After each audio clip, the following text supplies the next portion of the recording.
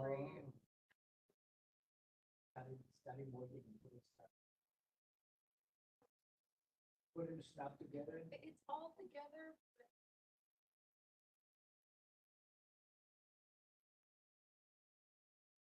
I just like great.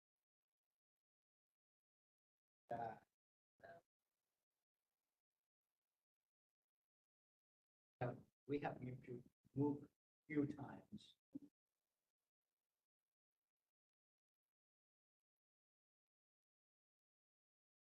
Otherwise, you boxes.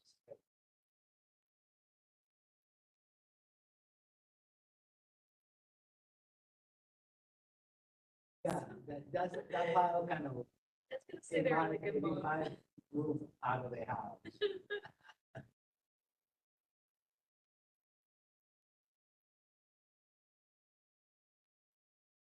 From my measuring cups.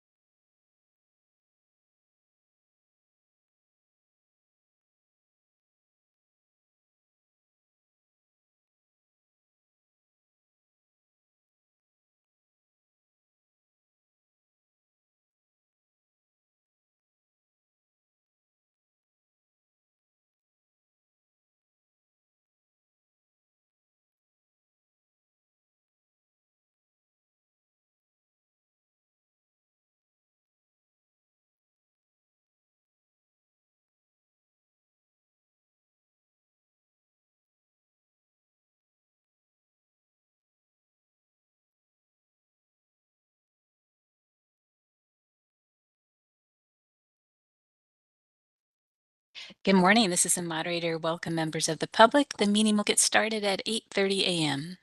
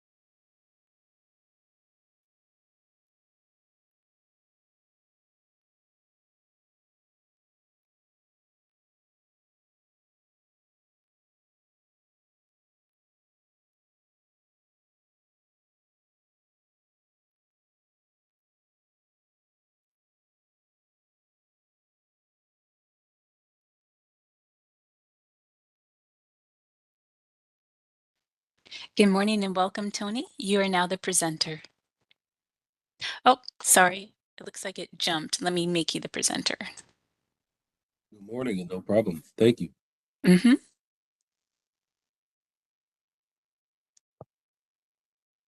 There we go. Now you're the presenter.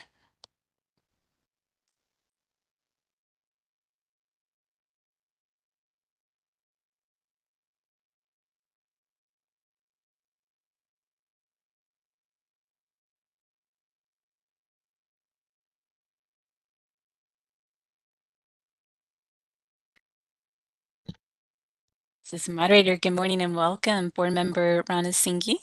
We can see you, and can you hear us? Good morning. I can hear you and see you. Perfect. Thank you so much.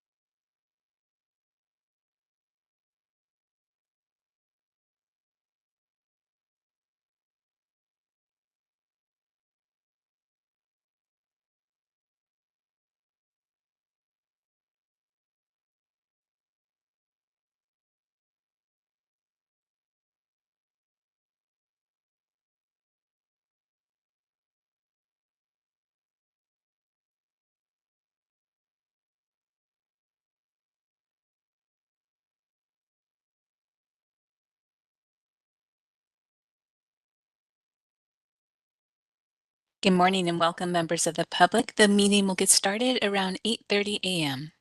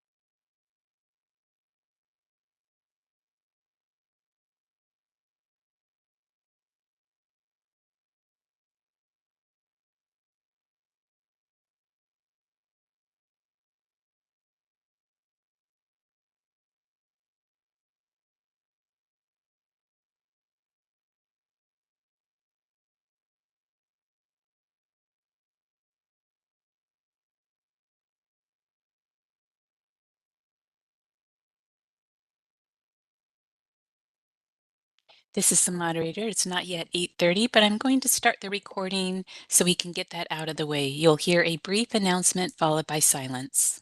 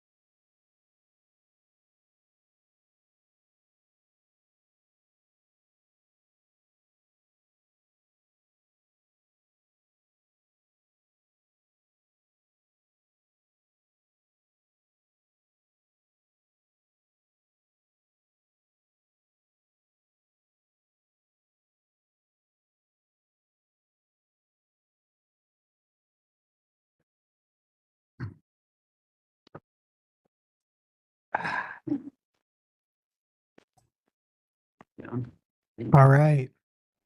Good morning. Morning. Morning, everybody. Welcome to the May 8th, 2026 California Board of Behavioral Sciences meeting. My name is Nick Boyd, Vice Chair of the Board. Before we convene, I would like to remind everyone present that the board is a consumer protection agency charged with administering and enforcing the board's laws. Where protection of the public is inconsistent with other interests sought to be promoted, the protection of the public shall be paramount. The Board of Behavioral Sciences will be holding this public meeting in person and via the WebEx platform. I will announce when we are accepting public comments on the various issues. For each public comment period, we will first be accepting comments from the participants in the audience present in the room. Then the moderator will open the lines as appropriate so that the remote audience members can comment. Each commenter will have 2 minutes to comment. Moderator, would you please provide the audience with instructions on how they may participate during the meeting at the appropriate times? Thank you, Mr. Chair. For those logged into WebEx, I just want to remind you to please remain muted unless you're speaking to protect the sound quality of the meeting. When it comes time for public comment, we will take public comment from the room at the physical location, followed by WebEx. You may indicate that you would like to make a comment by clicking on the hand icon next to your name to raise your hand. For those calling in to the WebEx meeting, you may raise your hand by pressing *3. And we will be displaying the instructions that we're displaying right now at that time. With that, I return the floor back to you, Mr. Chair. Thank you very much. Before we start today, I would like to note that we will not be discussing agenda item 28H today. Additionally, after establishing quorum and introductions, we will begin our meeting today with agenda item 9. Lastly, because we have a very full agenda, I'd like to ask everyone to help keep the meeting moving along. Thank you very much. I think we are ready to do quorum. So members, during the roll call, please introduce yourself and let the public know whether you are a public or a licensed member. Rachel, can you please help us establish quorum? Of course. Dr. Nicholas Boyd, Present. Susan Friedman, Present. John Sovic, Present. LMFT, pronouns he, him. Rebecca Thies, Present. Public member, pronoun she, her. Eleanor Uribe, Present LCSW member. Dr. Annette Walker, Present. Public board member, pronouns she, her. Kelly Ronasinki. Present public member, pronouns he, him. And for the record, Wendy Strack, Lorez Bailey, Justin Huft, and Christopher Jones are absent today. We have a quorum. Great. Thank you so much, Rachel. And I should have read my own instructions, and I'm a public member, sorry, a licensed member, LPCC. Thank you. So additionally, we'll be taking a lunch break as close as we can to 11:30. But as mentioned, we have a pretty full agenda, so it will really depend on where we end up this morning. So before staff introduce themselves, I would like to note that we have a new legal representation. Oh, sorry. We already have that. We already did that, right? I apologize. Great. Let's scrap that. Okay. Board staff, would you please introduce yourself? Steve Sodergren, Executive Officer. Marlon McManus, Assistant Executive Officer. Shelley Ganaway, Board Counsel. Roseanne Helms, Legislative Manager for the board. Christy Berger, Regulatory Manager for the board. Sarita Risso, Special Projects and Research Analyst for the board. Rachel Lanzoni, Budget Analyst for the board, filling in for Christina Kitamura. Great. Thank you so much. Now is the time for the public to introduce themselves if they would like. This is voluntary. Is there anyone in the audience that would like to introduce themselves?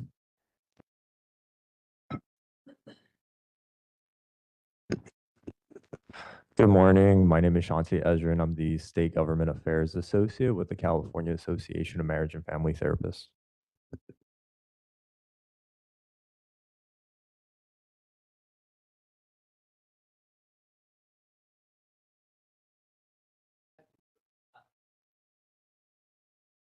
Okay. Good morning. Bindu Mukamla, Policy Manager with the National Association of Social Workers, California chapter.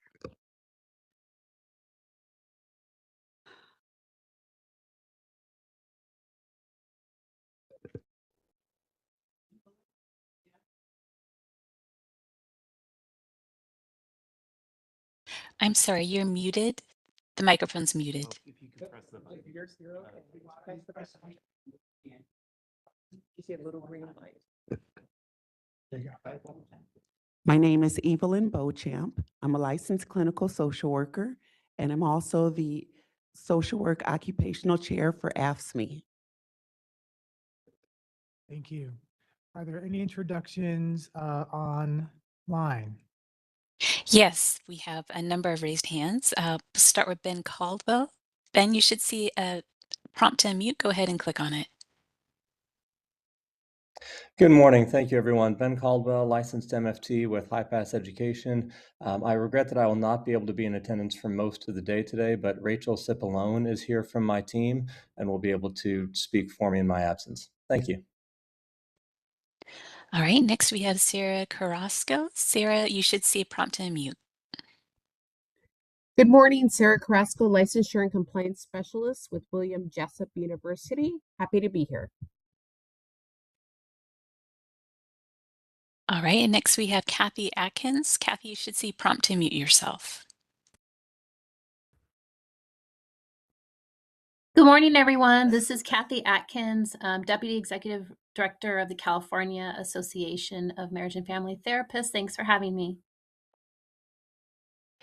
Next we have Eric Hernandez. Eric Hernandez, licensed clinical social worker, AFSCME Local 2620. And then we have Cassandra Clayton. Good morning, Cassandra Clayton, licensed clinical social worker with the California Department of Corrections and Rehabilitation, and I'm with CCHCS Healthcare. And then we have Lois.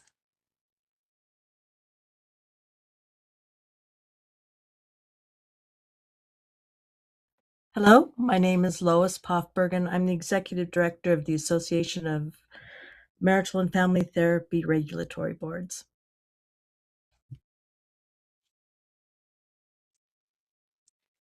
All right, this is a moderator. I see no more raised hands. I return the floor back to you. Great, thank you so much, moderator. So next on the agenda is discussion and possible approval of the November 2021 2025 board meeting minutes. Does any member wish to remove or edit any items from the consent calendar? No? Okay. If not, do I have a motion to approve the consent calendar? Dr. Walker, Public Board Member, I'd like to make a motion to approve the February 19th, February 19th, is that right? February 19th through the 20th, 2026 board meeting minutes. John Sovak, second. All right, we have a second. Sorry about that. It should have been February. Thank you for the correction. I said November. Thank you for that. So we have a second. Are there any comments from our in-house audience participants? Are there any comments from our online audience participants? Thank you, Mr. Chair. If any member of the audience would like to comment on agenda item 9, please raise your hand by clicking on the hand icon next to your name, or if you've called in, pressing *3. We are displaying instructions and we'll give you a moment.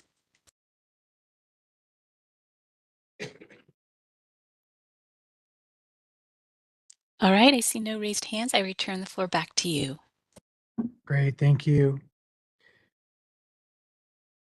So next on the agenda is, oh, I'm so sorry. Thank you. Rachel, could you please help us take a vote? Of course. Kelly Ranasinghe, Yes. Dr. Annette Walker, Yes. Eleanor Aribe, Yes. Rebecca Thies, Yes. John Sovik, Yes. Susan Friedman, Yes. and Dr. Nicholas Boyd. Yes, Motion carries. thank you. Okay, so next on the agenda is the discussion and possible action to make recommendations of the information bulletin on education and continuing education opportunities in perinatal mental health. Steve, would you please provide us with an overview? Yes, thank you. I will. Just to give you a little background on where this is coming, what gave us the idea for this informational bulletin. In 2024, two bills were signed into law, AB 2270 and AB 2581, and that requires the Board of Behavioral Sciences to consider including a course in menopausal mental health and a course in maternal mental health as respectively as part of the continuing education requirements for license renewal.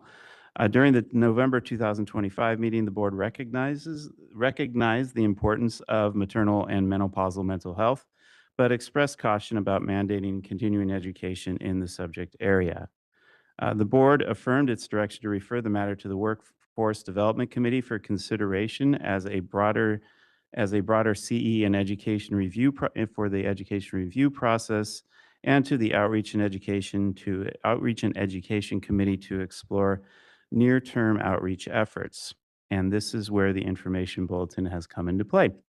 And we discussed the informational bulletin that's in the packet at the Outreach and Education Committee. It got full approval to move forward, and we wanted to make sure that the board had a chance to see this. We would like to we collaborated with Elise Springer, who represents the California chapter of Postpartum Support International, and she was a great resource for that.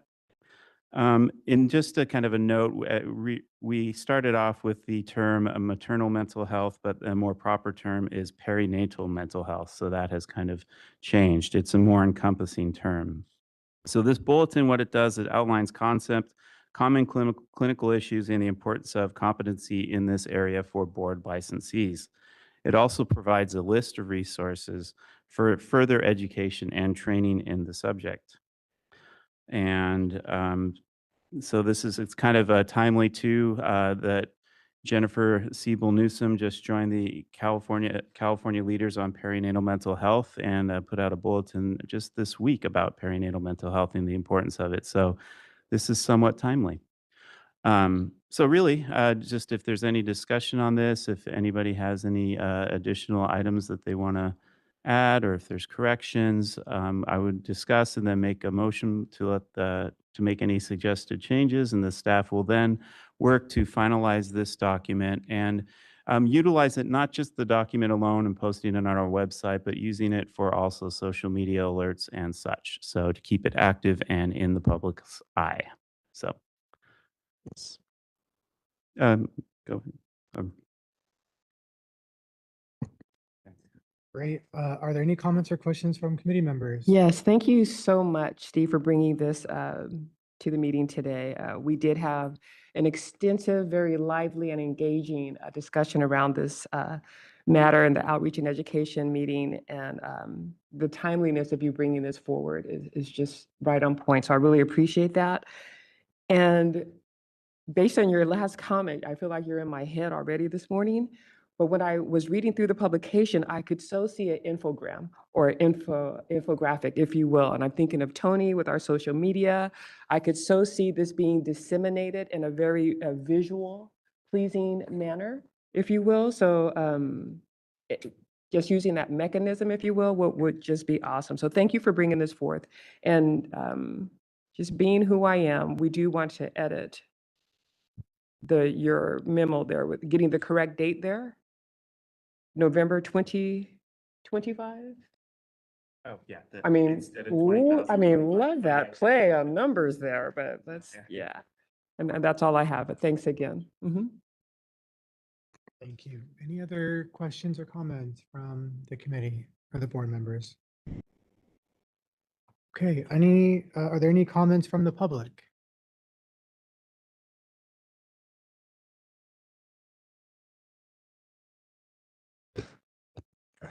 Good morning again. My name is Shanti Ezrin with CAMPT. Wanted to acknowledge just the importance of these perinatal topics and that we're very supportive of efforts to encourage training and awareness in these areas.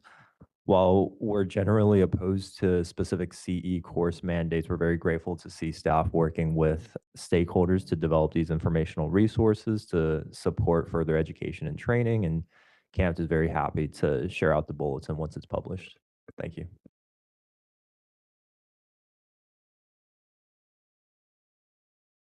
Any other comments from the public? Any comments from remote participants?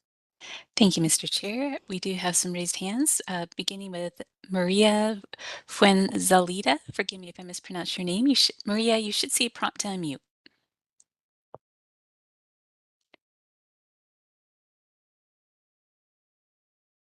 And Maria, I'll try sending that prompt to you one more time. If you see a prompt to unmute, go ahead and click on it.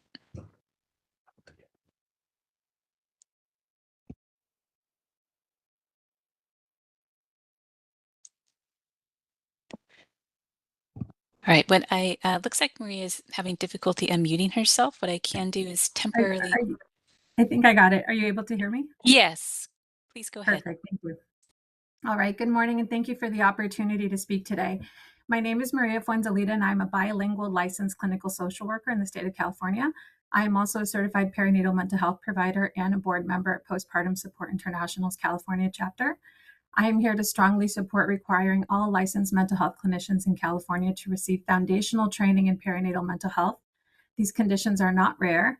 They're the most common complication of pregnancy and childbirth. They're much more common than gestational diabetes or preeclampsia. And research estimates that up to 1 in 5 pregnant and postpartum individuals will experience a perinatal mental health disorder. As a bilingual clinician, I could say that number is probably much higher because communities like mine don't often report these things. These conditions, as you may know, include depression, anxiety, OCD, PTSD, bipolar disorders, substance use, and postpartum psychosis, to name a few. Yet many clinicians graduate with little or no formal education in recognizing or treating this condition. I believe this is not a quality of care issue, it is a public health and safety issue. In California, suicide and overdose have been identified as leading causes of maternal death in the postpartum period. Many of these deaths are preventable with early identification, appropriate referral, and competent mental health intervention. I think every licensed clinician, regardless of specialty, is likely to encounter pregnant or postpartum clients in their work. You do not need to specialize in perinatal mental health training to recognize warning signs, screen appropriately, understand risk factors, and know when a higher level of care is necessary. California has been a national leader in maternal health innovation, and we now have the opportunity to lead again by ensuring that every mental health professional has at least basic competency in perinatal mental health care. I do believe lives can be saved, and the generational impact would be huge if postpartum clients receive the support they need, regardless of where they access. 15 seconds. I respectfully urge the board to support mandatory foundational perinatal mental health training for all licensed mental health professionals in California. Thank you for your time. All right, and the next comment is from Elise Springer. Elise, you should see a prompt to unmute. Good morning. Am I coming through? Yes. Great. Thank you so much. Good morning. My name is Elise Springer, and I'm here on behalf of the California chapter of Postpartum Support International in support of approving the informational bulletin on perinatal mental health. I would like to sincerely thank the staff and the board for bringing this forward. The bulletin appropriately recognizes the perinatal period as a distinct developmental interval involving biological, psychological, relational, and social transition. It also acknowledges that these conditions affect not only birthing parents, but fathers, partners, adoptive parents, children, and diverse family systems. This bulletin does help communicate that perinatal mental health is not niche or rare. These conditions, as you've heard, are the most common complication, and untreated perinatal mental health carries serious consequences for parents, infants, and families. If you have been born, you have experienced the downstream impact of perinatal mental health, whether through attachment, caregiving, trauma exposure, family functioning, or relational help. I also want to respectfully acknowledge that this is a beginning, not an endpoint. A bulletin is a meaningful step for awareness and culture change, but ultimately it is a Band-Aid, not a systems level fix. California has already operationalized perinatal mental health across systems through initiatives like the Birthing Care Pathway, CalAIM, screening expectations legislated into law, referral pathways, and population health efforts.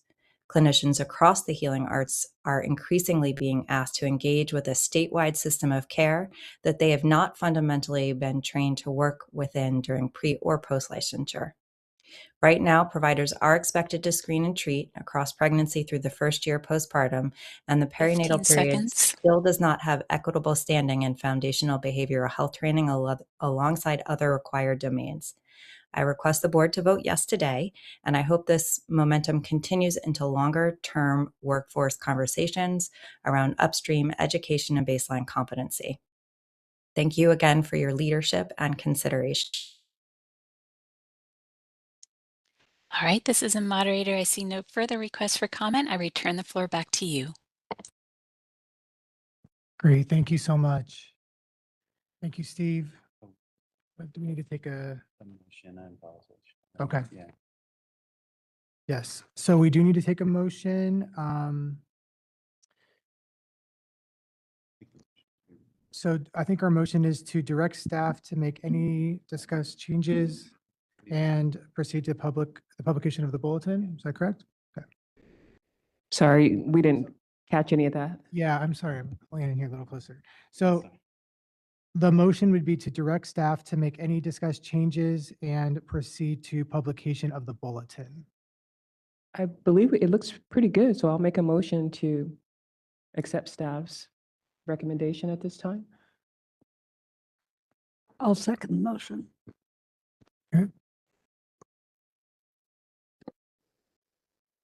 Shelley, should we go out for opinions again? We have to Yeah, go back okay. out Okay, are there any comments from the public? Audiences in the room? Moderator, are there any further comments from those attending online? Thank you, Mr. Chair. If any member of the public would like to comment, please raise your hand by clicking on the hand icon next to your name. Or if you've called in, you may press *3. We are displaying instructions, and I do see a raised hands. Elise Springer, let me go ahead and give you the prompt to unmute and go ahead and click on it when you see it.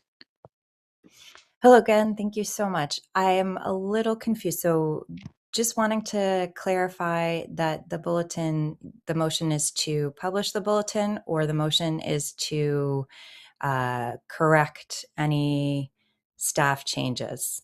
Thank you. The motion is publish, but with the correction of the date, which is consistent with the discussion. So it will change to 2025 instead of that technical error. This is the moderator. I see no further requests for comment. I return the floor back to you. Okay, great. Rachel, can you help us with the vote? Of course. Rebecca Thies, Yes. John Sovic, Yes. Eleanor Aribe, Yes. Dr. Annette Walker, Yes. Kelly Ranasinghe, Yes. Susan Friedman, Yes. Dr. Nicholas Boyd. Yes. Motion carries. Okay, so moving on to item number 11, discussion and possible action to approve the 2026-2030 strategic plan. Steve, would you provide us with an overview, please? Yes, good morning. Our last meeting in February 2026, Solid Department of Consumer Affairs Solid unit guided us through the last process of the strategic planning. That began, I guess, about a year or so ago with the environmental scan and such.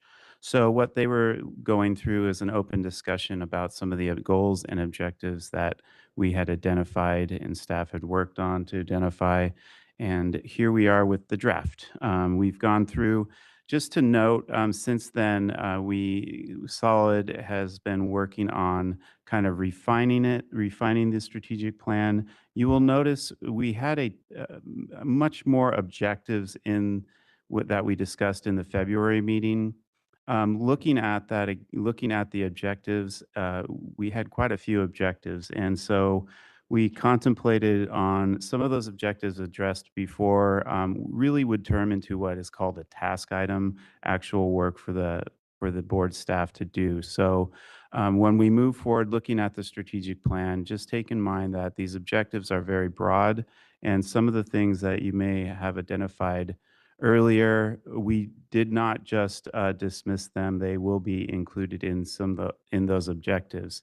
From here, what we're really going to be looking at is approving this draft, and then after it gets approved, we will go back with Solid, the staff management, we'll go back with solid and have sessions to really lay out the task items within each of those objectives.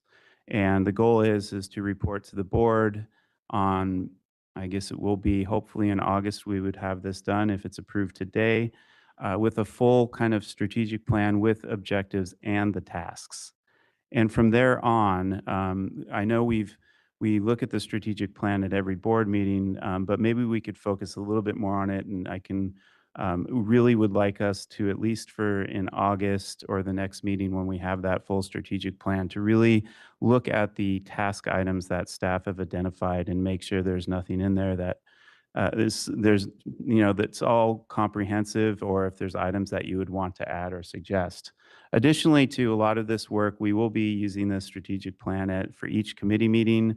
That will really be where a committee can really focus on refining the tasks to reach those objectives. I plan to make this more of a focus and more reporting for the board in the future so that we can really keep our eyes on this. So with that being said, in the material is the proposed strategic plan, and I would hopefully had a chance to review it. Now I'm up for questions or comments. Great, thank you, Steve. Are there any comments or questions from the committee? John Sovek. Steve, in looking at goal number 3, examination, and then looking at objective 3.3, I'm reading it and I am not sure exactly what you're trying to communicate with what was written.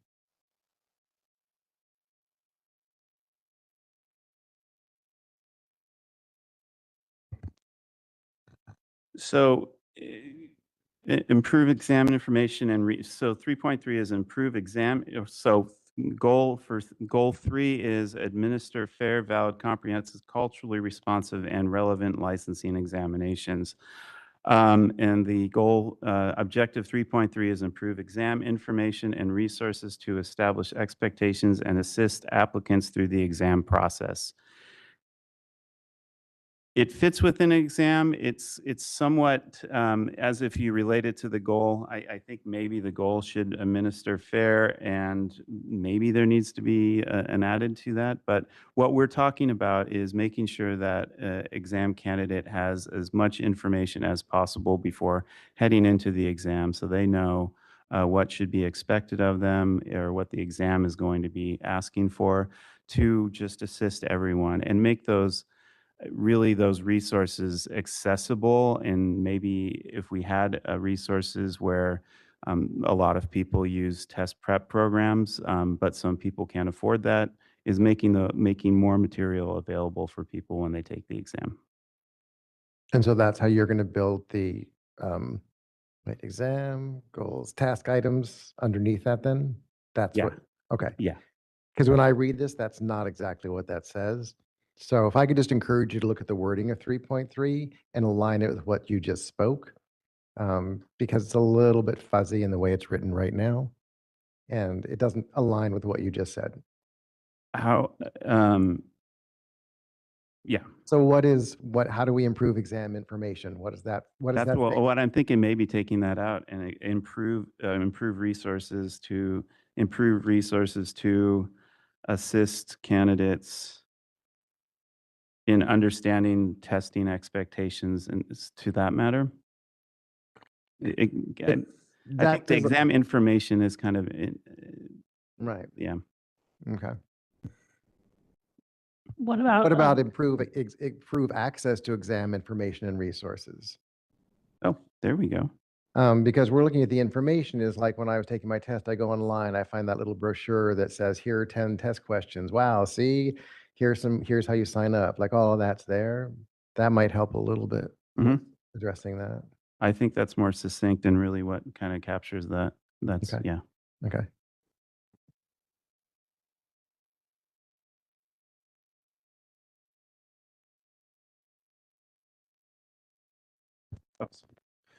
Any other comments, questions? Okay. Then I'm going to step in again. So Steve and I have been having an ongoing conversation, both in email and online, about something that I had talked about at our last meeting. And it is about putting into our strategic plan something to address basically the concerns that so many of us in the community are having right now about marginalized communities, trying to access care, and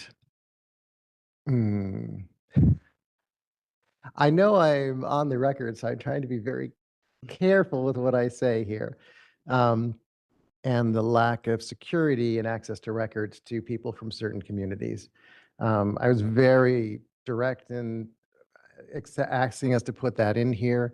You shared with me some of the responses from legal as to why these things couldn't happen in certain ways. But the more I think about it, the more I'm really concerned that it doesn't really show thematically up almost anywhere in our strategic goals. And I think in the world we live in right now, we need to find ways to keep clinicians safe and clients safe and all of their confidential records. I do believe that we actually need to maybe search a little bit deeper to find a way to state that somewhere in these strategic goals, or I think we're not serving the communities that we say we're supposed to be serving.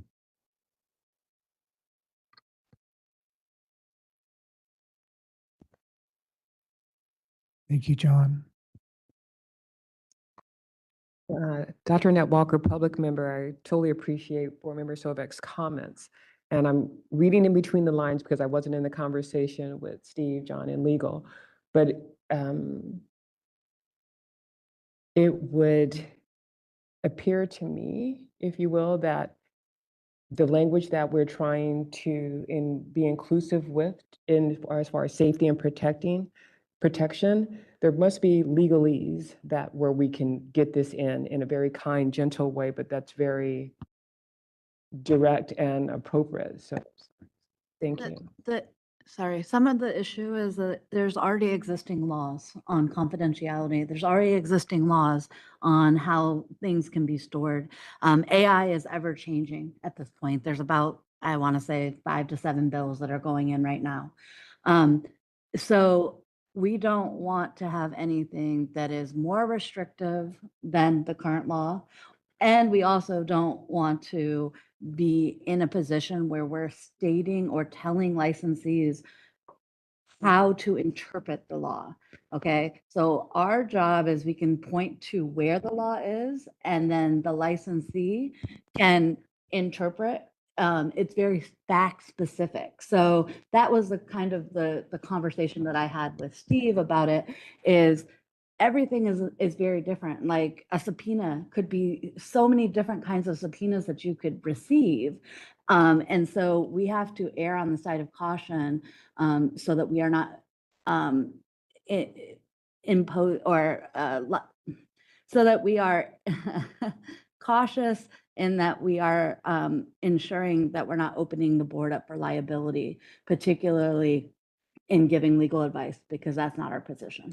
100%. I appreciate what you're saying. And let's keep in mind where we're looking at where this will live. We're looking at our strategic plan, which is a live document, which is available to the public. So I understand what you're saying about directing them to the law and providing resources, which, you know, our stakeholders are so generous with us. So, but we're looking at the strategic plan and language according to Mr. Sovek's comments.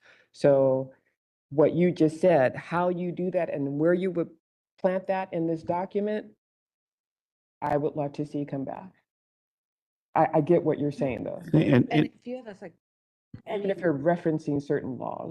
And you're also, if you're referencing what section that you would like to discuss specifically, John, and where you would like that to be added, and Dr. Walker as well. Yeah, go ahead. I'm not to butt in. Sorry, I apologize for being rude there. I did have a suggestion too. Is there are ways that we can definitely fit these within the tasks and even get more specific tasks. Since you said like it is a working document, like in workforce, we are the Outreach and Education Committee. We are looking at a document, just an informational bulletin right now on working with marginalized communities and such. That's one thing, but we can also put on like a task list to make sure that we are looking at legislation that does support the strengthening of confidentialities and laws, or look at ideas to put out more guidance documents as more guidance documents on more specific, more specific touch points that we really should be looking at. Not necessarily interpreting the law, but giving more information about certain specifics. The one we're working on right now is very broad, and there's a lot more details that we could probably hit, but laying that out as a task and actual specific tasks, like let's look at this, and then we can work on that. And then additionally, I'm sure there's going to be legislation and continually looking at these, the aspects of what we're looking at here. So definitely keeping sure that we keep an eye on those confidentiality, legislation that goes through with any of those laws. I mean, any of those. I'm going to move this on, but I appreciate your suggestion, and just for the public and everyone that's looking at this document right now, what you said is very important. There's a second layer to this where we include tasks and things like that. We're not looking at that right now, but as again, Mr. Sobek suggested, in 3.3, if we add the word access, and then they go to the working document, I don't know how we're going to post that. It will be, it's posted, it'll be shared. The strategic plan will have the objectives and the goals, but at our board meeting, the board meetings will have the tasks and Wonderful. everything presented. Thank you. So. Kelly, I see you up there. Yes, I also agree with Board Member Sobek's comments, particularly that our primary goal is public protection, and members of vulnerable communities, including those in my community, are also members who seek mental health services, in fact, more so than the general population. And it's very necessary for the board to communicate that the safeguarding of confidential information for those vulnerable populations is a matter of regulatory protection. And sorry, I'm really sick, but if that is not included in the strategic plan, I would very much support it being included in a specific outcome or task item.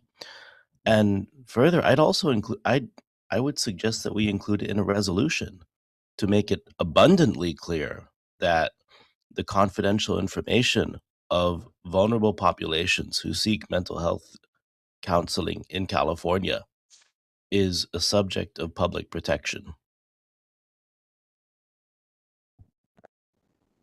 Thank you, Kelly. Are there any other comments or questions, John? He may be sick, but he's still brilliant. Thanks, Kelly. So as I'm hearing this conversation open up again, I think the misinterpretation that we've hit a wall with is that somehow the suggestion is that we're making legal strategies or giving people legal advice on this. What I'm actually inviting us to do is make it a part of our strategic plan, which is for the next 4 years. 4 years. Okay, that we are purposefully making a statement that these are goals that we want to bring into the forefront. Once again, I am legally not going to advise a therapist on how to protect their records to make sure that they stay confidential in an electronics health record system. At the same time, we need to be aware that the federal government has pulled people's confidential records from electronic healthcare record systems. I think there are 4 cases that are pretty prominent right now about this. So this is happening. So we have a responsibility to the people of the state of California who are involved in these systems, not understanding that their therapist has signed an agreement that has language hidden in there that says this can actually happen in some specific situations. That is not my responsibility to legally represent them. It is my responsibility to make them aware that this is something that needs to happen. Clinicians need to be aware and clients need to be aware. So that's why these things are really important to me to get into our strategic plan. Once again, not in an effort to give any type of legal advice. This is not a legal question for me. This is a philosophical approach, an action approach for us, the board, to say these things are not okay for our public members in the state of California. That's what the point of all of this is for me personally.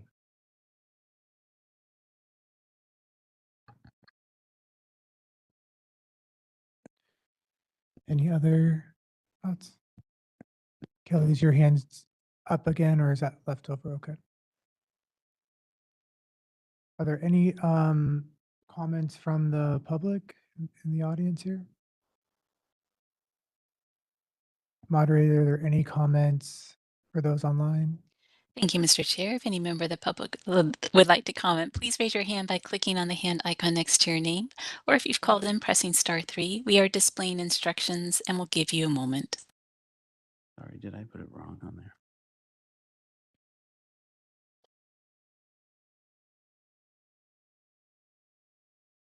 All right, this is a moderator. I see no raised hands. I return the floor back to you.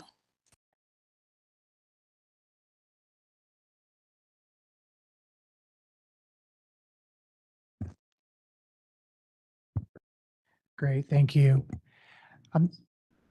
We already did that one, yeah. Okay, so so there's going to be a motion, and I'm going to get myself together and start with the motion going forward, so we don't have to go back around again. But the motion will be to discuss any change to direct staff to discuss any changes, to make any changes, and to proceed to finalization and publication of the board's 2026-2030 strategic plan. I'm going to modify that motion a little bit, if you're in agreeance. The motion would be to make the changes consistent with the discussion of the board today to approve the strategic plan. Okay, so to make the changes discussed today consistent with the strategic plan. So that would be the motion. Okay, Dr. Walker, I'll make the motion as specified by legal. Is there a second? I'll second. Okay. Comments from the board? John Sovek, LMFT. So I cannot support that motion because, once again, at the last board meeting, I gave very specific ideas about this, shared them with Steve. I'm going to read those out loud again, what I suggested as a starting point for this, that let me make sure I do this in the right order. Hold on. That the goal was to provide protection and support for marginalized and endangered community accessing mental health services in the state of California. My objectives under it were systems to protect clinical files from unlawful search and seizure, access for therapists to tools for keeping clients safe, control of confidential records in online platforms, EHRs, and guidelines for clinicians working with marginalized communities to help keep their clients safe. And none of those things have shown up in the current draft, not a single one of them. And so I cannot support this motion saying that we're going to let them make changes and approve a finalized draft because none of this language has been included in a previous request. And there have been 3 months in place and ongoing conversations for this to have happened. So that's why I cannot support this motion. I think further discussion is warranted here because we just had, I think, a meeting of the minds and understanding that Steve and staff, the board members and legal were taking in to account your recommendations or your conversations, suggestions that you have with Steve. And I believe I hear Steve saying this morning that there is a willingness in full transparency to include this language, but modify it or adjust it in a way. That's what I hear we're doing, John. And are you wanting him to put it my in verbatim? concern about that is in this motion, we're saying make the changes and we're approving the final product. I can't approve that final project in good faith until I actually see the verbiage present in there. Once again, addressing the idea that we had this on the timeline for the last 3 months and really not too much happened on it. So Okay. that's why I can't support this motion, which includes saying, and then move it, it's approved as a final. I hear you, and I'm very sensitive to this, and this discussion and what you're saying. Steve, is this the approval of the strategic plan time sensitive? Because I'm hearing there's a trust issue here with not believing that it's going to come back in the way that we just discussed. It's time sensitive just because, I mean, we're looking at trying to establish a new one. I think that let's have that discussion of, do we see, would it be appropriate to have it as an objective? John? So I want to be clear, this actually is not a trust issue for me. I do have absolute trust in our staff and our executive officer and our team. It is about actual taking action on an item. Once again, I don't want to call it a trust issue because it's not a personal trust issue. I just need to see the action taken before I can say, this is the final product that I want to put out into the public forum. John, would that, like for an objective, would that be? Can you repeat it for me? Yeah. Well, and that's I think with I should have brought up your language here. It has to be somewhat achievable for us. And I think we're looking at our mandate is with licensees. So that's where I'm having kind of a disassociation where what can we do for the licensure process or licensees to assist or to do what you're looking for. And I think it can be crafted into an objective where we could then look at those aspects. I think that's where that's where the wording, I think we would need to have it as something we could possibly achieve or even do, I think is where we're looking So at. if we move it from a goal to an objective, places it could go would be in education, places where it could go would be in legislation. Licensing too. Okay, it could potentially go into licensing. So there are places it can go into objective status. I need to see crystal clear, concrete language before I can say, yay. I think we could, I should have had one crafted already. Yes. What I think from what I'm hearing sorry, it fits pretty well under goal 5, I think, because outreach and education, it's basically would be educating both on the consumer side, consumers, here's what information, here's when your therapist has to disclose certain information, be aware of that. And then also for licensees, when you do and do not have to disclose information, even though we can't provide legal advice, we can point them to the law, what the law is, where they can go if they have further questions to get legal advice, like their professional association, or an attorney, things like that. So I think that at least a lot of what John said could fit as an objective under there pretty well. Maybe not all of it 100%, but that's most of what I'm hearing. And I do see that. So if we could have a 5.3 that addresses MyLike guidelines for clinicians working with these communities, and the objective style it would be like develop materials to educate clinicians on blah, blah, blah, blah, blah. Perhaps part of it could go under legislative track and blah, blah, blah, legislation that addresses protection of clinical records. Yeah, we definitely would do that as well. Any sort of bill that was concerning that, yes. And so that could go under legislation as well as monitor and bring to board as appropriate any legislation. Although we kind of already, we would absolutely do that if at any time if that came up, but that could be under legislation as well. And I think for me, I really want us to be willing to step up as a board and make this as a public statement of who we are. That's why I'm pursuing this so strongly. So we potentially could put some under education, a piece under legislation. Anybody else have any brilliant suggestions, Kelly? No, I think it would fit really well under outreach and education. I mean, it's pretty clear there. I mean, we we have pursue AI legislation in the strategic plan. I don't think there's anything wrong with saying something like communicating education about the confidentiality of vulnerable populations. I don't see the issue with it. It's and also, we just did it. Yeah, I'm just looking at the current legislation on this issue. We just did an entire Senate bill on this. So, it seems like it should fit nicely in there. I don't see it as particularly harmful or in any way, and I think it's a very important issue, particularly when the federal government has issued subpoenas to healthcare providers. So, that's my comments. So would it be possible to maybe draft those two items? Or one of two things, we could either draft them right now and approve it, or we could draft it and bring it back in August, depending on the timeliness. I think we could draft an objective now. It would be spread objective to note it within our strategic plan, because the objective will be noted within the goals.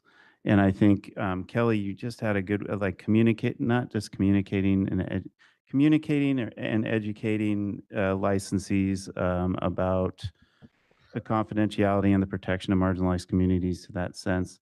But I almost see that as kind of outreach is where that would fit. But then like I said, with the task goals is really for legislation, is definitely putting a task goal in legislation as part of that would be looking for specifically these types of legislative amendments or whatnot that are going through.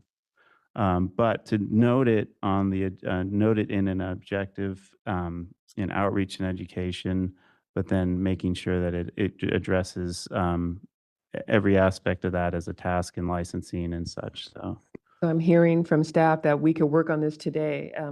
As far as working this through the agenda, can we come back to this? we could bring it back. Come back towards the end of the day? We can bring it back in August too. It doesn't hurt to bring it back in August.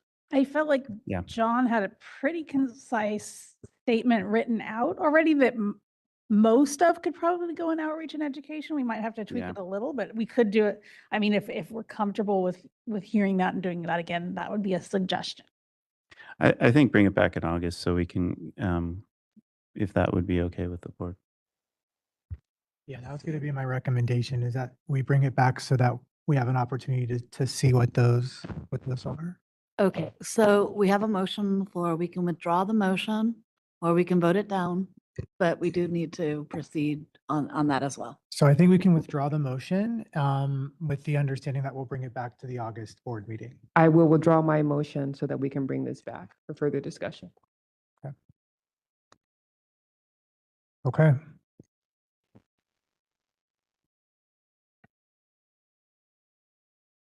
No, not with a withdraw. We don't need to have a second for a withdraw. That's just a withdraw of the motion. No, we're good. And we don't have to go back out. Okay. Okay, so next on the agenda, well, let me ask. Do we need to- So we're going to be looking at item 12, Workforce Development Committee updates. Steve, would you provide us with an overview, please? Yes, for brevity, the workforce committee met on April 16th, and we are continuing our discussion on the education changes to the LMFT education. And we looked at practicum requirements, trying to further define those, and some draft language was proposed. If you want additional information, the committee packet is out there on our website. So it's a great progress, and Roseanne's doing some great work on that. And I will open it up for any questions.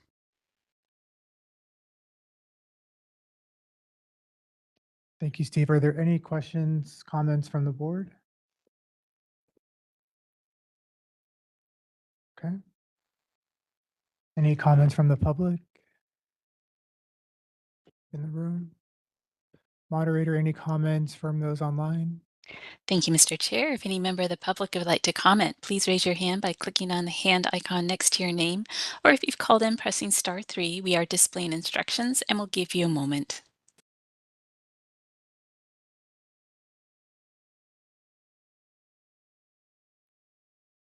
All right, this is a moderator. I see no request for comment. I return the floor back to you. Thank you. So we'll go back to Steve again. Never mind, just kidding. So next on the agenda is going to be the board chair report. So please review for upcoming board meetings and past attendance. If you do have any questions or concerns, please let the board staff know.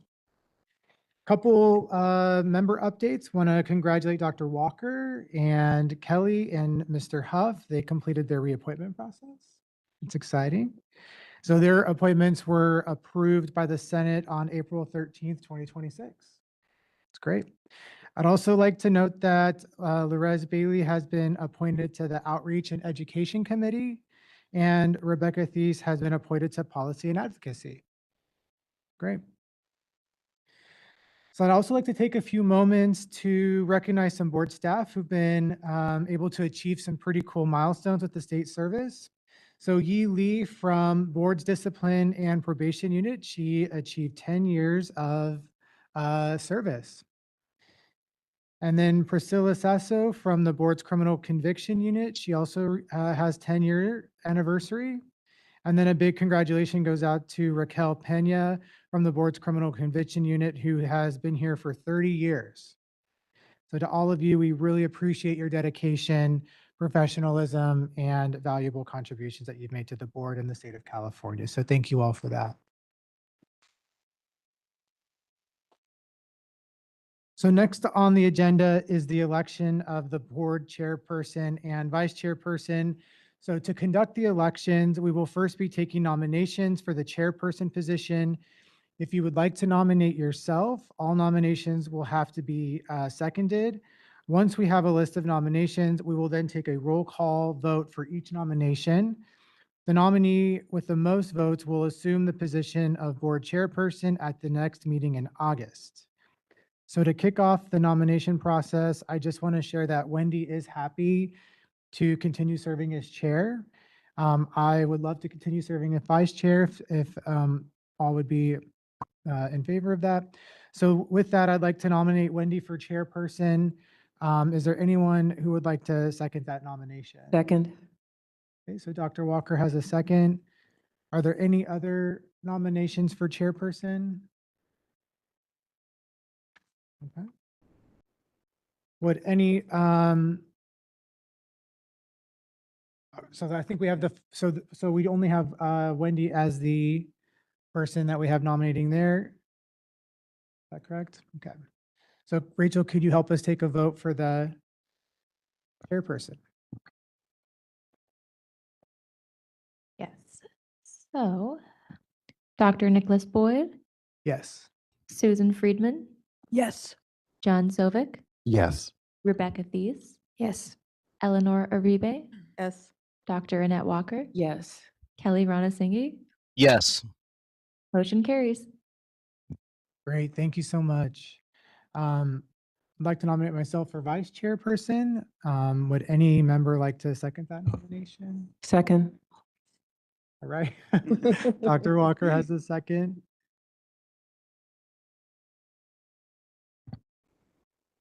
Do we have any other following nominations? No. Okay.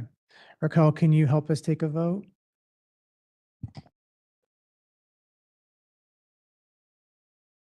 Kelly Ranasinghe, Yes. Dr. Annette Walker, Yes.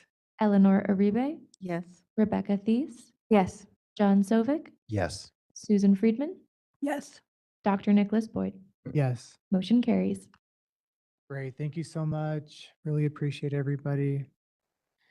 So next on the agenda is going to be the budget update. Rachel Lanzone, the board budget analyst, will be presenting today. But we're gonna, do you want to do that one, Steve?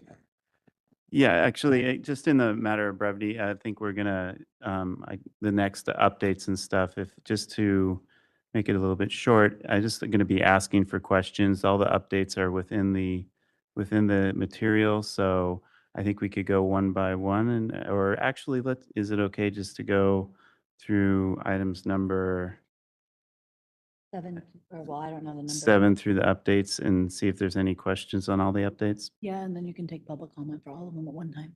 Okay. So that would be, I don't mind, can I see the agenda over there for a second? So the updates that I was going to present, or were going to be presented, is, sorry there. Agenda items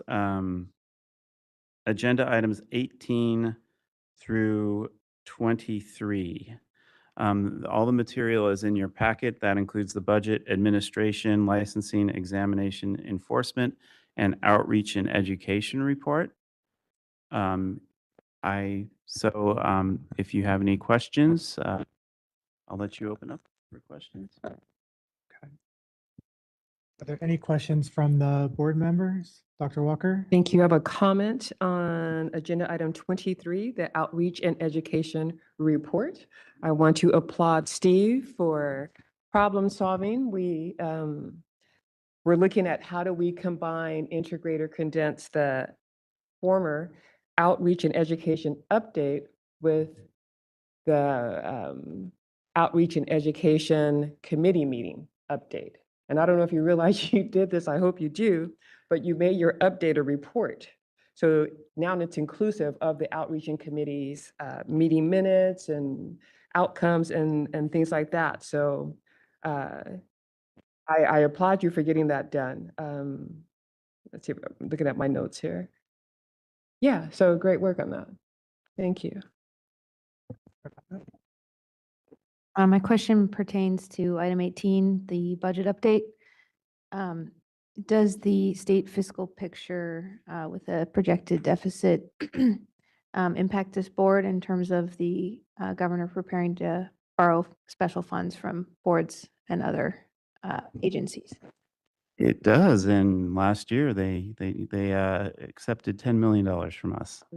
So I don't think there will be any more distributions from us, and I forget when that's going to be paid back. Usually at about I think it's like a 2-year span, or I believe it's estimated for fiscal year 28-29 for Okay. repayment, but that might be flexible. okay, yeah, and if not, then it's usually if we have a situation where we need it back, they will look at that and at repayment for that. So just a note on that too, I guess we do have stuff in there. July 1st, we do have the fee change reduction going into place. So another note.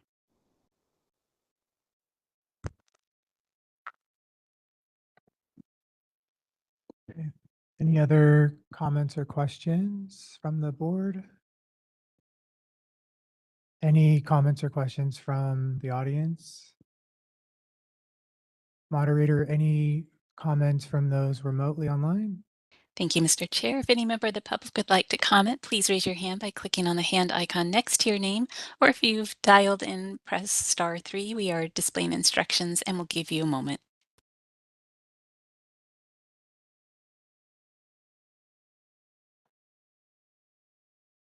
All right, I see no requests for comment. I return the floor back to you. Great, thank you so much. So next on the agenda is going to be the Department of Consumer Affairs update. Lucia Saldivar, Deputy Director of DCA's Board of Bureau Relations, will be presenting an update on the Department of Consumer Affairs. Is she here? I think she's here. Let's skip that. Yeah, let's skip it. So I guess we'll skip item 24, perhaps come back at some point today. So we'll move on instead to item 25, update of the Association of Marital Family Therapy Board's Marital and Family Therapy National Examination Transition Efforts. Steve, can you please provide us with an update? Yes, we continue on to provide the updates to the MFTRB exam, and the big item on there right now is to kind of discuss the rulemaking process is really where we're at right now.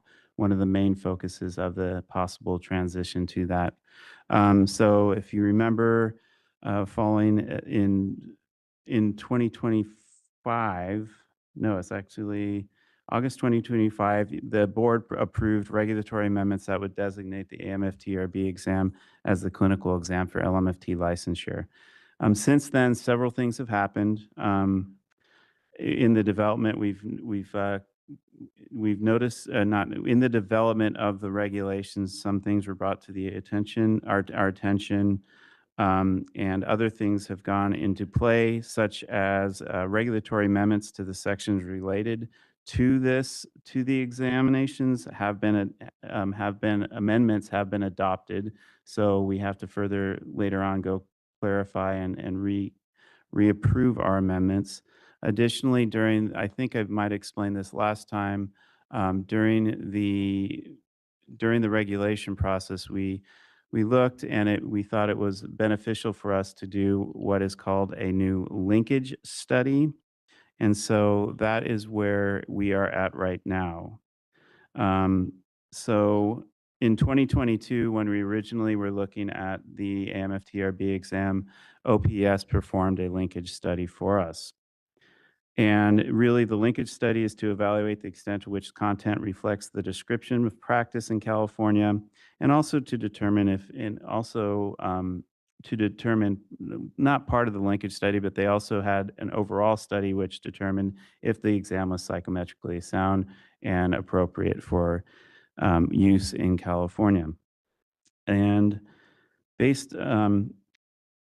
so since then, AMFTRB has updated its examination content on findings from a 2025 occupational analysis that included input from California licensees.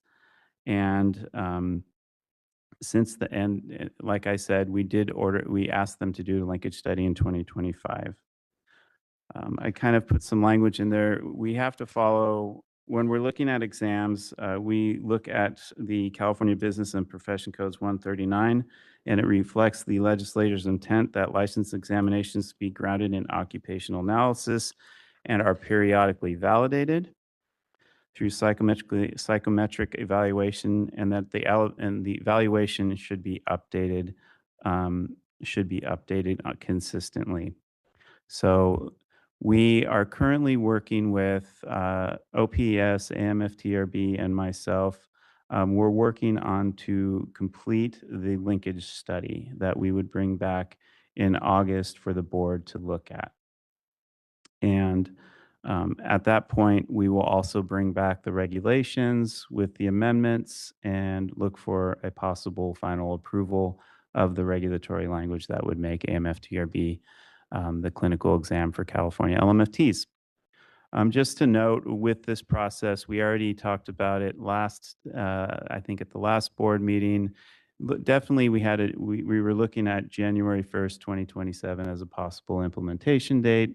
With the work that needs to be done, we were talking about a possible July 1st, 2027 implementation date. That said, we're not sure. So we're going to keep looking at that July 1st, 2027 date, but for the regulation process, it takes a long time. So that's one of the main time constraints we have with that July 1st date.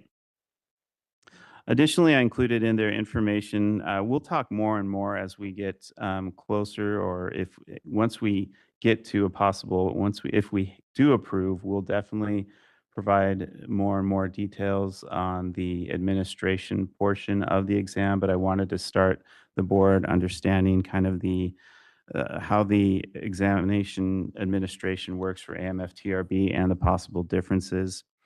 There's definitely a fee difference in the cost, $370. We've talked about the scheduling, that we currently have all constant scheduling. You can schedule the exam whenever you want. AMFTRB does 1 week a month, but they've also expressed in public, I believe to us too, that they're looking at expanding their accessibility to those exams, more weeks, possibly more times. So we're working on that. There's some differences in the retake policies. The format definitely is a little bit different in the amount of questions. The hours are the same. The California, we have 150 questions. AMFTRB has 180 questions, and that's for a 4-hour exam. And just some differences there wanted to lay out. I think more importantly, what I want to express in this is we're looking at the linkage study right now. So OPS is seen where if you look at both of the exam content formats, do they link up? And so they will provide us with a full detailed report in August when we look at the regulations again. So. Thank you, Steve. I did have a question. Oh, sorry. Yeah, go ahead, Susan. I have a quick question. Steve, you mentioned that there was some questions from licensees, and I'm wondering how many licensees you heard from and what kind of questions? Or how did you hear from them? Well, I think we're not really, I mean, the questions that we're hearing from, I just got back from the camp conference, and the most questions were demystifying that we're not going forward with this on January 1st. Kind of wondering what, when are we going to go to the national exam? Additionally, I think they're looking at the portability is what the big question is. It's like, if I take the national exam, does that mean, if I take the national exam, does that mean I can be licensed anywhere? And so that's the kind of questions we have. CAMP has done a really good job. They went out and actually collected questions from their licensees, and they actually on their website now have a great FAQ resource for all those various questions. So the board itself, I mean, I don't believe from licensing we're getting too many questions at the board level, but CAMP I think is. So it definitely was to the different organizations. I'm sorry? Definitely the questions went to the different Oh yeah, organizations. questions they're getting from their members. Steve, I did have a question about the the scoring report. So looks like for California, the report's available at the immediate completion of the exam, but AMFTRB, there's a 20-day business day delay before testees will find out. Is that right? I have to clarify if that, I don't believe they get the actual, the score report. I don't know if they get any indication at the end of the exam. The reason why there's not a delay, but a 20-day waiting period is we test on a continual basis because we have 4 different exams going. We have a cycle of 4 different exams, so that allows us to do automatic testing and score reporting. What AMFTRB, the process, and I know Lois is online, you can correct me, but they give the exam for that month, and then they evaluate the exam to make sure that it is, it all went well, meaning looking at it psychometrically, and then they will give the scores. So I guess my question is, does the testee get do they find out at the completion of the exam if they passed or failed the exam, or do they have to wait 20 days to learn that information? I will have to get that clarified, and maybe Lois, if you're still online, you can say, I think they have to wait. Okay. So I think that would be a concern for me, if that's true. But yeah, if we can get some more information about that, that would be helpful. Are there other comments or questions from the committee? Okay. Any comments from our in-house audience?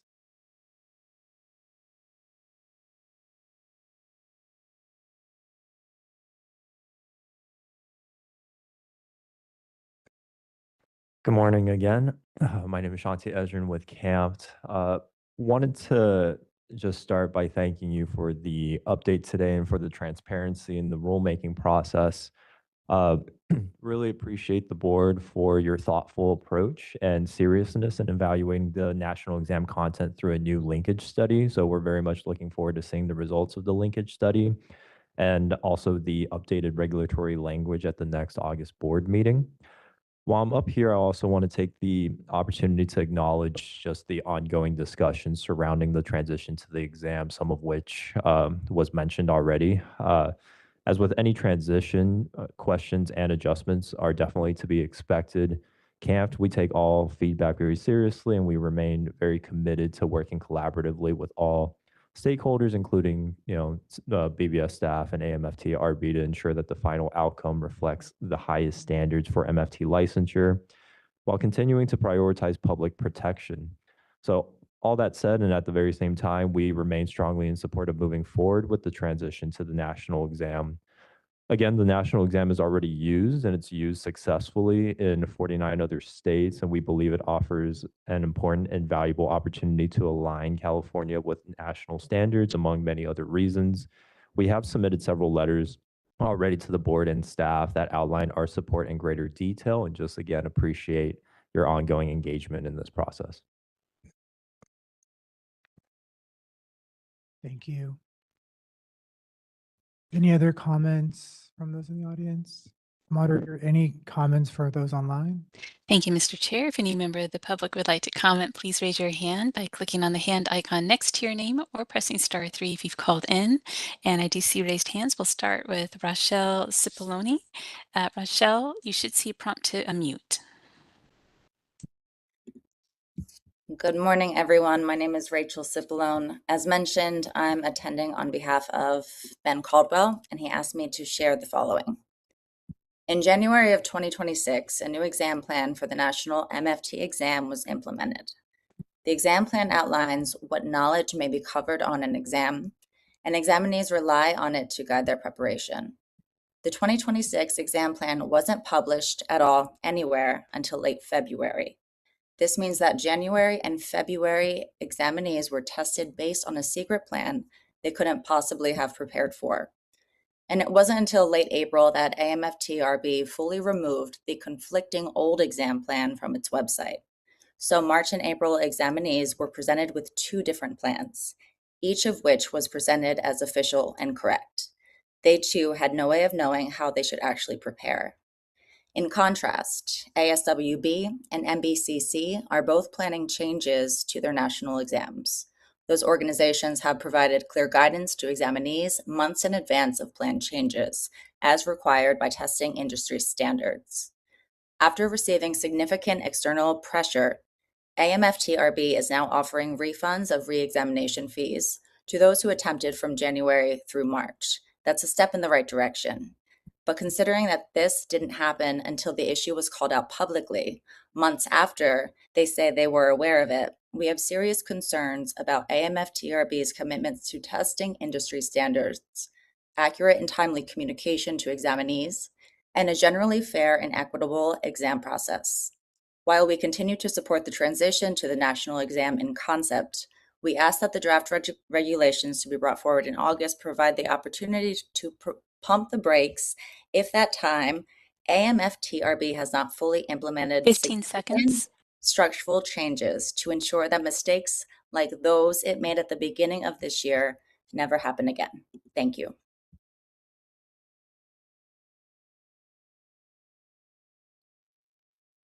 And next we have a comment from Lois.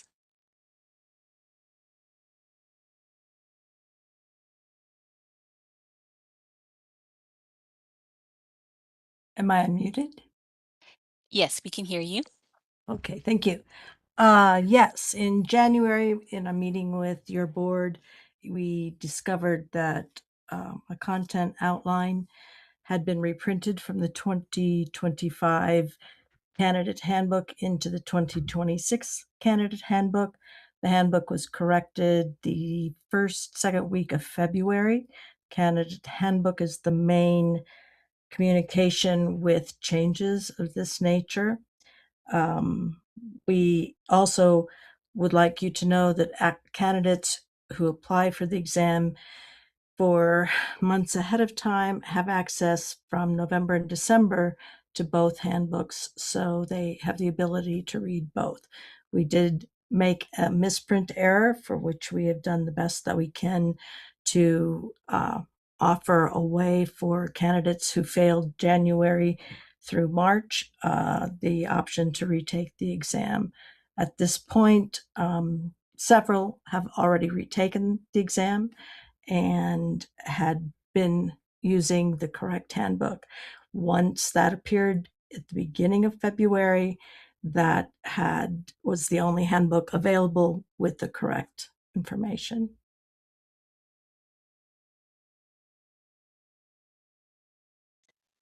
All right.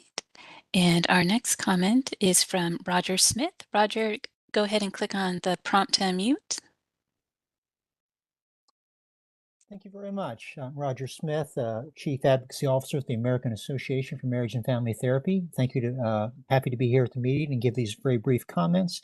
AMFT joins with CAMP in strongly supporting the board's plan to move forward with adopting the AMFT RB National Exam as a clinical exam for licensure as a marriage and family therapist in California.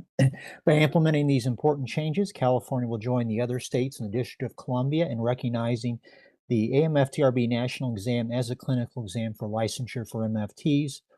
Adopting the exam will also align California with the exam requirements found in the remaining states and improve the ability of MFTs in California to provide service virtually into their state. Since the national exam was first offered in 1989, thousands of MFTs have passed this exam, representing almost all MFTs licensed outside of California. The other states have continued to support the national exam by maintaining this exam as a clinical exam for MFT licensure. We believe the adoption of the MFT-RB national exam will greatly facilitate the ability of California MFTs to obtain additional MFT licenses and to promote the profession as well as protect the public in California. Thank you very much for consideration of these comments. I really appreciate it. All right, and our next comment is from Kathy Atkins. Kathy, you should see a prompt to unmute. Hello again, Kathy Atkins from CAMPT. Thank you to the BBS for the overview and to underscore Shanti's testimony. We appreciate all stakeholders' ongoing assessment and scrutiny of this transition, including the test itself, as well as the accompanying processes.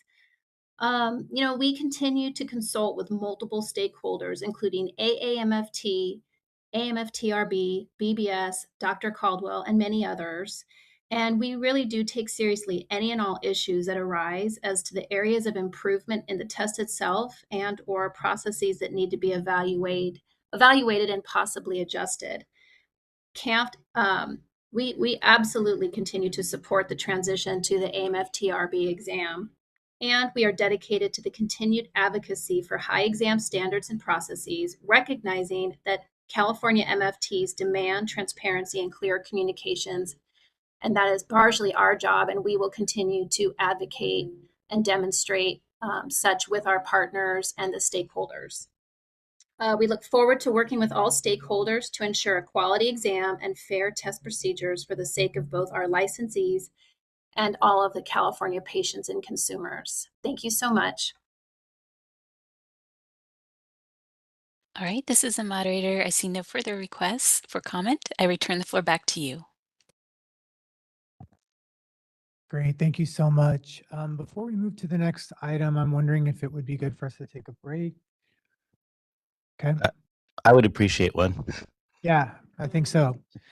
So if we have to do 15 minutes, correct? So we'll take 15 minutes, which will put us back at what time? 10:14? Okay, we'll see you at 14.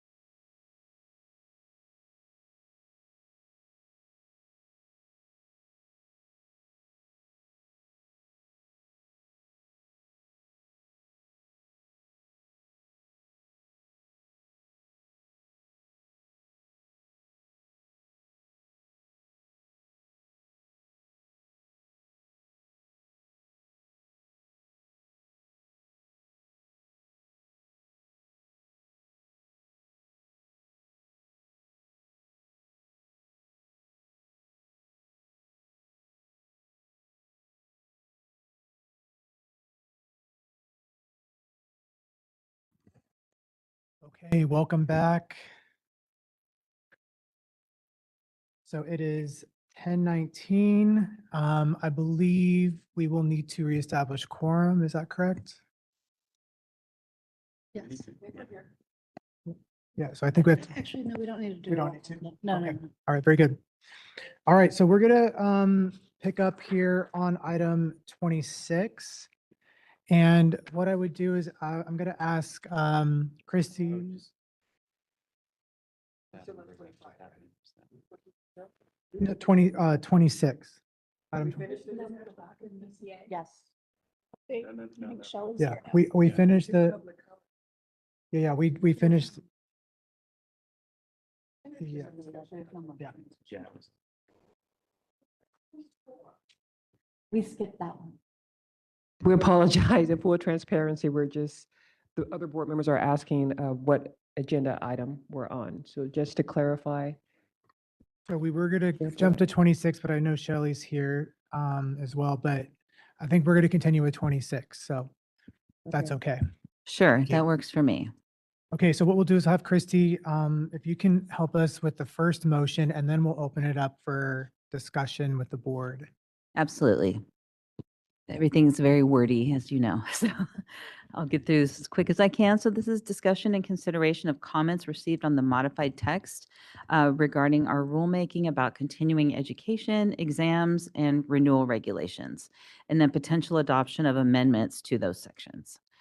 So these regulations were originally approved in February 2025. They were noticed to the public in December 2025. We initially received 6 public comments that the board considered in February 26th, and at which time changes were recommended. So those were noticed to the public in March. During that 15-day modified text comment period, we received 4 comments, which are in the attachments.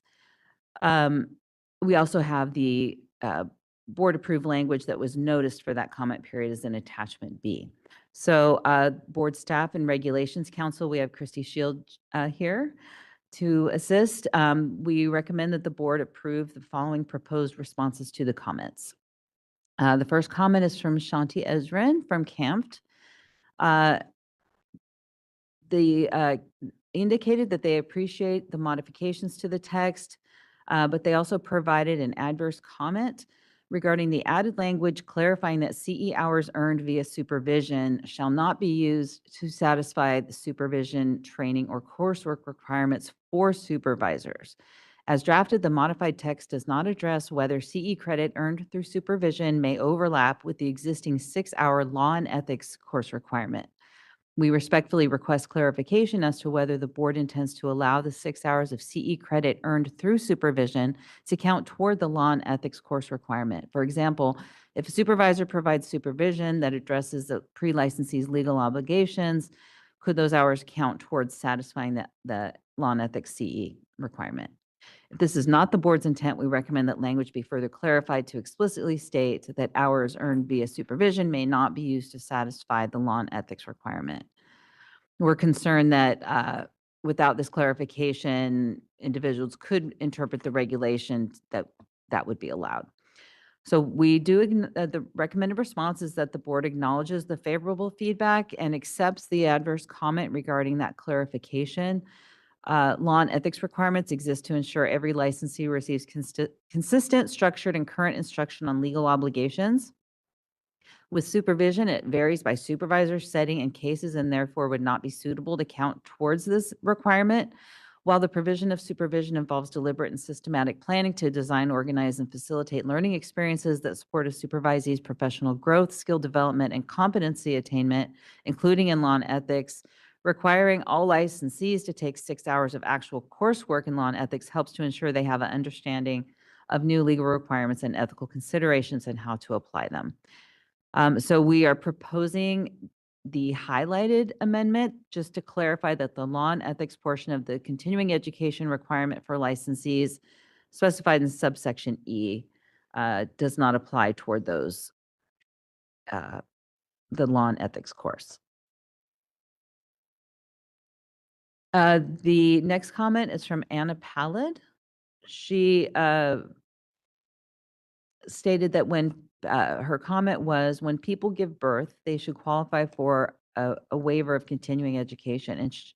And so she suggested where it should be added in the form, where she suggested adding that if you have a new baby, that you should be able to be considered for a continuing education waiver. We recommend that the board reject the comment and decline to make any changes, as this comment did not pertain to the modified text. However, the board would like to clarify that existing language authorizes a licensee to qualify for a waiver if they have a physical or mental disability that limits one or more major life activities, or the licensee is the primary caregiver for a new baby who has a total physical or mental disability as noted above and in regulation. The board acknowledges receipt of the concerns of the commenter's difficulty determining how to comment on the board's pending regulations, but declines to make any further changes. The board's notice of proposed regulatory action was posted, mailed, and emailed to individuals required to receive notice in compliance with government code, and provides instructions on how to submit a public comment. The next comment is from Rachel Michelson.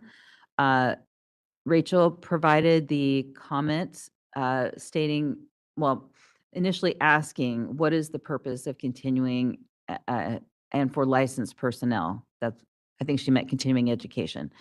In my mind, it's to keep people up to date and learning new skills to provide high quality service. What you've proposed does not actually help with that. I don't think you're going to get more supervisors by offering reduced CEs. I'm concerned about the quality of supervision you're going to get, as supervisors will be getting less CE. I can suggest you consider another way of incentivizing licensed professionals to supervise. For example, paying a certain amount of money towards CE courses. We're finding other funds to pay them to provide supervision. I imagine you'll say there isn't money for this, but I encourage you to think outside the box. I suggest you find another way of incentivizing licensees to attend your meetings or provide you with feedback, as again, I don't think attending meetings meets the goal of CE. Want to encourage you to think about the purpose of CE versus the other goals you're trying to reach. They're not in alignment, and it's disturbing to me that you would encourage people to get less training to meet other needs of the profession. I teach a lot of CE classes, particularly in the Title IV realm, and I know people need more CE and high quality education. I know this from the types of questions I'm getting and the not always excellent responses to vignettes and other questions I provide. We're recommending that the board reject these comments, which appear to generally recommend not granting CE credit for supervision or meeting attendance based on the commenter's belief that credit would not keep people up to date and learning new skills, that quality of supervision would be adversely affected, some supervisors would be getting less CE, or that the proposal would encourage people to get less training to meet other needs of the profession, and in their experience, people need more CE and high quality continuing ed.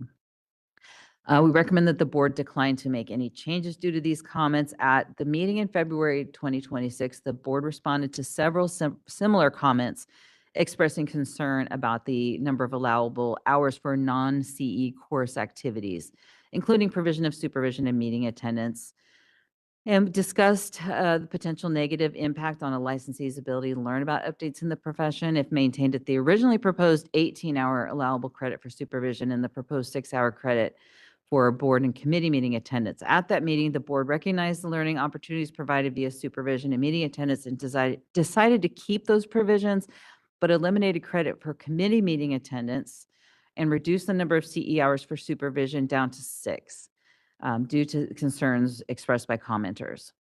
Upon review, the board still believes, based on its experience, that the deliberate and systematic planning a supervisor undertakes to design, organize, and facilitate learning experiences to support a supervisee's professional growth, skill development, and competency attainment should be recognized as CE and credited as such. Similarly, board meeting attendance supports a licensee's learning about current issues in the profession, new research, and perspectives beyond their current expertise, and should be recognized as an educational opportunity. With these proposed modifications from February 2026, the board has balanced the regulated community's concerns about professionals staying current, using traditional learning methods with its goal of recognizing diverse learning opportunities by limiting these activities to 6 hours of CE credit. The commenter also recommended that the board consider another way of incentivizing licensed professionals to supervise. For example, paying a certain amount of money towards CE courses or finding other funds to pay licensees to provide supervision. The board is not authorized by law to incentivize licensees to provide supervision as recommended by the commenter. As a result, the board rejects this comment and declines to make any changes in response to that comment. Kaelisa Rowan provided a comment on the proposed CE disability waiver form, stating that when someone needs a waiver due to caring for a family member, it's possible the family member is incapacitated and cannot themselves sign to waive their medical privacy. I did not see any reference to this situation in the proposed regulation or on the proposed form. There should be clear instructions on how an authorized representative can sign the form on behalf of the family member when the family member is incapacitated. The recommended response is to acknowledge the favorable feedback on the text, but to reject the adverse comment regarding amending the waiver form and decline to make any changes due to the comment. The comment did not pertain to the modified text. However, the board would like to clarify that in such a situation, the licensee would be directed to consult with the incapacitated family member's healthcare provider regarding who could sign on their behalf to authorize the requested information. For example, an agent holding a durable power of attorney. So as you've seen, there is a part A and a part B to this agenda item. And so the part A is where you would consider the comments and determine whether you would approve the recommended response. So you have two options. Option one is if you agree with the recommended responses, and option two is if you have any edits or you disagree. So anyway, you have I'll turn it over now for the next step. So we have one of two choices in terms of what motion we want to make here. I guess at this time we can have comments from the board, if there are any.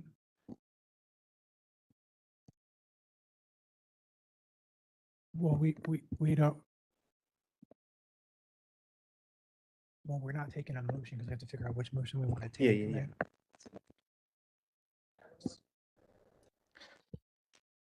Yeah. I have a comment. If you're Go ahead, Kelly.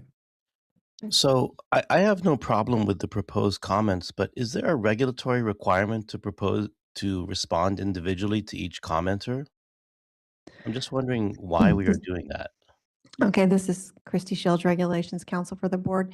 We are required as part of the requirements for the Administrative Procedure Act to respond to each comment and indicate whether it is accepted or rejected and whether any changes to the text were made in response to the comment. It's part of the requirements for submission of the final statement of reasons, which is included in the rulemaking file.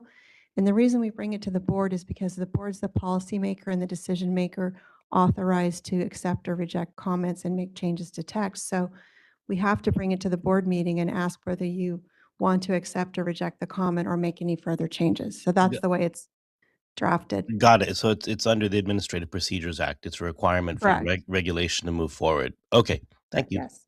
You're welcome. So I'll propose that we make a motion for option one to accept, and then if that's not favorable, then we can come back and look at a separate motion, okay? So clarify your motion. So are you suggesting option number one to direct staff to proceed as recommended as specified and provide the responses to the comments as indicated in the staff recommended responses? That's exactly it. Excellent.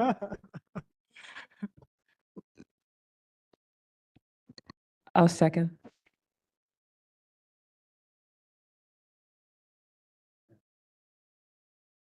Okay, Raquel, can you help us with the vote, please? Oh, sorry. I'm sorry, comments. Are there any comments from the board? No? Any comments from the public?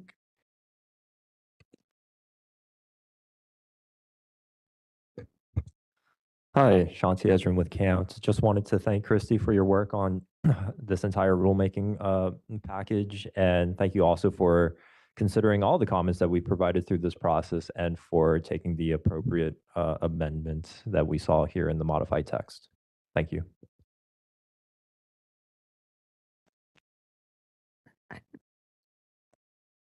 Seeing no other comments in the audience, moderator, do we have any comments online? Thank you, Mr. Chair. If any member of the public would like to comment, please raise your hand by clicking on the hand icon next to your name, or if you've called in, pressing *3. We are displaying instructions and we'll give you a moment.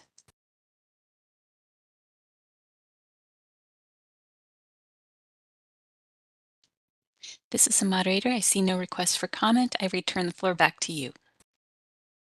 I had a comment. Okay, go This ahead. is Eleanor Uribe. So I mean, I think there's some of these things are just maybe some of them are a misunderstanding. And so we're able to, I guess, clarify how it might fit in.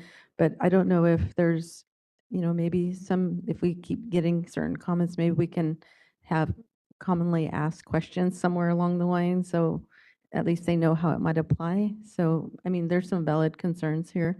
But like it was said, it was addressed somewhere else, or it could be applicable. So.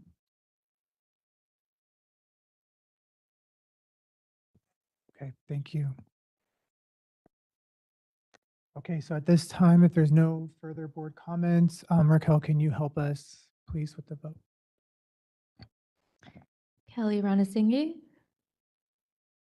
Yes. Dr. Annette Walker, Yes. Eleanor Uribe, Yes. John Sovic, Yes. Rebecca Thies, Yes. Dr. Nicholas Boyd, Yes. Susan Friedman. Yes. Motion carries.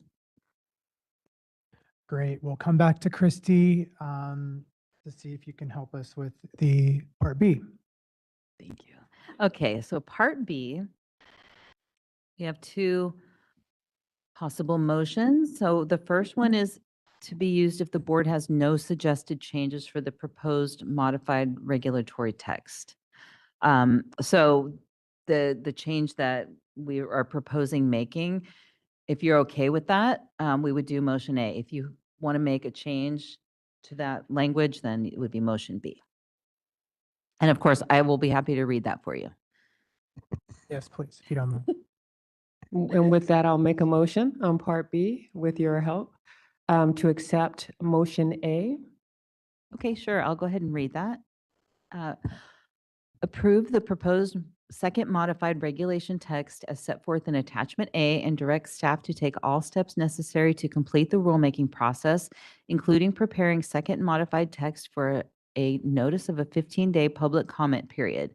If after that 15-day comment period, the board does not receive any objections or adverse recommendations specifically directed at the modified text, the notice, or to the procedures followed by the board in proposing or adopting this action, authorize the executive officer to make any non-substantive changes to the proposed regulations and rulemaking file, and adopt amendments to Title 16, CCR, Sections 1822.51, 1829.2, 1877.2, 1887, 1887.1, 1887.2, 1887.3, 1887.4.2, 1887.4.3, and 1887.12 as set forth in Attachment A.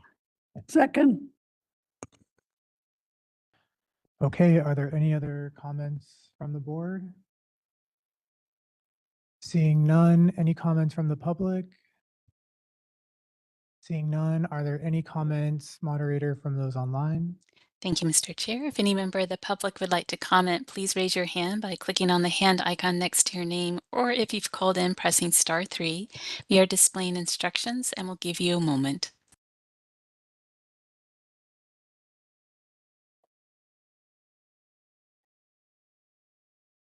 This is the moderator. I see no request for comment. I return the floor back to you.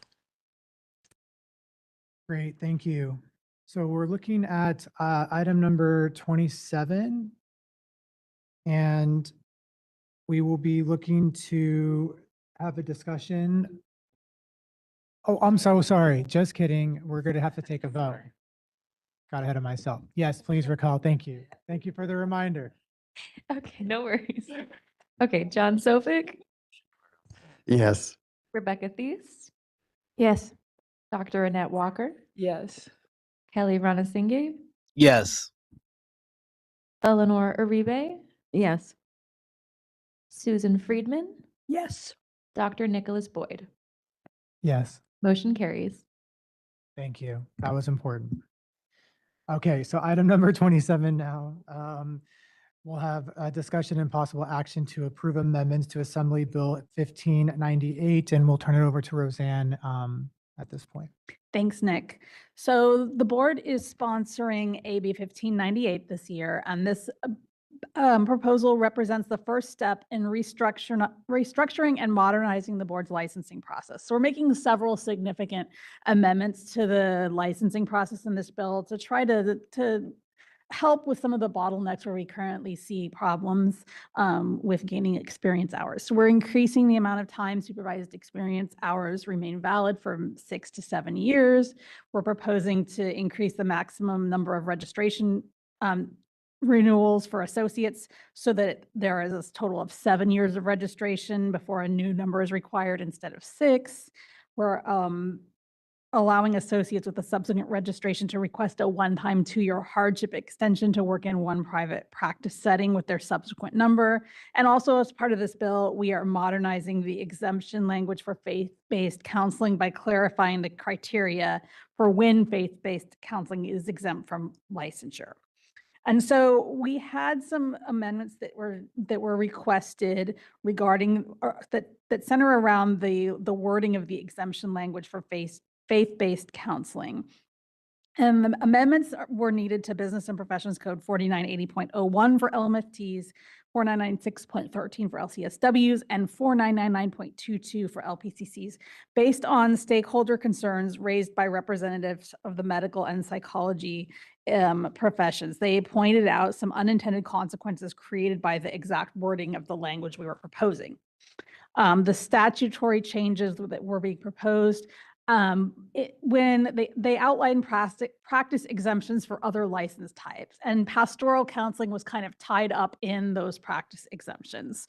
So when we drafted the language, the pastoral counseling exemptions needed to sort of be untangled or separated out from the other practice exemptions to fully clarify them. So that was the goal of the amendment. And then while we were doing that, we noticed that each section has sort of historically been structured somewhat differently. So we attempted, when we were doing this untangling of the pastoral counseling, we tried to use the amendment opportunity to improve clarity and create more consistent wording across the board's licensure acts regarding the exemptions. And we used the LCSW statute as a model in that case because it was sort of the most cleanly structured. And in that particular section happened to use some language restricting the use of the term psychosocial. So when we sort of consulted with our SMEs and just had a discussion, there was kind of a discussion that psychosocial should include psychotherapy. So we added that in and applied it to all three, applied the LCSW language to all 3 license types. However, the Medical Board and Board of Psychology correctly noted that physicians and psychologists are authorized under their scopes of practice to perform psychotherapy and related activities. And as a result, the terms psychosocial and psychotherapy needed to be removed from the prohibitions in order to avoid unintentionally having language that restricts physicians and psychologists from practicing psychotherapy.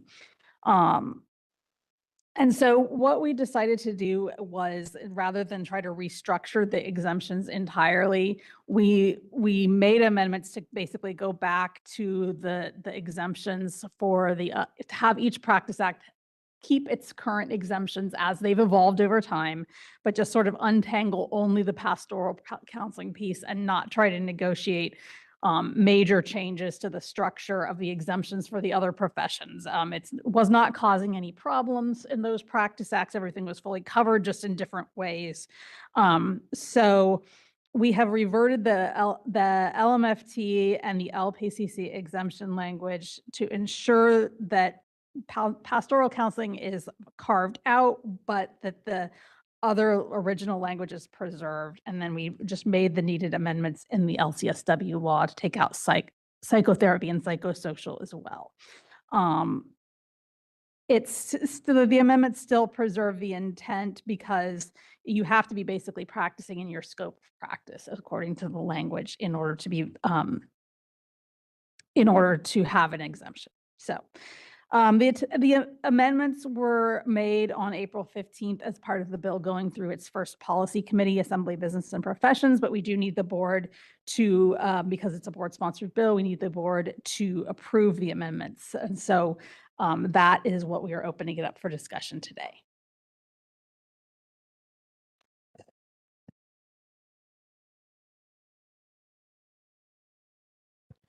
Do we have any comments from the board? Dr. Walker, Public Board Member. Yeah, I just want to thank the Policy and Advocacy Committee for the hard work that they've done on this and then bringing this forth to the board in a timely manner. I would entertain a motion at this time. Do you need a motion or is this just discussion? Yeah, we need a motion. The motion would be to approve the amendments to AB 1598 as shown in the attachment. Okay, I will make a motion as stated by Roseanne. Do we have a second? I'll second. Okay. So coming back around, any further comments or questions from the board at this time? Seeing none, any comments from the audience in the room?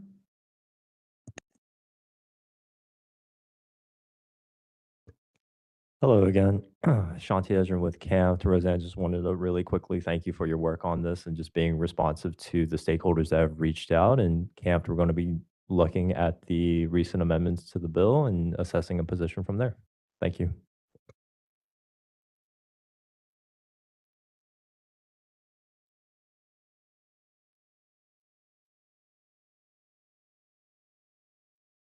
Bindu Makamla, Policy Manager with the NASW California. We support the board-sponsored bill AB 1598. The updates within this bill will support the retention and advancement of associate and licensed clinical social workers while maintaining important consumer protections and bolstering the state's behavioral health workforce capacity. Therefore, we appreciate the board's leadership in advancing thoughtful, practical reforms that strengthen the profession and improve access to behavioral health services across the state. Thank you.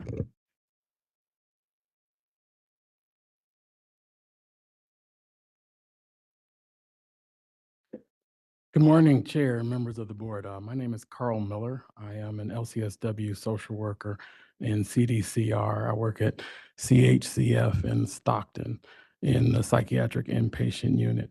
I am also the president of AFSCME Local 2620. I'm here today in support of the amended version of AB 1598. We appreciate the board's work and the amendments that have clarified and narrowed earlier concerns, particularly around the professional scope and the protection of licensed practice. The bill now takes a more balanced approach by modernizing licensing timelines, improving consistency across behavioral health professions, and creating additional flexibility for associates that work towards licensure while maintaining professional standards and public accountability. In high-need systems like corrections, where I work, and public health, public behavioral health, workforce stability matters. These changes help support that pipeline of qualified clinicians while preserving the integrity of licensing professions and the quality of care provided to vulnerable populations like the ones that we work with. We also want to express our support for SB 993, which you'll be talking about later, which addresses important worker safety concerns for mental health professionals in correctional settings and psychiatric settings. Protecting clinicians from unnecessary disclosures of personal identifying information is a common sense safety measure that helps support recruitment, retention, and the long-term stability of the behavioral health workforce. So we just want to thank you for your time and consideration. So appreciate it. Thank you very much. Seeing no other comments here in the room, moderator, do we have any comments online? Thank you, Mr. Chair. If any member of the public would like to comment, please raise your hand by clicking on the hand icon next to your name, or if you've called in, press *3. We are displaying instructions and we'll give you a moment.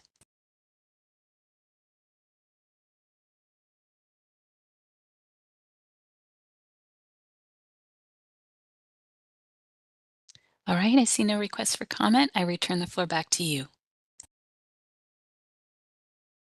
Great, thank you so much.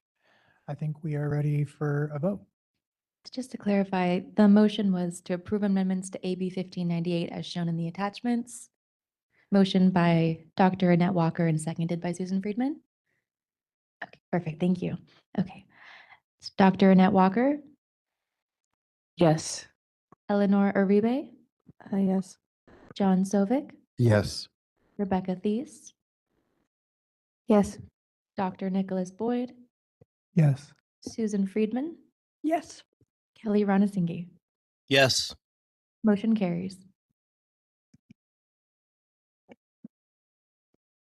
Thank you, Roseanne. We're going to come back to you. So we have discussion and possible action regarding the Policy and Advocacy Committee recommendations for All the bills. all of the bills, but I'll let you go through them one by one.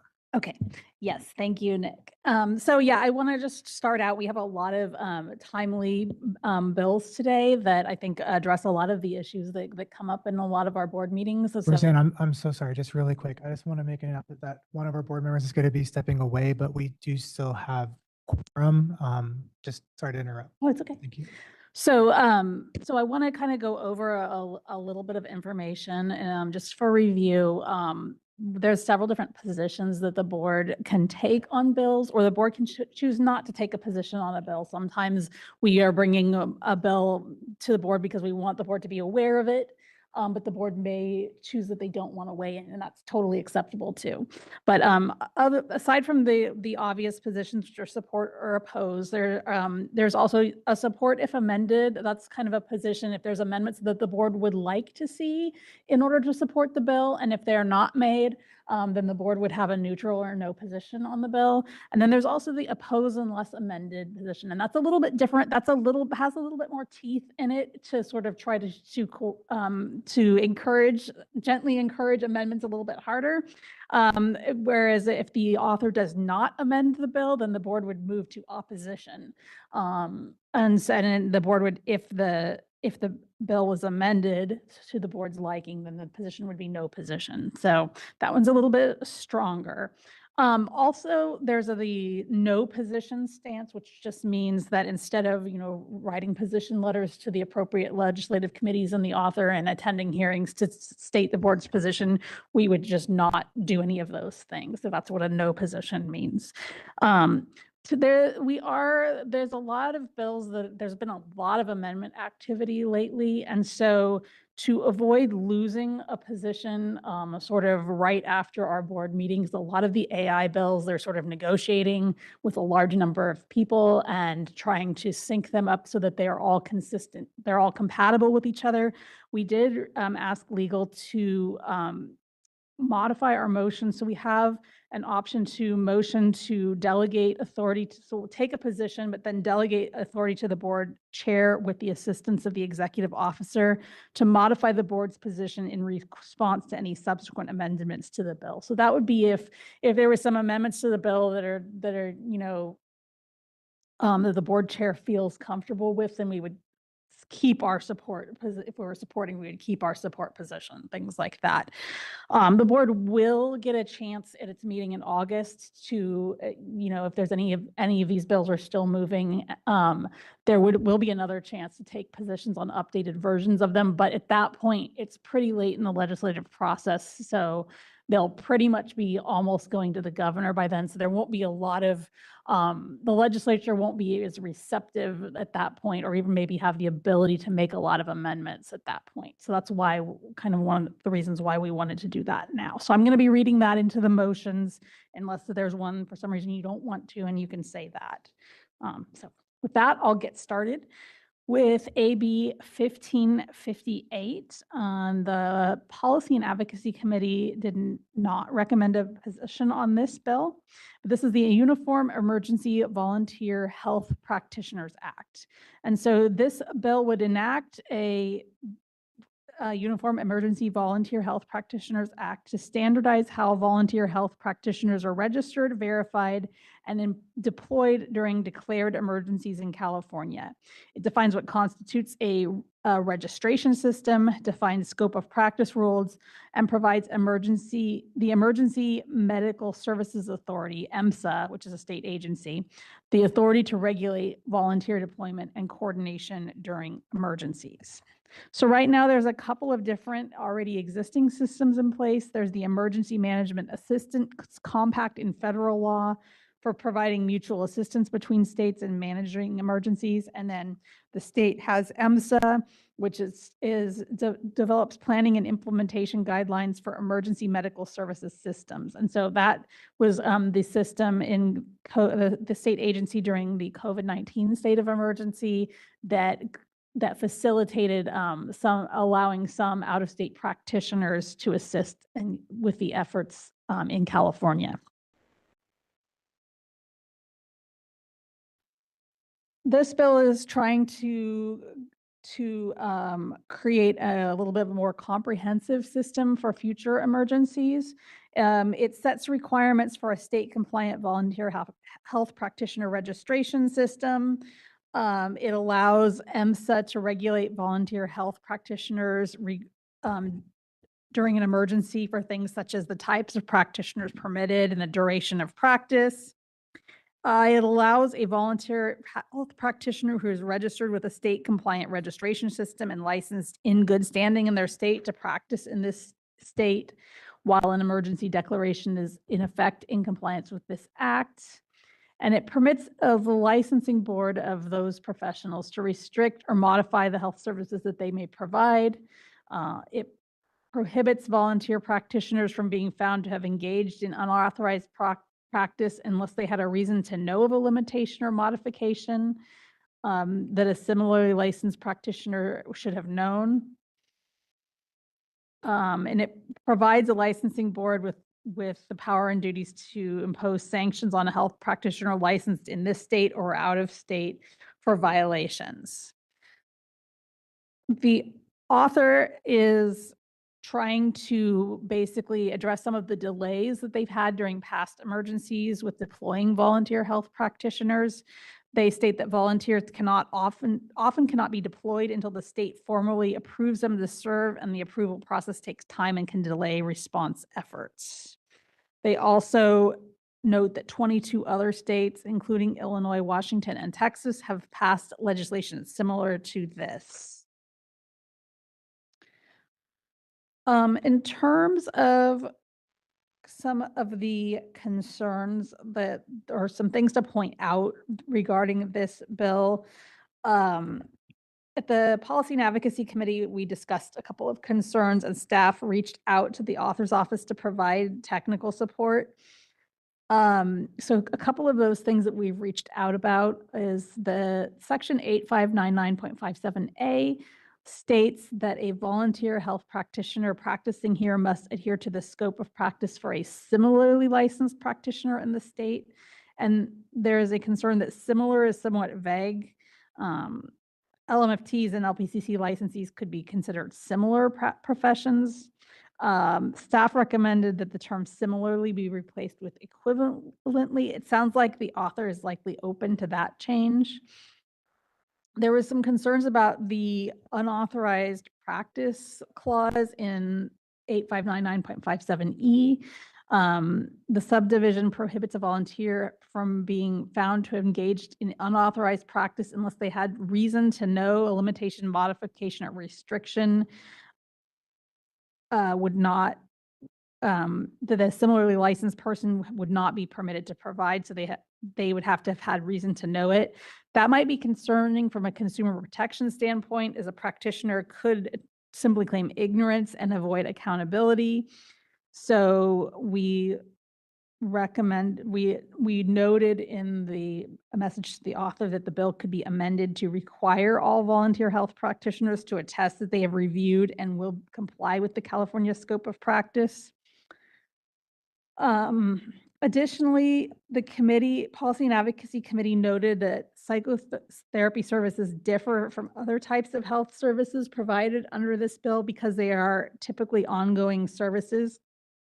And therefore, we suggested in our outreach that it may be appropriate to require mental health professionals practicing under the bill's allowances to provide a notice to clients of the short-term limited nature of the health services provided, and attest that they are aware of the applicable scope of California practice. So we reached out to the author's office. We have not heard back on those things, but it's still kind of early. Bills are in their first fiscal committee, and once the fiscal committees sort of end in mid-May, they'll be like more rounds of amendments will be going on. So that's when they usually consider that kind of feedback, is when they switch houses at this point. So that's a sort of the feedback that we reached out with based on the discussion at the Policy and Advocacy Committee meeting. So now at this point, we can open it up for discussion and determine if the board would like to take a formal position. I do have a question. So how would the state know who's practicing under this authority, under this bill? It provides registration systems, basically, and sets the criteria for that. And then EMSA, which is the state agency that sort of has jurisdiction over emergency healthcare services, would basically, the registration systems would confirm to EMSA that those practitioners are available to practice. Okay. Are there any other comments? Yeah, I feel like maybe if there's a way that, I mean, California has our own, maybe compared to most of the states, there's certain things that might be different. So I don't know. My suggestion is, if they're maybe even presenting, hey, these might be some of the major differences to look at. I mean, I know you can just say, look at the whole thing, look at what are the standards, the scope of practice, but if there might be ways of highlighting just so that we can kind of point it out, like these might be some differences that we have in California versus some other places, so that maybe versus like waiting till the emergency comes and everyone's okay, I'll just do it, and then trying to help, they end up doing something that they're not aware of. So I think the intention is to help, but maybe letting that be known beforehand so it's maybe less of a problem if it is. So.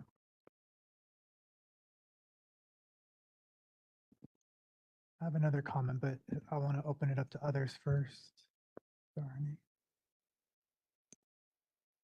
So I guess another thought, I guess I'm having maybe a half thought perhaps, is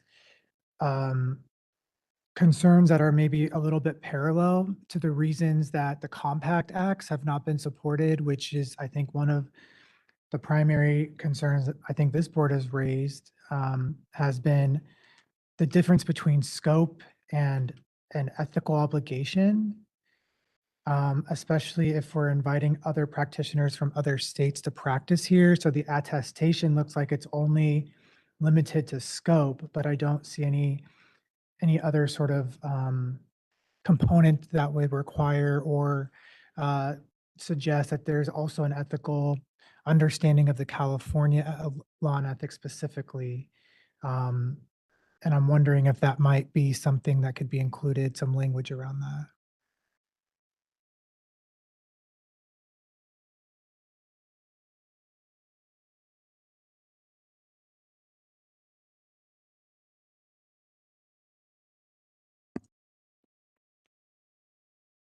Any other thoughts?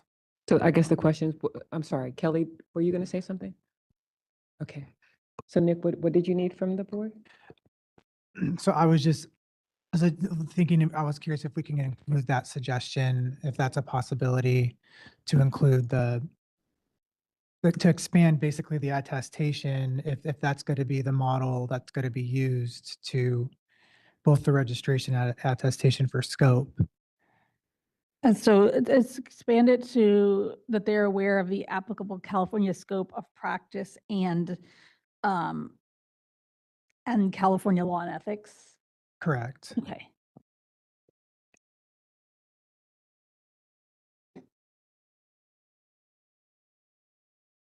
So with that, do we have a motion for this first bill? Why don't you just let me know if you what actual stance you want to take, and then I'll read the motion as we need to have it. Understood. So I would suggest that we don't take a position. That would be my recommendation. So no position, and just direct staff to reach out with technical feedback to Correct. the officers. Okay. Yeah. Yeah, but so that would be the motion is direct staff not to take a position, but to reach out to the author's office with the concerns regarding item 5, Government Code 8599.57A, item 6, Government Code 8599.57E, and then also Roseanne, we don't need a motion for that. no, to read, okay. No. Okay, never mind then. Sorry, I didn't want you to get too far in. Okay, that's better, less words. Yeah.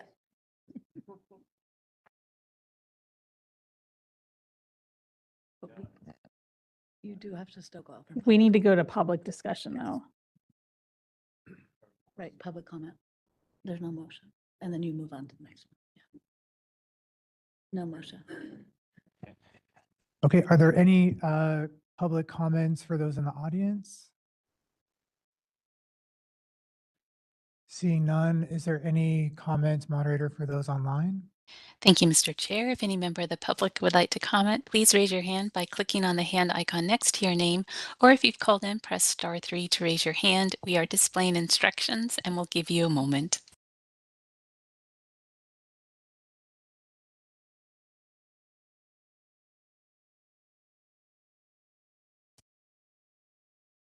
All right, I see no requests for comment. I return the floor back to you. Thank you, moderator. I'll turn it back to Roseanne. All right, so we will move on to AB 1988. And so I think I'll just say up front that the Policy and Advocacy Committee recommended position was support. So if the board chooses to go that direction, the motion would be to support AB 1988 and to delegate authority to the board chair with the assistance of the executive officer to modify the board's position in response to any subsequent amendments to the bill. So that would be the motion on the table. The bill improves safety protocols for companion chatbots by requiring operators to establish policies for detecting credible crisis expressions, issue warnings, and initiate a mandatory crisis interruption pause after 2 credible crisis expressions within 72 hours, including directing users to the 988 Suicide and Crisis Lifeline. So the legislature started working on some amendments or some law related to chatbots last year, and this kind of expands upon that effort. In this particular bill, it requires the chatbot operators to implement a monitoring system for crisis expressions. When a crisis expression is detected, it needs to do several very specific things. For the first one, it warns that there will be a crisis interruption pause if another one happens.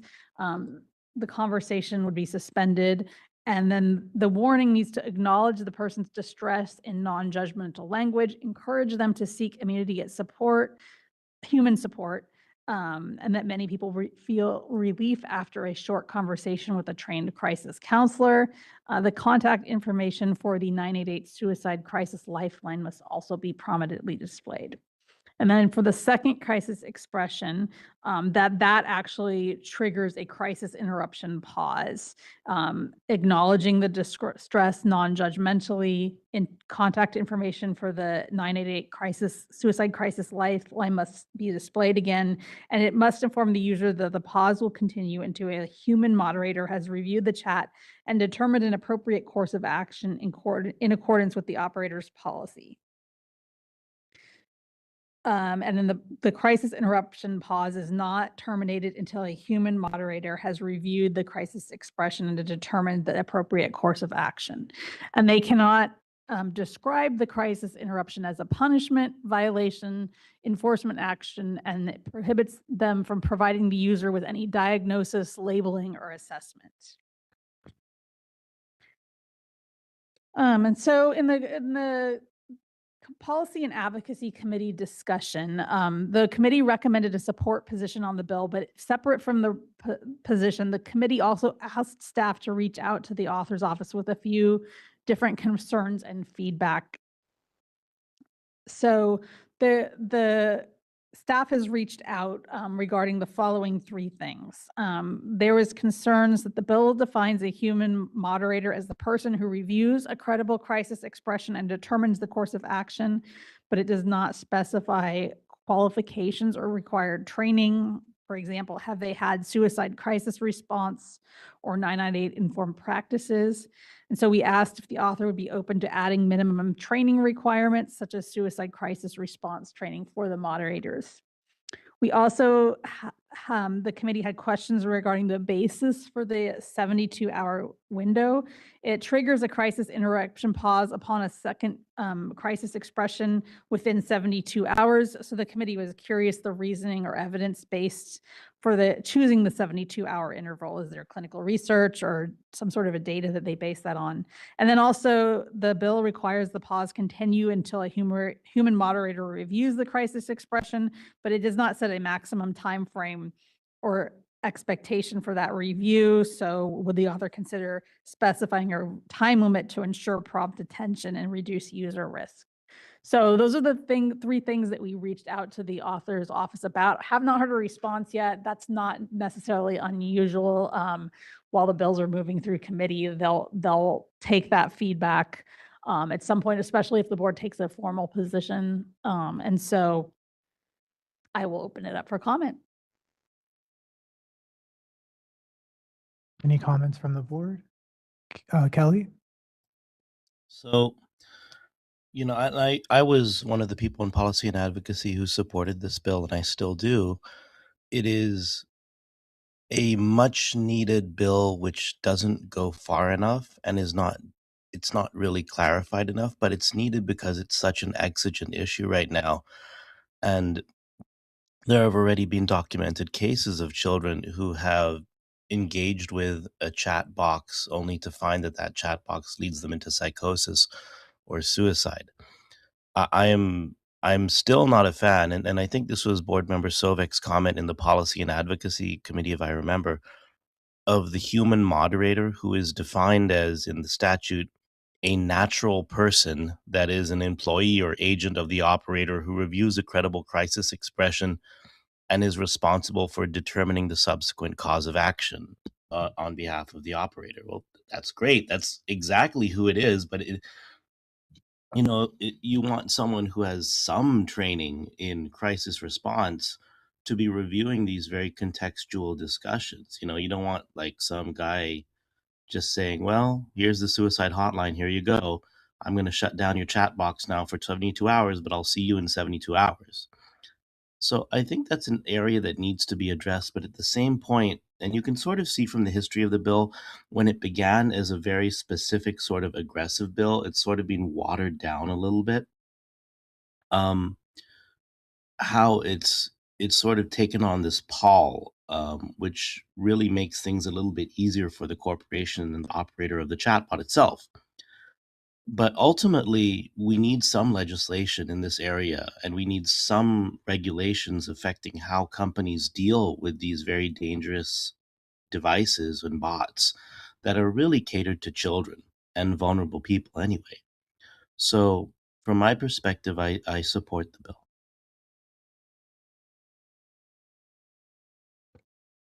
Yes. Thank you, Kelly. Go ahead. Yeah, so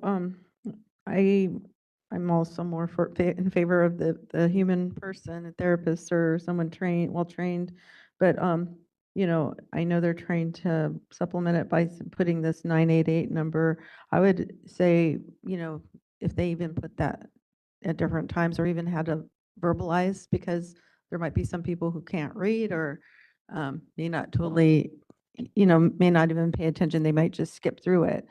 But I would just say that maybe it should at least be read,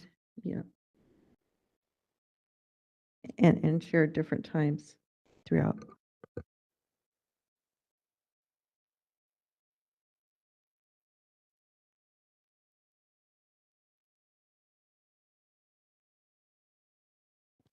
Thank you.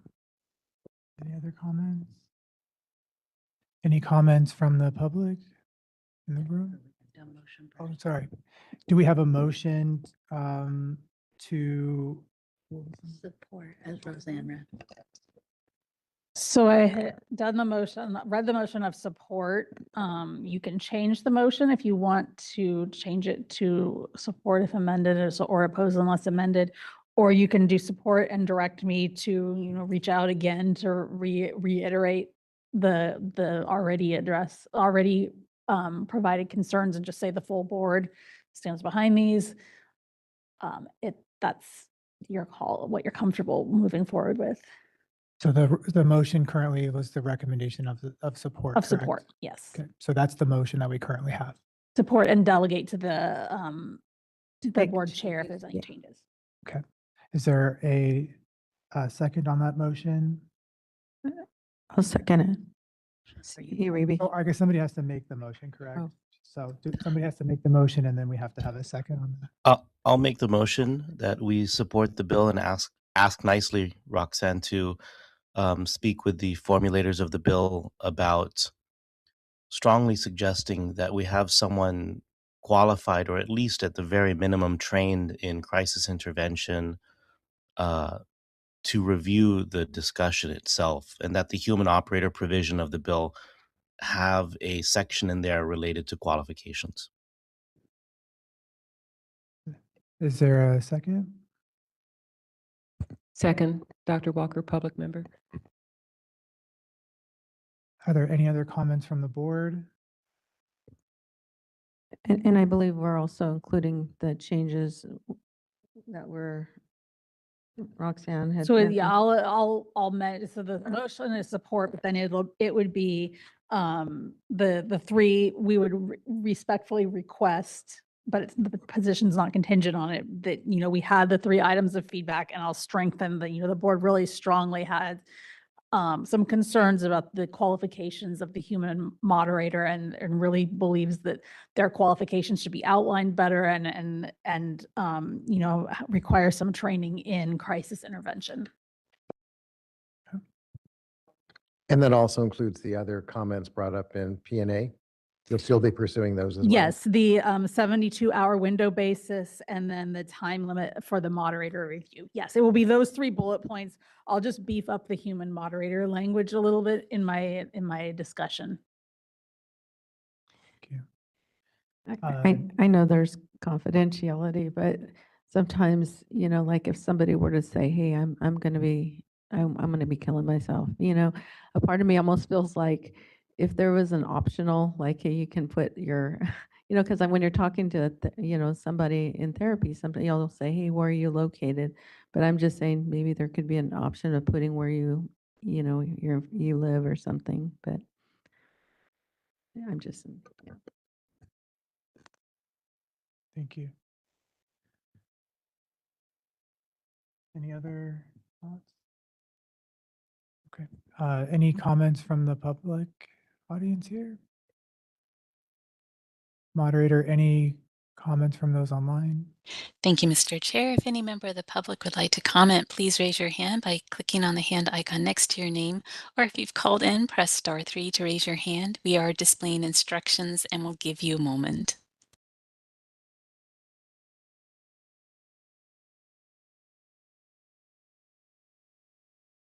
This is the moderator. I see no request for comment. I return the floor back to you. Thank you, moderator. We'll move on to number 3 and we'll turn it back to Roseanne. We need to. Oh, sorry. Take a vote. Sorry. Raquel, thank you. Kelly Ranasinghe, Yes. Dr. Annette Walker, Yes. Eleanor Uribe, Yes. John Sovek, Yes. Susan Friedman, Yes. Dr. Nicholas Boyd. Yes. Motion carries. Okay, now back to Roseanne. All right, moving on to AB 1979. We kind of grouped most of the AI bills here together in the beginning because they're kind of interrelated. So you'll notice that when we talk about these next 2. So AB 1979 by Assemblymember Bonta has to do with healthcare services and artificial intelligence. And the Policy and Advocacy Committee, a lot was going on with this bill at the time of the committee. It's actually been amended since then. So the P&A committee did not recommend a position on this particular bill. But what it does is it requires health facilities and medical offices to make sure no clinical decision is based solely on the output of a clinical decision support system, and requires them to ensure licensed healthcare professionals utilizing these systems exercise independent professional judgment. It also bans the use of AI to direct, guide, or instruct unlicensed staff in performing any functions that require a professional license. So, in terms of specifically what this bill is doing, it basically does what I just said, but it defines a clinical decision as some very specific tasks. Basically, that includes assessment of a patient condition, education of the patient family concerning healthcare problems, post-discharge care, communications between licensees regarding patient handoff, and other documentation and communication that requires a licensee's professional expertise as it pertains to their patient's health. It specifies that using AI for documentation and communication that does not involve professional judgment, such as automated messages to inform patients of updates to their health records, is not prohibited. And it specifies that penalties that apply for violations, including that a licensing board may pursue an injunction or restraining order for unlicensed practice. So in terms of this bill, it has a lot of support and a lot of opposition. Just in terms of, to give you both sides, the supporters, support for obvious reasons that AI is becoming more of a concern in patient health care. And while the whole technology holds a lot of promise, they say, they cite the risks to patient safety and trust, and having human eyes on healthcare. The opponents tend to argue, and you kind of see the themes with a lot of the AI bills we're going to talk about today, is that the bill is too broad, prohibiting AI assistance in activities like patient assessment and clinical documentation, even under supervision. And they tend to argue, and this tends, I think, to be more for doctors and like radiologists that are using AI assistance. Is kind of some of the arguments I saw, that the tools are already in use, and over-regulating them would discourage their use, eliminate their utility, and undermine efficiency gains. And again, I think that's because we're talking about healthcare as a wide net. This particular bill applies to healing arts professionals, not therapists specifically, but it would apply to therapists, but as a part of a wider umbrella. I don't know whether the most recent amendments affected their position. We won't know until the bill goes to its next policy committee to see if they've removed their opposition. But I want to compare this bill a little bit with the bill that we're going to be discussing next, SB 903, because I think that discussion is needed to see how these bills, or to discuss how these bills would be compatible, or if these bills are compatible with each other.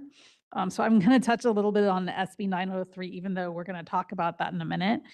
So this particular bill is sort of a broader umbrella for healthcare professionals. Prohibiting the AI from using AI as this sole basis for a clinical decision. They need to ensure that licensed healthcare practitioners are using their independent professional judgment in making decisions. So that's sort of the wide umbrella. SB 903 is specifically focusing on the use of AI in delivering psychotherapy services, prohibiting an individual, corporation, or entity from providing, advertising, or offering psychotherapy via AI unless the services are conducted by a licensed professional. It allows licensed professionals offering therapy to use AI for administrative or supplementary support, which have very specific definitions we'll talk about in a minute. It prohibits psychotherapy communications or sessions from being recorded or transcribed unless there's consent, and it prohibits anyone from using AI to make independent therapeutic decisions recommendations or diagnoses, detect emotional or mental states, or assess urgency of symptoms. Staff had concerns previously that previous versions of this bill, AB 1979, were overly broad and may overlap and have compatibility issues with SB 903. Because SB 903 allows some professional use of AI and psychotherapy with client consent. I think that the most recent amendments of this particular bill appear to address the compatibility concerns.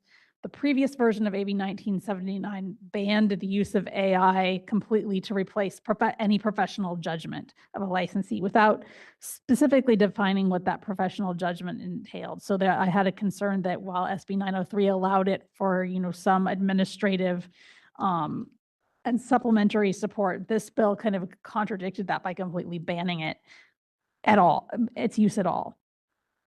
But the most recent amendments still appear to permit the use of AI, but do not allow it to be the sole basis of a clinical decision, and require the licensees or exercising independent professional judgment. So we can have a discussion if you would like about whether any compatibility concerns remain. I'm seeing it, my non-clinician opinion is they seem fairly compatible now, but that is subject to further discussion if you would like. So with that, I will open it up for more discussion and comment. Are there any comments from the board? Roseanne, does it look like the possibility that 1979 and 903 will be merged at all? I don't think that they will be merged because 1979 applies to all healthcare practitioners, where 903 is meant to specifically address psychotherapists. But I think that they are now being more mindful moving forward. I think that the first sort of both bills were thrown out there along with a bunch of other AI bills. I think that they are now actively working. Maybe Shanti can speak to this because they're CAMPT is sponsoring SB 903. But I think that they're more actively working to make sure that they're compatible. Now that the discussions have sort of started regarding the bills. There's a lot to discuss, a lot of different angles, from a lot of different people. That's why I expect that these bills over the summer will change many times. Susan? Yep, Roseanne, I just have a question. Do any of these bills address specifically some of these online therapy centers that advertise, on the radio and television? So they specifically address AI. So if they're using AI, then yes, it applies regardless of the venue or the platform being used. But none of them are interested in the platform specifically. They're just talking about therapists in general. They're talking about the provision of psychotherapy in general. Yes.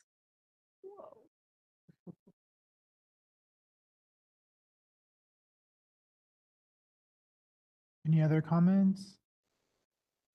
Comments from the audience? Is there going to be a motion?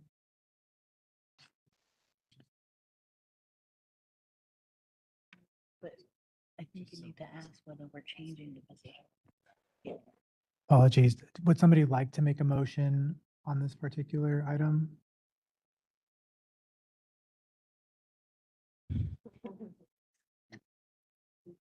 Seeing none, you can go to Seeing vote. none? Okay. Well, Board Chair, Dr. Annette Walker, Public Member, just to clarify, the PNA, Policy and Advocacy Committee, their stance is to support if amended? Or did they make none? They actually didn't recommend a position. When they looked at it, it was more of the old version, which really wasn't compatible with 903 that we're about to discuss, but they didn't. Okay. We knew that it was going to evolve further at that time. I agree. And thank you for clarifying that. So John Sobek, LMFT, I'd like to make a motion of support for AB 1979. Can I add to that, John? With Yes. the standard language we have, because this is one that that this is basically for this and the next bill, because we know it's going to change. So support and to delegate the authority to the board chair with the assistance of the executive officer to modify the board's position in response to any subsequent amendments to the bill. Yes, I so move. Okay, thanks. Do we have a second? I'll second. Too late. Are there any other comments from the board on the motion, John? So just a quick comment. I think support's important because currently legislation is about 5 years behind what's actually happening in the industry. And this is a lot of catch up that's happening right now. And if we don't start some kind of motion, more consumers are going to be put in places of risk. And I will bring this back if it's still alive in August, which I would imagine it probably will be. So that the board will have a chance to at least take a position on it for when it goes to the governor. Because bills will be going to the governor at the end of August. And we meet on, I think, the 14th, 13th or 14th. Okay. Any other comments from the board? Comments from the public? Seeing none in the room, moderator, any comments from those online? Thank you, Mr. Chair. If any member of the public would like to comment, please raise your hand by clicking on the hand icon next to your name, or if you've called in, press *3. We are displaying instructions and we'll give you a moment.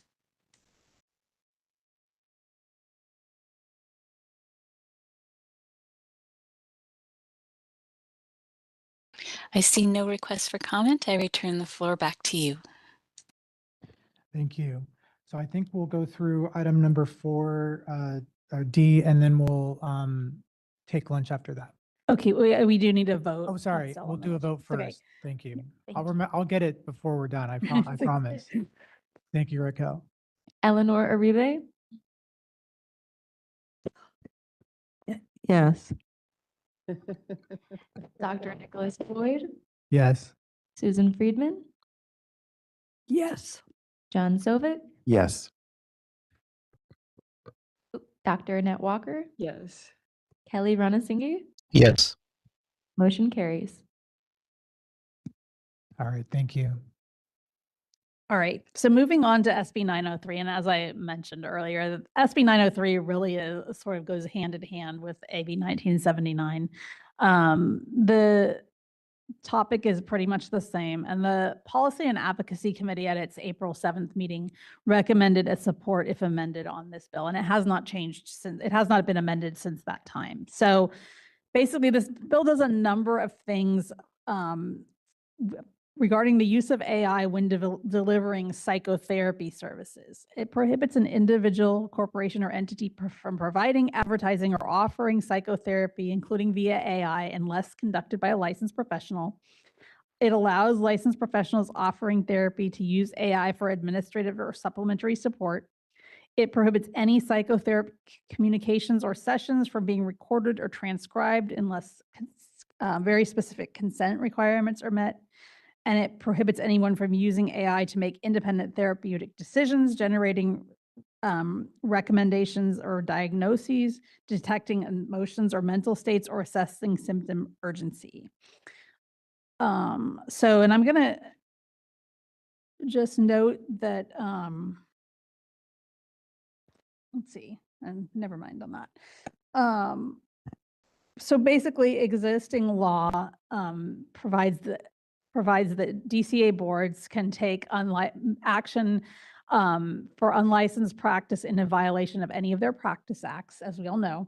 And then the law last year was the first attempt that we saw to address AI in healthcare. And that particular law last year made violating requirements in law that prohibit use of specific terms, letters, or phrases to imply having a license or certificate to practice a health profession without actually having one is a violation of law.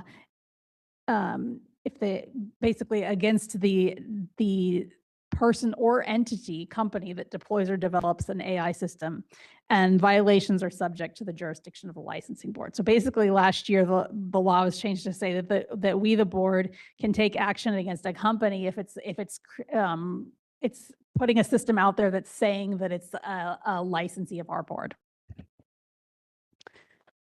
So this particular bill, there's a lot of like release of specific things in here. I'm not gonna read it all to you because it would take a long time. I'm just gonna kind of go over some key points. The purposes of this bill is to protect consumers seeking therapy from the increasing use of unregulated AI systems. A number of states are starting to address this. Illinois was the first one last year. In August, Illinois signed a bill this bill is kind of modeled after the original version was almost exactly modeled after Illinois. This one's kind of evolved a little bit to look a little bit different than Illinois' bill. Pennsylvania and Florida are also pursuing legislation this year on the topic, and Nevada signed a law last year regarding this same topic. In terms of complaints to the board, our enforcement unit reports that they have started to have a few complaints related to the use of AI therapy. They had a case where a therapist, there was a complaint, a therapist was using AI to write therapy notes where the complainant had opted not to consent to that use. There was a complaint about a therapist accidentally pasting a client's personal identifying information into AI. And we had a complaint about a therapist using AI to guide client interactions during a session. So it's definitely starting to happen.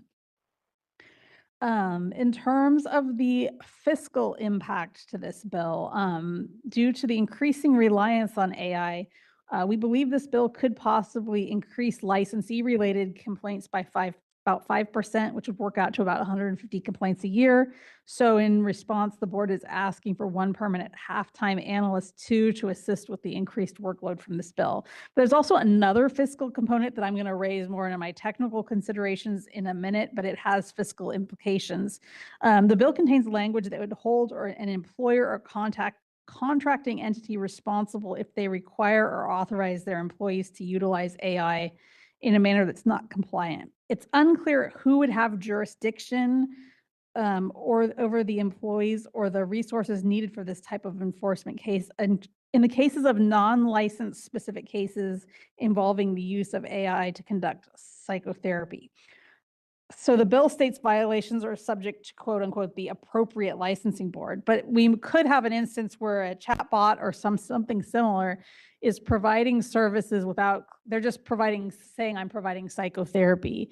They're not saying I'm providing marriage and family therapy. So it would be unclear whether the violations would fall under the purview of the medical board, psychology, this board, the nursing board, things like that. And these cases against companies could be very expensive. And so that is something that probably should be spelled out a little bit more. So we can't really anticipate that workload due to the lack of clarity at this time. So that's just something to point out. Now I'm going to go into the other technical considerations, which there are quite a few of. And I've already relayed a lot of these to the author's office, and they have expressed very good faith in wanting to work through all of these to make the bill as good as, the best possible version it can. But these are some of the things that have been raised. The bill uses Evidence Code Section 1010 to define a licensed professional. However, Evidence Code 1010 does not include the board's LEP license types or social work interns. So staff believes that these professional categories also should be included.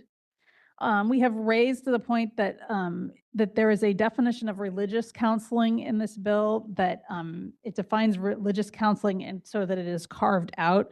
We are also pursuing a definition of what we are calling faith-based counseling this year in AB 1598, which is our board-sponsored bill that has very specific language. And so we would like, that would probably in best case scenario, it would be nice if that same language was used. However, this act applies to numerous licensing boards and not just this board. So it may be reasonable for the definition to vary, but the board, we're not exactly sure if the differing definitions would cause any clarity concerns or affect the board's practice exemption.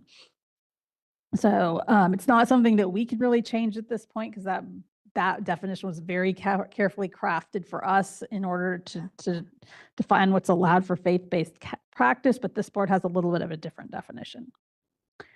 In terms of the definition of supplementary support, part of the definition about supplementary supports talks about that supplementary support includes analyzing and anonymous data to track client progress or identify trends subject to review by a licensed professional.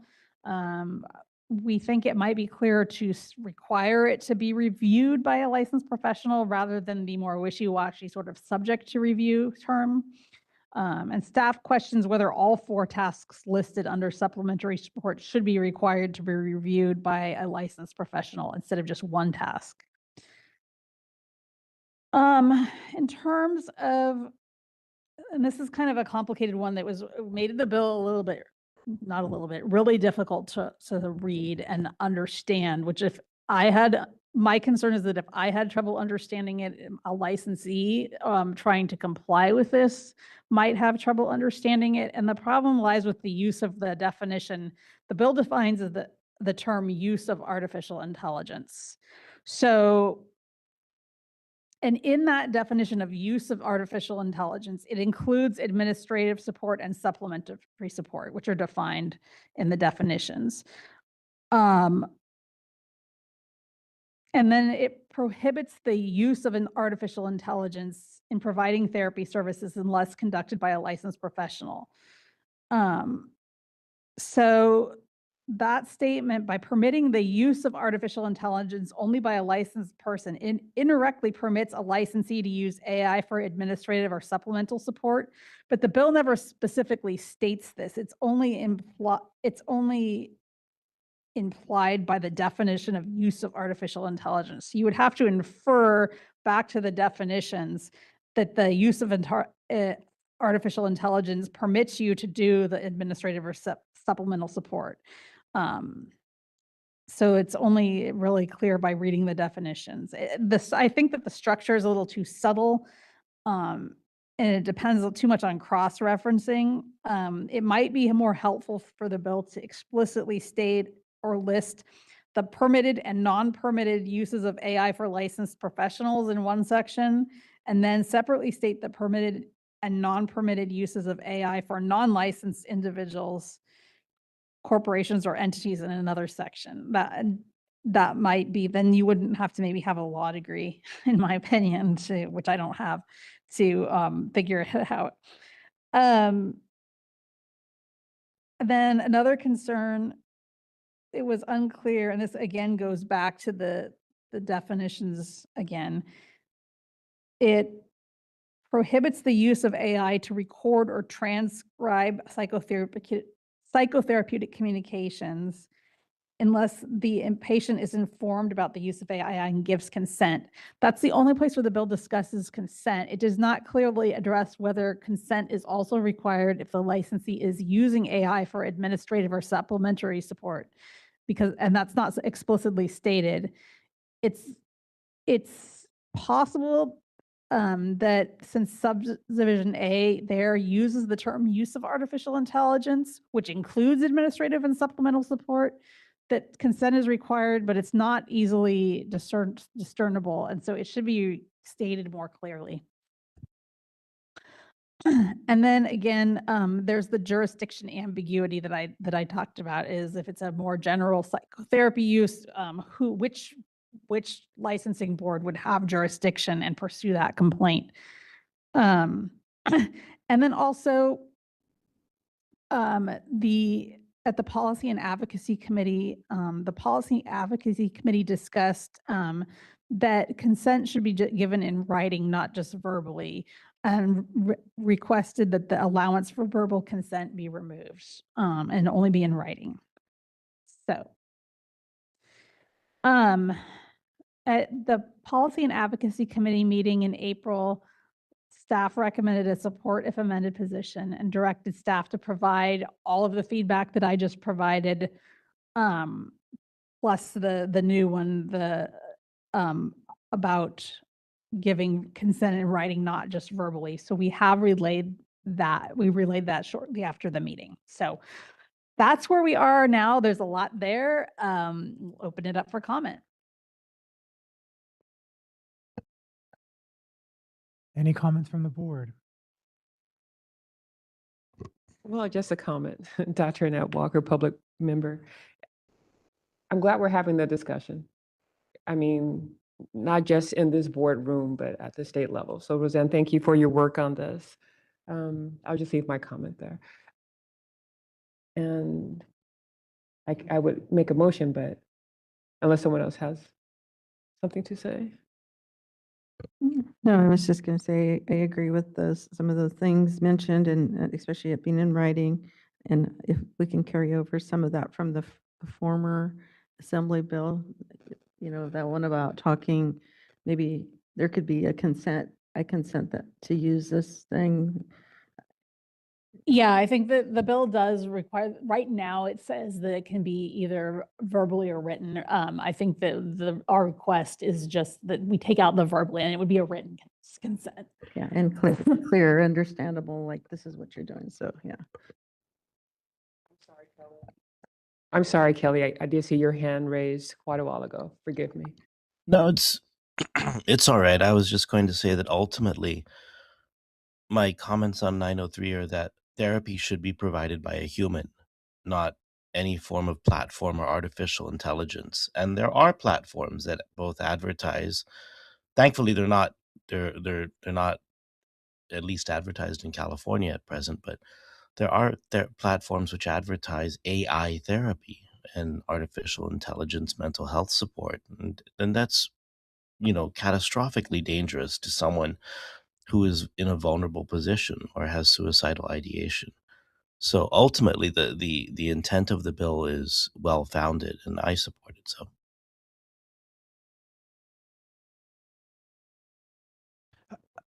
I did have maybe more of a question. So for this bill in particular, I believe the psychotherapy is explicit in terms of its use.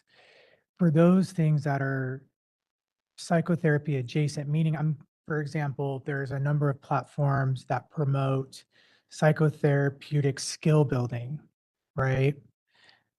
That one could argue and suggest fall within the realm of psychotherapy. A lot of these CBT-based platforms that exist that market themselves as not doing therapy, working in conjunction perhaps with a therapist, which I could see value in that, particularly if you're trying to reinforce and promote outside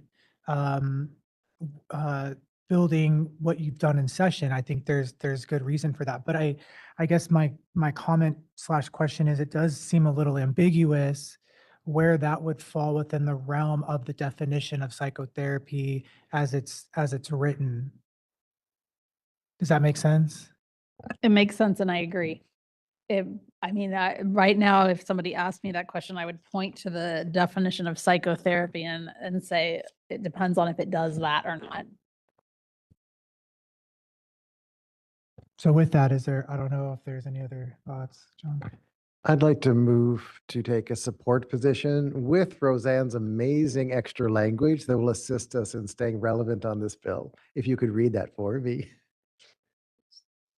Okay. So the motion would be to take a support if amended, and to delegate authority to the board chair with the assistance of the executive officer to modify the board's position in response to any subsequent amendments to the bill.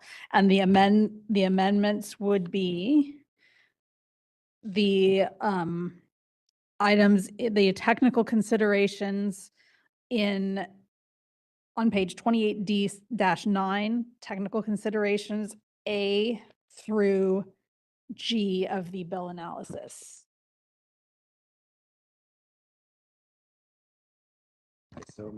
I so move. Second. Any other comments from the board? Any other comments from the public?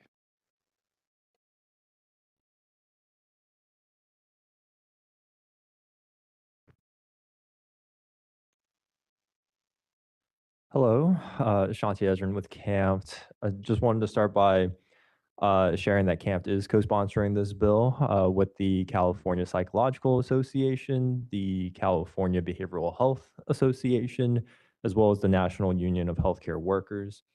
Just really quickly about this bill at its core, like you've covered in great detail, Roseanne, the bill protects patients from unregulated AI therapy, safeguards privacy, and maintains clinical responsibility and accountability with human providers. Just wanted to thank you, Roseanne, for the review again of the bill and also for highlighting the technical concerns, considerations, as well as the additional one that we heard today. Our team is engaged in ongoing discussions with multiple stakeholders and certainly have these technical considerations noted as you've already covered. Just wanted to thank you again for the engagement on this bill. I'm happy to take back the additional feedback that I heard today to our team and would really greatly appreciate the board support. Thank you. Nick, I have a question before we move Yeah. on about the concern that you brought up, and if you wanted to include that, and if so, how best to articulate it. That's a great question. I would like to include it. How to best articulate it.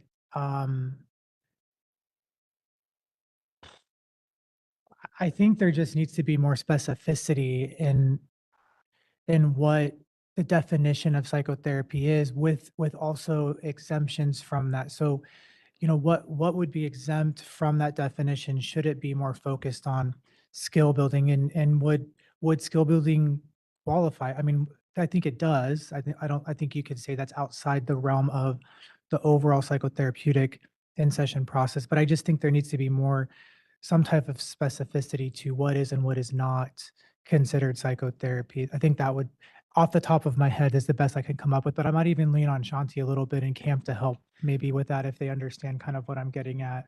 Would it be accurate for me to use an example of like an app that does CBT, skill building? I think that's a great example because that's the most common type of Okay. AI application out there and there's a number of them that promote themselves as not being the therapist replacement, but being therapy adjacent or supportive of what's happening in therapy. And there's use for that, but I just think there needs to be more clear definitions around what that is and what that is not.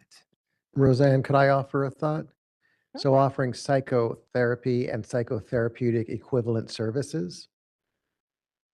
So we're looking at the equivalency of providing psychotherapy. And I know legally there are probably all kinds of definitions you would play with in there, but that might be a starting point. Also, the other resource might be going back into the advertising regs and looking at definitions that we've already established there that I think might be able to come across to suggest to the authors.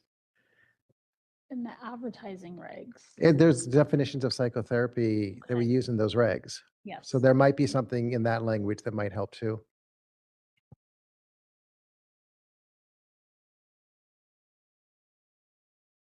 Okay, so we will add that to the motion. So basically, item 7 in the analysis plus the concern that Nick raised about more specificity of psychotherapy with the exemptions such as skill building. What would that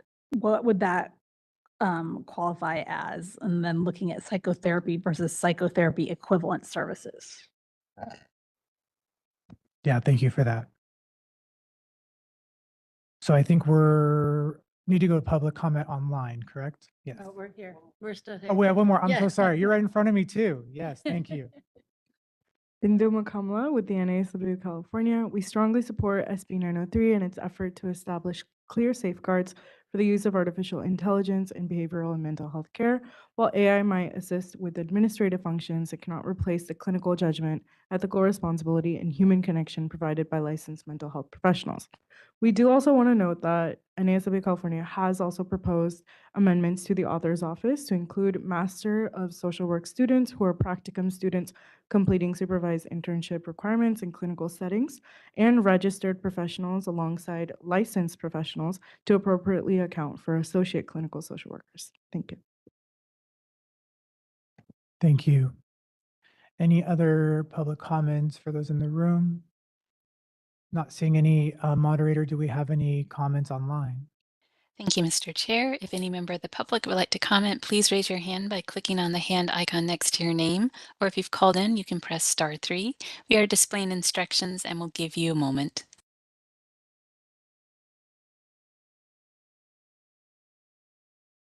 All right, I see no requests for comment. I return the floor back to you. Great. I believe we are ready for a vote, Raquel. Dr. Nicholas Boyd. Yes? Sorry, I got lost. Susan Friedman, Yes. John Sovic, Yes. Eleanor Aribe, Yes. Dr. Annette Walker, Kelly Ranasinghe. Yes. Motion carries. Great. Thank you again, Roseanne. So I think what we'll do at this time is go ahead and break for lunch. We'll take an hour and plan to come back right at 1 o'clock and then continue with the rest. Thank you, everybody.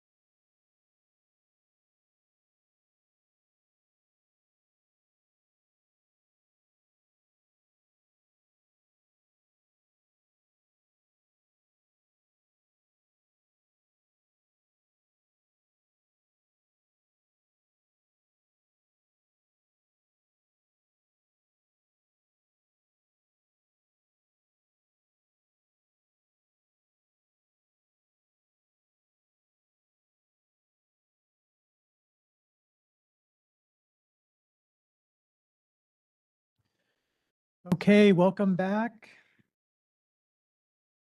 Hope everybody had a good lunch. So we will pick right where we left off on recommendation number 5.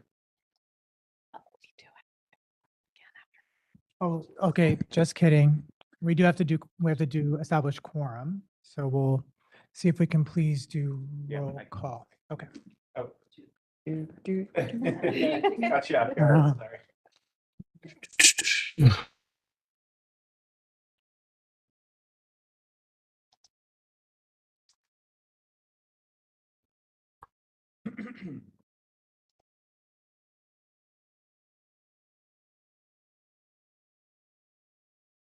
Okay, so I can start the roll call now. Eleanor Uribe, Present. John Sovic, Present. Dr. Annette Walker, Present. Susan Friedman, Present. Dr. Nicholas Boyd, Present. Kelly Ranasinghe. Present. We have a quorum. Great, thank you.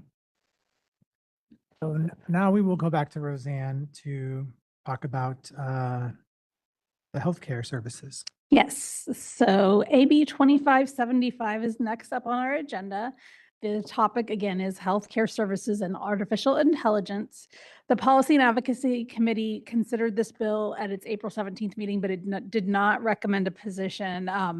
Amendments were coming and we did have those amendments after the P&A committee meeting. So we'll be going over the latest version today. This bill sets guardrails for healthcare workers using this bill calls it clinical decision support systems in healthcare settings by doing 3 things. It prevents developers from avoiding liability by claiming that a healthcare worker's failure to override an output absolves them from liability. It requires that each health provider or person using a clinical decision system provided by their employer receives a written notice explaining how the system works, its limits, and its data.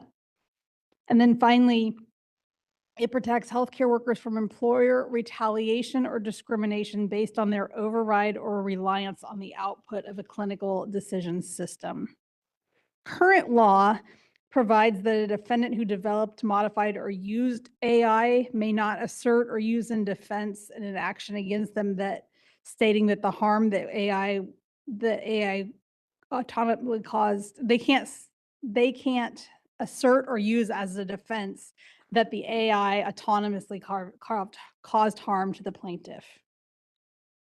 This particular bill does the 3 things that I just described to provide a little bit more information about the data that the employer has to provide their workers using AI.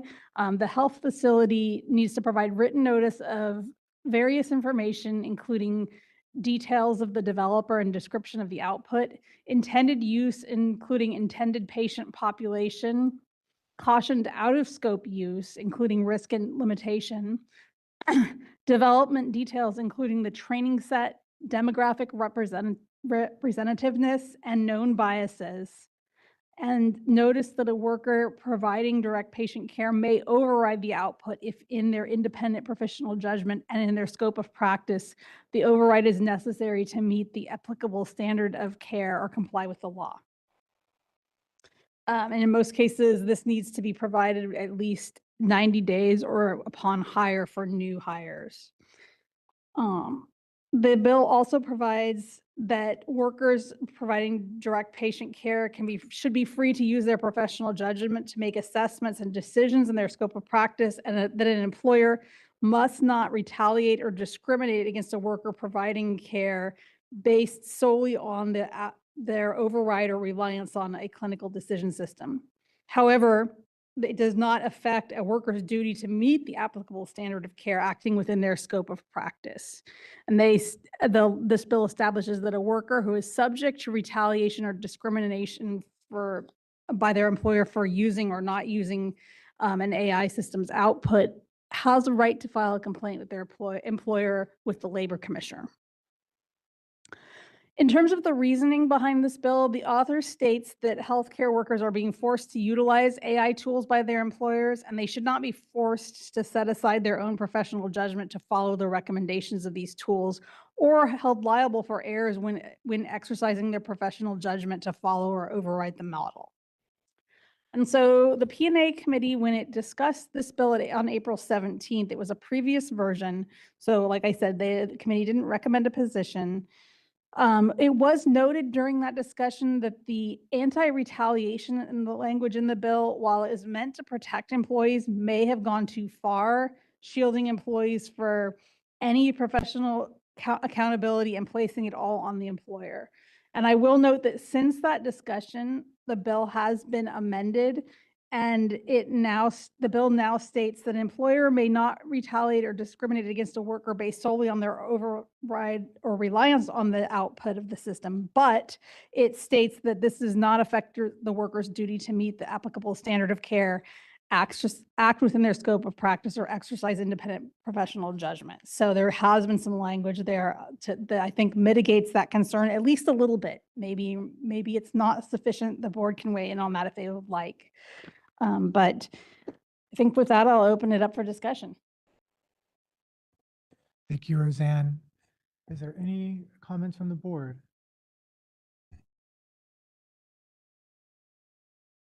Not seeing any comments from the audience in the room.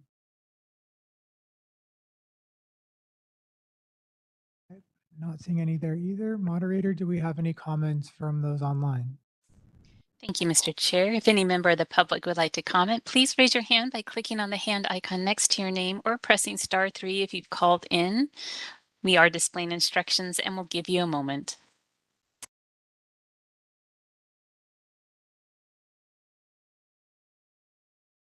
All right, I see no requests for comment. I return the floor back to you.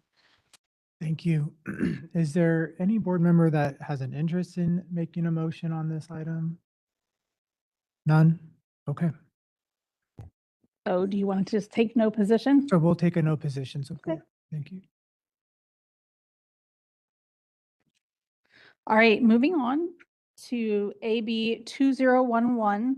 The subject is non-quantitative treatment limitations, and the policy and advocacy recommended position is support. So this bill it's seeking to strengthen California's mental health parity law by codifying some federal regulations, and the federal regulations are called the 2024 Federal Mental Health Parity and Addiction Equity Act rules. And so we would codify that into federal law, and it's in response to the Trump administration stating it will not enforce the 2024 rules pending some litigation that's going on surrounding them. Under current law, there are a couple of mental health parity statutes in place. First, in California law, every health care service plan or disability insurance policy that provides hospital, medical, or surgical coverage must also provide coverage for medically necessary treatment of mental health and substance use disorders on the same terms and conditions applied to other medical conditions. And then there's also federal law, which is called the Paul Wellstone and Pete Domenicini Mental Health Parity and Addiction Equity Act of 2008. And this federal law requires health plans that offer mental health or substance use benefits to ensure that the financial requirements, such as copays and deductibles, and treatment limitations, such as visit limits, are no more restrictive than those applied to medical and surgical benefits, and applies to group plans with more than 50 employees. This bill is really technical, so I'm going to talk about some of the reasoning behind it before I talk about the technicalities. So the author notes that we have the federal and the state parity law, but the enforcement of these laws have been inconsistent. So regulators have faced ongoing challenges providing what's called non-quantitative treatment limits. And these are things like prior authorization, medical necessity, network adequacy requirements.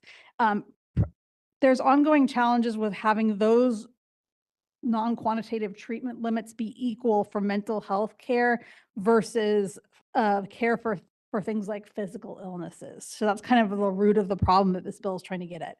The lack of clarity is why it's been more difficult for patients to obtain mental health services, according to the author.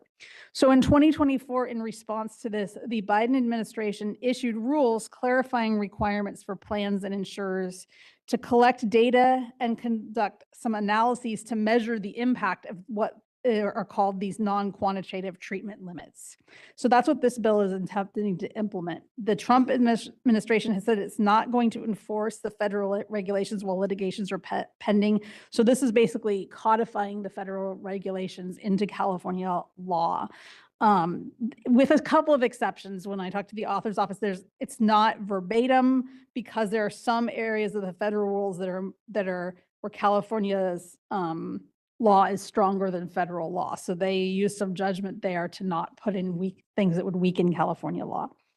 The pending litigation is the ERISA Industry Committee versus the U.S. Department of Health and Human Services. And the plaintiff ERISA Industry Committee is a national advocacy organization that represents large employers that provide health, retirement, and other benefits to the workforce. They allege that the federal regulation oversteps the federal agency's authority and violates the APA, the Fifth Amendment, and the non-delegation doctrine. So a little bit about what the actual text of the bill does and what a non-quantitative treatment limitation is. Non-quantitative treatment limitations are things like medical management standards, like requiring prior authorization, prescription drug formularies, network tiers with preferred providers versus participating providers, any step therapy protocols, or exclusions based on failure to complete treatment. So this particular bill, the language in it would prohibit a health service plan or an insurer from relying on discriminatory factors or evidentiary standards to design and non-qualitative treatment limitation for mental health or substance use disorder benefits. That is discriminatory if the evidence for the standards or the factor are biased or non-objective in a manner that discriminates against mental health or substance benefits compared to medical surgery benefits. In other words, the NQTL, the non-qualitative treatment limitation, cannot discriminate against mental health versus medical surgery benefits. To make sure that these NQTLs are no more restrictive than they are for medical surgical benefits, the healthcare plan must evaluate relevant data and assess the impact on outcomes, including material differences for the NQTLs. And they must provide both benefits that impose NQTLs on mental health. They need to provide and document comparative analysis of the design and application of each NQTL applicable to mental health service containing specified information. So basically they have to they have to do a comparative analysis for each NQTL to make sure that it's not discriminating against mental health benefits. And then they have to report these comparative analyses annually to the Department of Managed Healthcare and the Department of Insurance, which regulates health plans. And it defines penalties and actions to be taken for noncompliance. So, as I said at the beginning of this, in April, the P&A committee recommended that the board consider supporting this bill. Are there any comments from the board? Okay. Should I state a motion? If you can, yeah. Okay. Sorry, that's what I was gonna do. I'm sorry. Kelly is waving his hand. Oh, sorry, Kaylee, go ahead. I would move to support this this bill. Mental health parity is an extremely important dimension of an equalizing factor for people with mental illness and substance abuse. And the Trump administration has taken multiple hostile actions against both people from the mental health community and people with substance abuse, which included defunding SAMHSA by more than 80%. The parity area of the federal law that he's speaking about is absolutely critical for ensuring that things like step therapy, which requires that people with mental illness fail on certain certain drugs, which may not be appropriate in their case, particularly for those with severe mental illness like schizophrenia. It ensuring that life insurance companies, health insurance companies, mental health insurance companies, and life plans don't implement these sorts of regulations. And in fact, if you look down to the very comprehensive memo which Roxanne drafted, the only two companies which are opposing this are the Association of California Life and Health Insurance Companies and the California Association of Health Plans, which is, not surprising in the least because they don't want mental health parity. It's going to make them pay more money. But ultimately, our goal is public protection, and this helps to protect the public. So I would move to support the bill.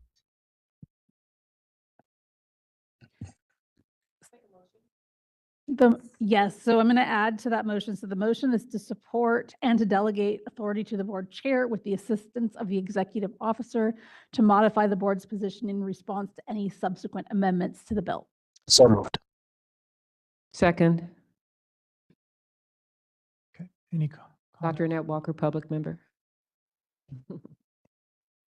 any comments from the audience? Moderator, are there any comments from those online? Thank you, Mr. Chair. If any member of the public would like to comment, please raise your hand by clicking on the hand icon next to your name or pressing *3 if you've called in. We are displaying instructions and we'll give you a moment.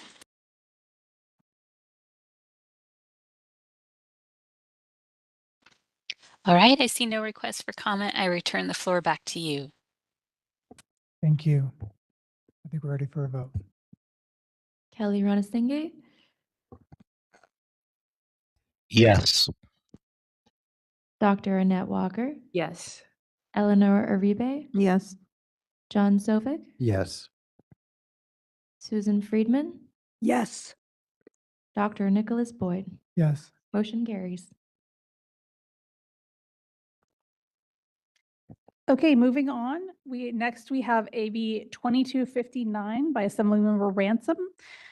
The subject is prisons and mental health, and the P&A recommended position is support if amended. This bill establishes a 3-year pilot program at the California Department of Corrections and Rehabilitation, also known as CDCR, to provide access to mental health therapy at 2 institutions to certain incarcerated persons meeting specific criteria who are not already classified to receive mental health treatment from CDCR. The bill provides its intent language is that rehabilitation is an essential function of CDCR, and that access to mental health therapy should be available to all people incarcerated in CDCR, regardless of security level or sentence length, without requiring a pre-existing mental health diagnosis. The intent of the pilot program is to support continuity of care for justice-involved individuals by connecting them to community-based providers prior to release and supporting their ability to remain under the care of that same provider. So the bill also specifies that access to mental health therapy at these institutions shall be via virtual therapy opportunities, including confidential telehealth and telepsychiatry, or via contracted or licensed or registered mental health providers who can provide counseling in a confidential setting. The therapy must be offered at least twice a month for at least 50 minutes or as determined by the provider, and be delivered using a short-term evidence-based therapeutic model appropriate for pre-release transitioning planning. The bill also specifies that access to these services are for individuals who are currently not already classified by the department as certain higher level mental health designation statuses.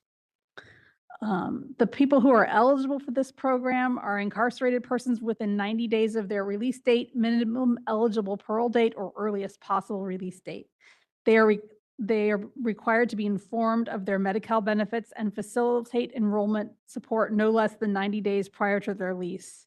And the pilot program services can be covered via Medi-Cal or another available funding source. Enrollment in the program cannot result in the incarcerated person being classified as having a serious mental health disorder without a formal recommendation and that person's written permission. and communications between them and their assigned provider are confidential pursuant to HIPAA. So a few notes. The author notes that currently mental health services are only available to people who are incarcerated that have a pre-existing diagnosis or who are placed into high acuity treatment levels. This ensures that all people in our justice system, whether diagnosed or not, will have access to the care they need for the safety of themselves or others. And of course, it is starting as a pilot program, however. A couple of things that that came up that I pointed out to the Policy and Advocacy Committee and the Policy and Advocacy Committee to discuss this at its last meeting. So I'm going to go over a couple of those things. First, there should be a clarification to Penal Code 2693A1 and 2 that talks about providing incarcerated persons access to mental health therapy via two types of settings. It talks about virtual therapy settings, and then the second one named is contracted, licensed, or registered mental health providers. That sentence doesn't really make sense. While virtual therapy is a type of setting, it is unclear what type of setting contracted, licensed, or registered mental health providers is. I think the intent might be to imply an in-person setting using contracted employees, but that piece should be clarified because it's not technically correct or clear. And the second concern was raised at the Policy and Advocacy Committee meeting, and that has to do with the requirement for the short-term evidence-based therapeutic model. PC section 2693B requires that the services provided in the pilot program be delivered using a short-term evidence-based therapeutic model appropriate for pre-release and transition planning. The concern was raised at the committee about the requirement for the therapy to be short-term and evidence-based. The intent language of the bill states that the intent of the program is to support continuity of care by connecting the incarcerated individuals to a community-based providers who they can remain under the care of. So there is a concern, and there is a concern that the short-term therapy is typically intended to problem solve and not address long-term patterns or history. Additionally, there is concern about mandating evidence-based therapy because that can be too rigid and limit a therapist's effectiveness and overlook needs of clients with multiple clinical concerns, diverse cultural backgrounds, and complex problems. Thank you, John, for helping me out with that. For these reasons, the Policy and Advocacy Committee recommended that the terms short-term and evidence-based be deleted. So, the Policy and Advocacy Committee took a support if amended position on the bill, and I relayed those two comments shortly after the meeting to the author and sponsor. So that's where we are at right now. So I'll open it up for discussion. So you're also going to get clarity on whether it was, because I mean, it could be virtual, but also with the contract provider is maybe what they're meaning. Yeah, we're not, that sentence just doesn't quite make sense with those two options. It needs to be corrected because it's kind of talking about two different things. So it was that, and then also the comment about the short-term and evidence-based, the request for those terms to be removed is the other thing we would ask for. If you did a support if amended. Yeah, I can agree with that. Yeah, so I think we can put forth a motion if that's what we want to do, and then open it up to comments if there's a motion. Do you want me to read it? Yes, please. So the motion would be support if. Oh, I'm so sorry. So we do have Rebecca Dees back. So our new our board member's back. Yes, now you can go. Yeah. Okay. Okay. So the motion would be support if amended to consider clarifying acceptable settings in PC 2693A1 and 2, and also to remove the terms short-term and evidence-based therapeutic model in PC section 2693B, and then also to delegate authority to the board chair with the assistance of the executive officer to modify the board's position in response to any subsequent amendments to the bill.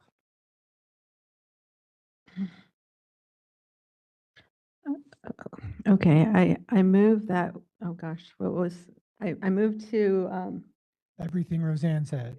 okay, yeah, everything that Roseanne said, make a motion. Is there a second? Second. Okay. Are there comments from the board?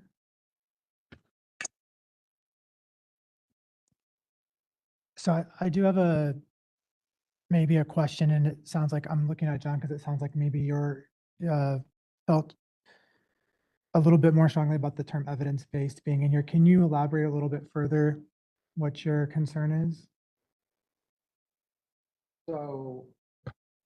So as a like industry standard for mental health providers, evidence-based therapies is a definition that specifically focuses on a very small bandwidth of therapeutic approaches.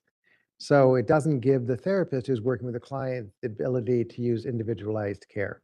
So it usually covers things like DBT or CBT or ACT, things that are described within a certain line of parameters, but that doesn't allow a clinician to actually address the needs of the person in the room. So that's why I would like it to then give more scope for the providers. So I hear that, and as somebody who feels quite strongly about the importance of delivering effective evidence-based psychotherapy to individuals, I would not be in favor of making that change.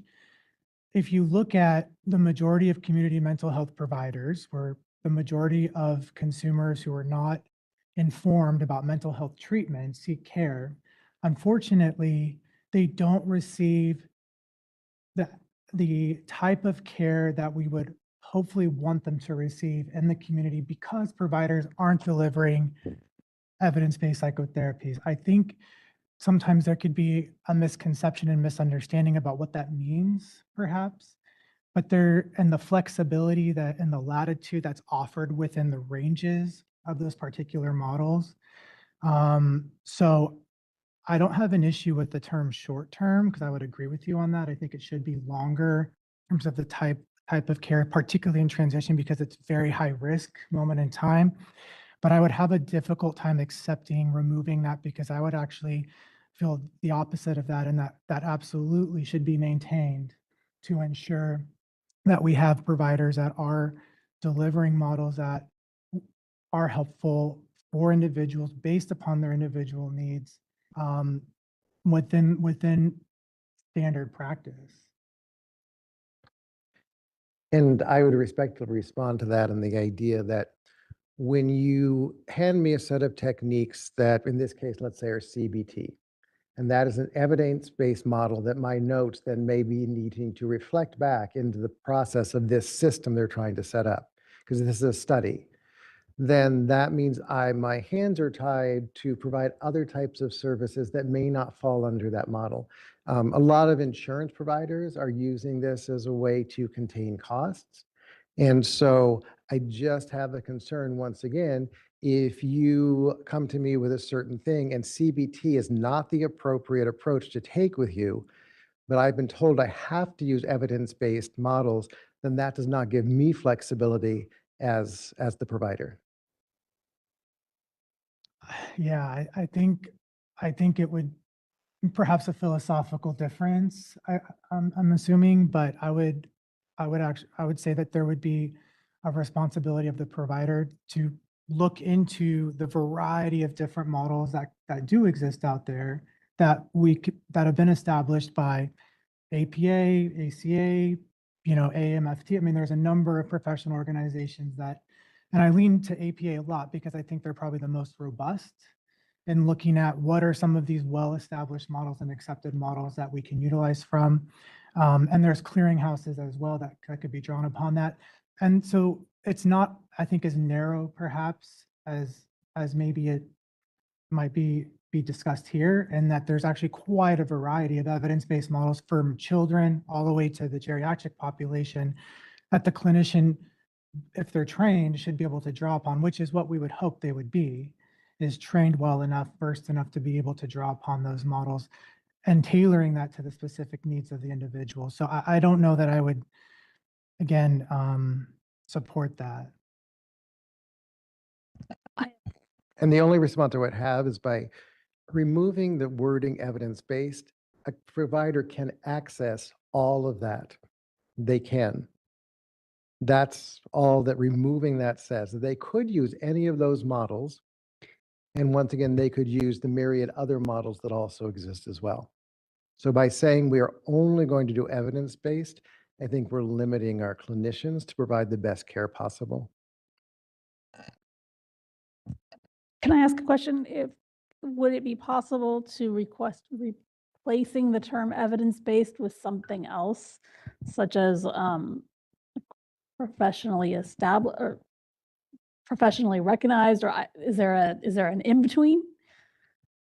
I think it's difficult because that's the term, I mean, that is the terminology that we use in the field is evidence-based psychotherapy, evidence-based treatment. That's kind of the what we would look at, science informed perhaps might be another, if there was a middle ground perhaps there, but I think that doesn't address John's concerns that, so I'm not sure that there would be an alternative. And if the program was specifically designed to be studying short-term CBT in this system, then I would support that. But what the bill is saying, this program is looking at how to provide care in a way that's more present and in the moment. So they're not looking to establish a model that works like DBT. This is the way we want to work with all people in this program from now on. From what I read in the bill, it's like we want to see if we can get this access in right away to people who may not have it, if we can get better results. So that's the other thing that I'm just kind of looking at here. So let me bring us back, Dr. Annette Walker, Public Board Member. So the motion on the table includes striking that short-term evidence base. And what I'm hearing in our discussion here is that, Nick, you don't support taking that out, just so that I'm clear on what. I support taking out the term short-term, but I don't support. I taking see. out All right. evidence-based. But there is a motion on the table that has been seconded to take it out. Okay. Take out both of those. So my Kelly thought, I'm sorry, really quick. Kelly had his hand up. No, the only thing I mentioned is that it sounds like we're all agreed that they should receive some therapy. It's just a matter of what kind, right? And to what extent the therapist can utilize different models. But the provision of mental health services is not in doubt. no. Sorry, Yeah, Elena. no, I was just thinking that, yeah, we're all in agreement that we think it would be helpful. I believe that whoever's going to be doing this work is going to do a lot of research and have strong recommendations. Like these are evidence-based practices that work. So they would probably encourage it, but it could be, I'm open to, I think that can be encouraged, but maybe it could go, I would say either way, whether it's going to be restricted to evidence-based or what the clinician believes. But I mean, yeah, I could also, I can also change the motion, amend the motion, if we decide. Well, we can vote, we can make a vote and always, whatever you want to do, but I don't want to sway you one way or Yeah. another, but I just to consider that. I just have one thing. I just prompted something in our MFT education law. It does require in practicum that they be trained on evidence-based practices, but it also has promising mental health practices that are evaluated in peer-reviewed literature. So I don't know if that helps, but It does help. I mean, Yeah. that would be kind of Roseanne's question, perhaps another place to put something like that. Yeah, I mean, the other thing, I mean, that's kind of a weird sentence anyway. I mean, the other thing is we could just have request that sentence be taken out and the law be silent. That might make it even worse. I mean, but it is kind of, I mean, the therapist is going to practice within their scope of practice, right? So like even having that sentence in there, I kind of think it doesn't make a whole lot of sense to you're basically telling the therapist how to do their job a little bit. So that's another way we might be able to resolve it, but So I'm open to amending to strike that out. So that last, the evidence-based and short-term. the possibility. So we could either do a, Christy mentioned, which the language about professionally, except she'd have to read it again, including that in there, or we could just strike the whole sentence that says services provided through the pilot program should be delivered using a short-term evidence-based therapeutic model appropriate for pre-release transitioning planning, including but not limited to brief cognitive behavioral therapy or similarly structured interventions focused on development of coping skills, reentry planning, and stabilization. If the plan is to establish therapy for somebody who's, I mean, I think it kind of begs the question, the therapist is going to treat the client appropriate for the client's situation, right? Yeah, and I would actually go as far to say that you could strike brief, but not limit to brief cognitive therapy out of there and just end it with that, I mean, that would even be okay because there's much more than just CBT that could be considered in this broad range. Yeah, I'm thinking the whole sentence could go because I mean, and correct me if I'm wrong, I don't think that the therapist needs to be limited by that sentence whatsoever. If they're licensed or under supervision by a licensee, they should know how to do their job based on the client. That's a possibility, yeah. Okay, so that's another option on the table. But it's your motion, so. Gosh. So I guess maybe we would leave it based on professional recommendations or we can just, yeah, okay. So I'm gonna modify or amend to say basically, we'll strike that last sentence. Do you want me to, you want to strike the last sentence, correct? Okay, so let me read it and you can tell me Okay, if I'm wrong. yes. How about that? Okay. Okay, so the new motion would be to support, if amended, with the request to clarify allowable settings in PC 2693A1 and 2. That's the first amendment. And then the second amendment would be to strike the last sentence of section 2693B, the one that starts with services provided through the pilot program. Strike that entire sentence.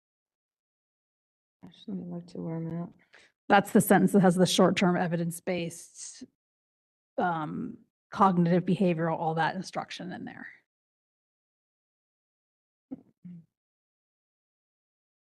And also the rest of the, and to delegate authority to the board chair with the assistance of the executive officer to modify the board's position in response to any subsequent amendments to the bill.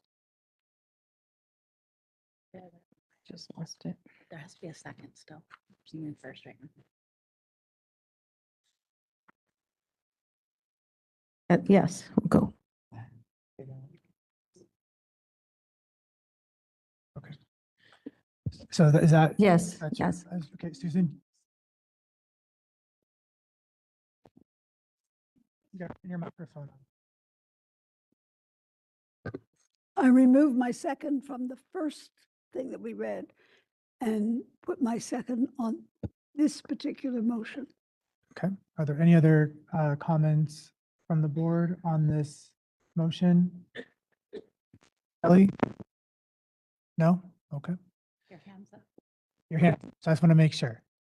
Okay, are there any comments from audience in the room?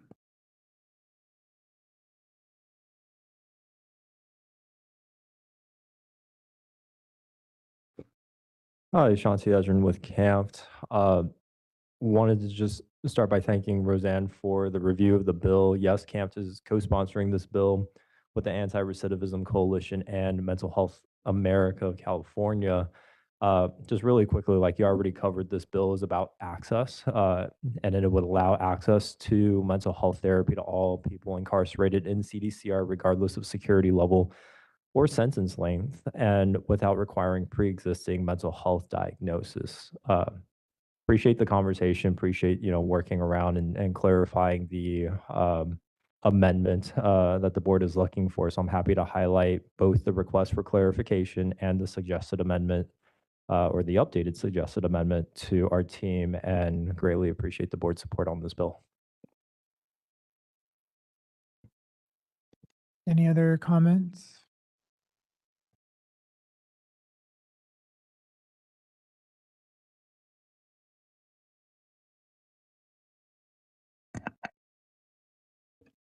Bindu Mukamala with the NASW California. We support this bill as an important step towards better understanding behavioral health access gaps in California's insurance system. Social workers firsthand see how many individuals struggle to find timely, affordable, and networked mental health care, often leading them to seek out-of-network services and pay out of pocket despite insurance coverage. This data collection will help identify barriers such as provider shortages, network inadequacy, and limited access to culturally and linguistically responsive care. Thank you. Thank you. Seeing no other comments in the room, moderator, do we have any comments online? Thank you, Mr. Chair. If any member of the public would like to comment, please raise your hand by clicking on the hand icon next to your name, or if you've called in, pressing *3. We are displaying instructions, and I do see a raised hand from Cassandra Clare. Cassandra, you should see a prompt to unmute yourself.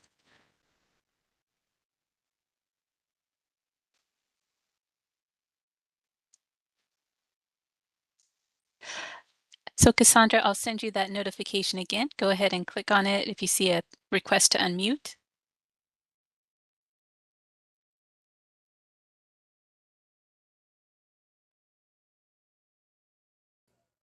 Thank you. Cassandra Clayton, LCSW with CDCR. And I'm just wondering if the board can have conversation with the authors of this bill to provide specific or explicit language that the registrants, the therapists who are registered or licensed, that they are in fact licensed in the state of California or registered in the state of California.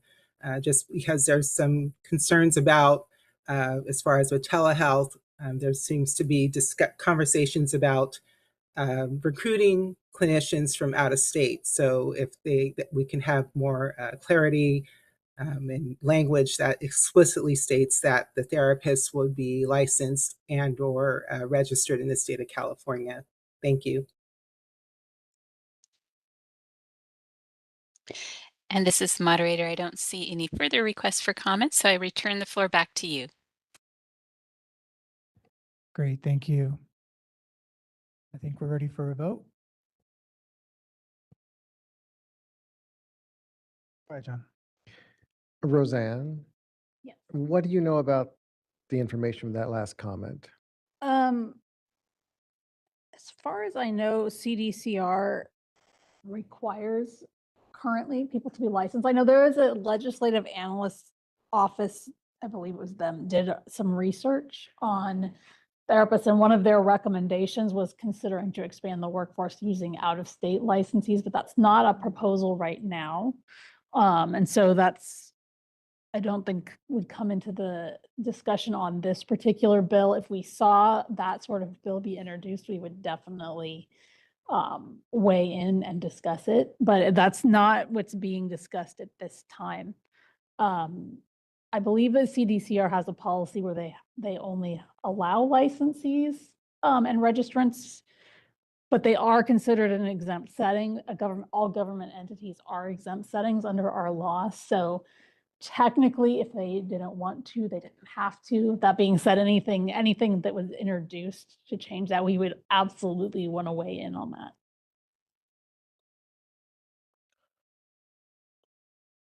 Thank you. Are there any other comments?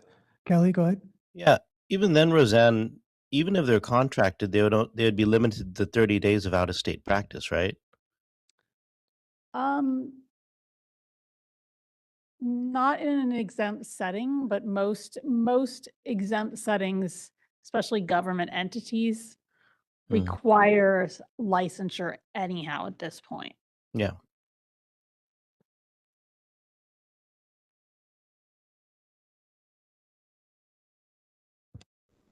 Okay. I think we're ready for a vote. Dr. Annette Walker, Yes. Kelly Ranasinghe, Yes. Eleanor Uribe, Yes. Susan Friedman, Yes. Dr. Nicholas Boyd, No. John Sovic, Yes. Rebecca Thies. Should I participate in this vote, given I came in the middle of discussion? You only, it was in the board materials. You didn't miss any public Yeah, comment. I'm following. Yeah, Okay. so you. I vote yes. Thank you. Thank you. Okay, great. Thank you. All right, moving on to AB 2352. Forgot to say motion carries. My apologies. Thank you. AB 2352 is, the subject is Medi-Cal providers, nonprofit public benefit corporations, and the Policy and Advocacy Committee recommended a support position on this bill. So the motion on the table would be to support and to delegate authority to the board chair with the assistance of the executive officer to modify the board's position in response to any subsequent amendments to the bill. What this bill does is currently the Department of Healthcare Services, or DHCS, administers the state's Medi-Cal program, and it has been denying Medi-Cal provider enrollment to nonprofit public benefit corporation 501c3s based on an interpretation of the law that only individual providers or professional corporations may enroll. Many of these nonprofit community-based organizations provide Medi-Cal beneficiaries with mental health care, and these denials have created barriers for community mental health providers as they are finding that they are unable to enroll or recertifying, leaving them unable to serve this population. So this bill addresses the issue by explicitly stating in law that nonprofit public benefit corporation 501c3s that provide non-specialty mental health services may enroll in Medi-Cal. So in terms of the background, there's a letter in attachment A that outlines this issue about the Medi-Cal enrollment barriers.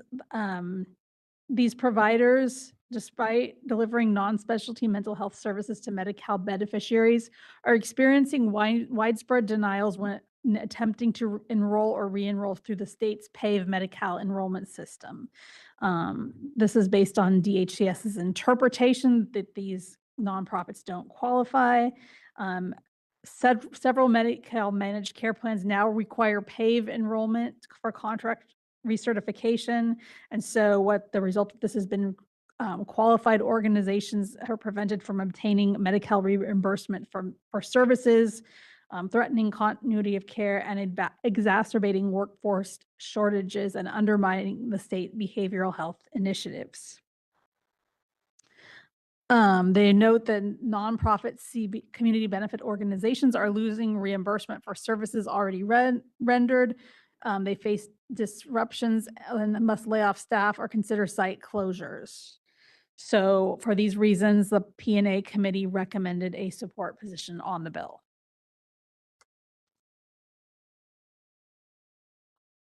Thank you, Roseanne. Does anybody want to make a motion? Kelly's hand. Kelly, do you have any?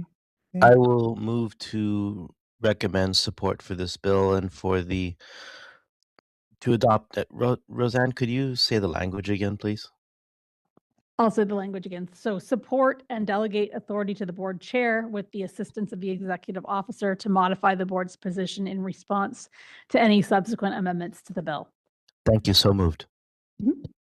I second the motion. Any comments from the board? Not seeing any comments from the audience in the room?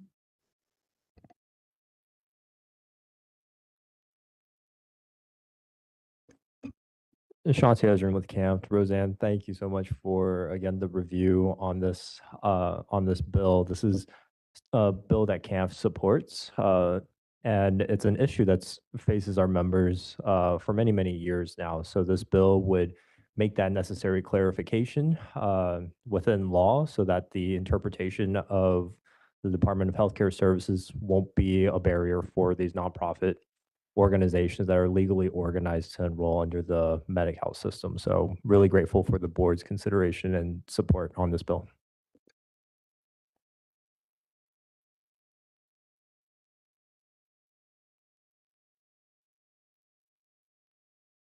Bindu Mukamala with the NASW California. We echo camp and urge the board to support this bill. Thank you so much.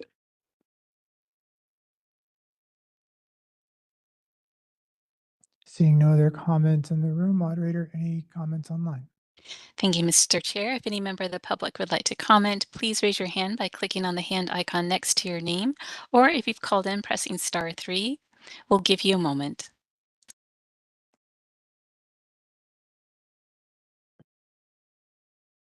I see no request for comment. I return the floor back to you.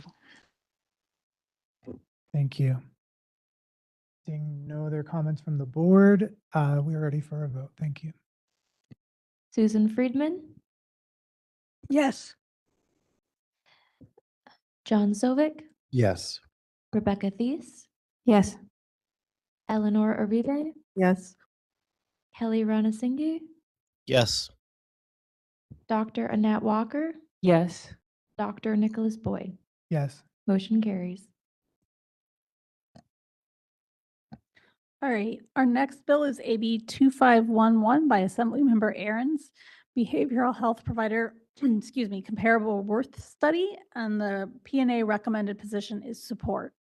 And so this bill would require the Department of Industrial Relations to conduct a study comparing the compensation and reimbursement of behavioral health providers with that of similarly situated medical surgical providers. So a little background on current law.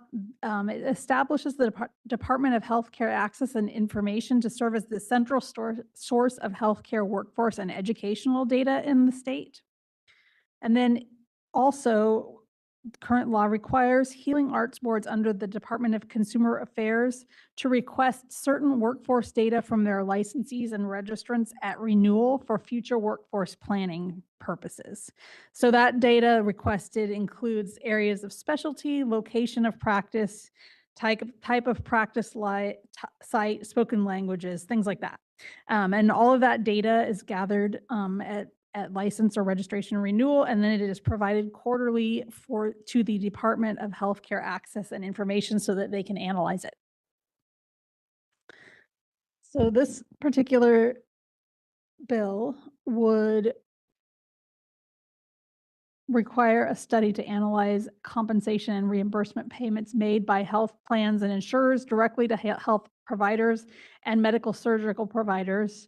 Also payments made by insurers to intermediaries and health systems for behavioral health services, and payments made by intermediaries and health systems to behavioral health providers. It specifies various methodologies for determining which behavioral health roles are comparable to which medical surgical roles. And then the health insurer and health insurers have to report things like reimbursement rates for service procedure codes for behavioral health services, the distribution of reimbursement rates, and then total aggregate payments to behavioral health providers and medical surgical providers. And that has to be submitted to the department or to the legislature by January 1, 2028. And the reasoning behind this, in the intent language of the bill, the author notes that California is facing a severe behavioral health crisis, largely driven by inadequate access to care, in part due to insurers' longstanding undervaluation and underpayment of behavioral health services. This results in lower provider compensation, higher out-of-network use, and payment flows through intermediaries that may contribute to disparities. This is driving behavioral health professionals away from accepting insurance. So the author is pursuing this study to get more data to identify where and why behavioral health professionals are underpaid so that they can address these issues. The Policy and Advocacy Committee recommended that the board take a support position on the bill. So that'll open it up for discussion. I'll first ask if there's a motion that someone would like to make on this bill. I'll motion that we support AB 2511. Okay, Maybe Roseanne can help a little bit. Yes, support and to delegate, sorry, it's wordy. Delegate to authority to the board chair with the assistance of the executive officer to modify the board's position in response to any subsequent amendments to the bill. Can I ask a question, Roseanne? Yes. Roseanne, it seems from the language, this is a one-time study and not to occur every year or every 5 years. Was there consideration of looking not just at one period of time, but rather trends over time in order to help better identify some of the issues here? This particular bill doesn't do that. I think it's just doing this right now. There might be fiscal concerns, or they might want to see how it goes. So it's possible that they could expand it in the future, but they're not doing that right now. That's correct. Any other comments from the board? And then is there a second? Oh, I'm sorry. We need a second. I apologize. I'll second. Second. Comments from the board? I was going to say, maybe we can recommend that as, that they would follow maybe additional research so that it stays with the standard of living.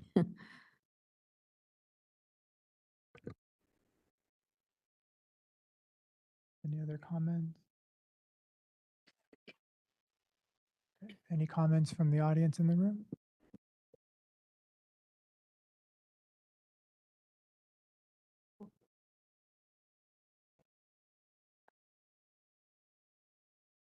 Bindu Makamla with the NASW California chapter. We are a recent co-sponsor of AB 2511 alongside the National Union of Healthcare Workers, and we respectfully urge the board's support of this bill. Inadequate reimbursement rates and compensation disparities continue to strain the behavioral health workforce, making it more difficult to retain providers and also limiting Californians' access to timely care. In addition to the overview that you provided, Roseanne, I would like to add that when behavioral health services are undervalued, communities face longer wait times, narrower provider networks, and greater barriers to treatment. So AB 2511 takes a data-driven approach by examining how behavioral health providers are compensated and reimbursed compared to similarly situated medical surgical providers, including across payment flows involving intermediaries and health systems. There are also currently ongoing discussions of potentially amending the bill to move implementation from the Department of Industrial Relations and Labor Code to the Department of Healthcare Access and Information and the Health and Safety Code. And so the findings of the study, we hope, will inform future policy solutions to strengthen parity, support the workforce, and improve access to care across California. And we're also happy to take back the board's comments to the author's office. Thank you. Question for the board before we move on. In terms of that request, do you want to make that your position contingent on them making it ongoing, or do you want it just to be something that we ask? There may be reasons that they're not doing it, such as fiscal, that I don't know. There might be some kind of reasons like that, but we could certainly provide the feedback without it being contingent on the position. Or if you would like to make it contingent on the position, the position contingent on that, you could do that as well. I'm okay with it not being contingent. It's just a recommendation, so we don't have to keep coming to the board. Okay. I agree that it doesn't need to be contingent, but it is something to consider. Okay, then I will mention that to them as well in my letter. Thank you. Okay, no other comments in the room. Moderator, do we have any comments online? Thank you, Mr. Chair. If any member of the public who would like to comment, please raise your hand by clicking on the hand icon next to your name, or if you've called in, pressing *3. We'll give you a moment.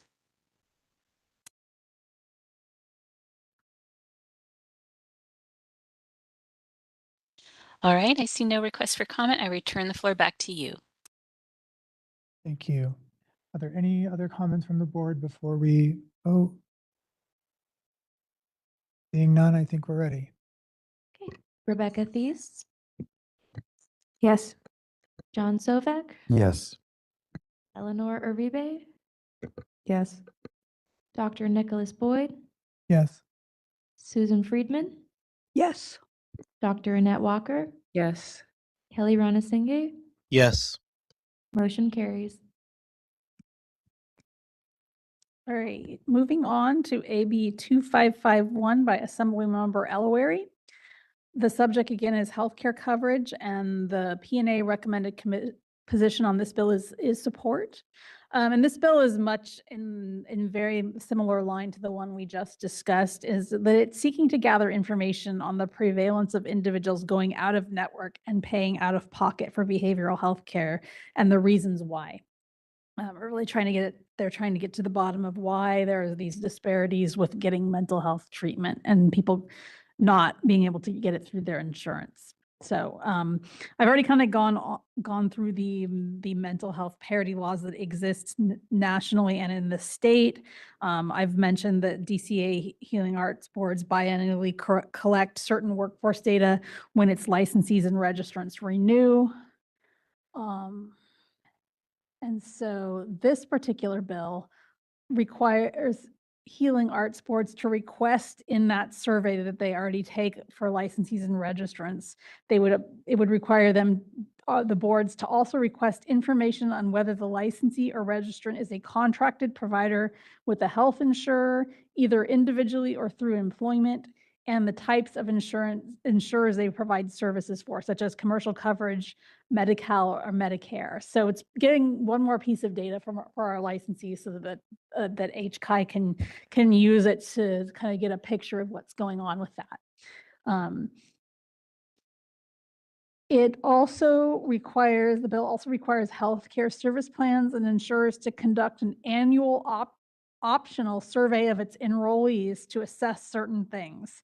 And that would be the number and prevalence of enrollees seeking or accessing behavioral health care from out-of-network providers, the expenditures they pay out of pocket for out-of-network and in-network care after co-payments, co-insurance, and deductibles, and the reasons that they seek out-of-network care, behavioral health care, and pay for them out of pocket, such as lack of access to affordable, timely, or geographically accessible and culturally and linguistically competent care. The survey findings must be reported to the Department of Managed Healthcare and Insurance annually, and it requires those departments to produce an annual report. Excuse me. So not a lot else to say about this bill. The Policy and Advocacy Committee considered it in April and recommended that the board take a support position. Is there any motion from the board? Do you want me to read the motion on the table? Please, thank you. Motion on the table would be to support and delegate authority to the board chair with the assistance of the executive officer to modify the board's position in response to any subsequent amendments to the bill. Thank you, Roseanne. Dr. Annette Walker, public member. I'll make a motion as stated by Roseanne. John Sovek, second. Comments from the board? Seeing none. Any comments from audience members in the room? Not seeing any. Moderator, do we have any comments online? Thank you, Mr. Chair. If any member of the public would like to comment, please raise your hand by clicking on the hand icon next to your name, or if you've called in, press *3. We are displaying in the instructions and we'll give you a moment.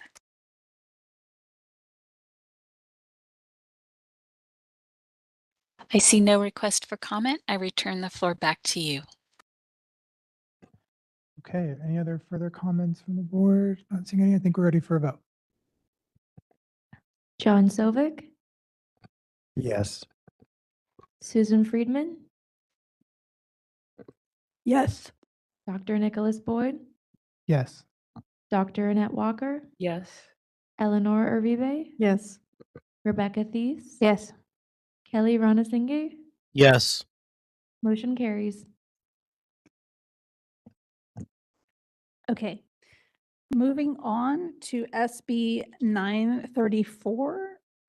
The author is Senator Wiener, and the subject is sexual orientation or gender identity change efforts, actions for recovery of damages, statute of limitations, and the policy and advocacy recommended position is support.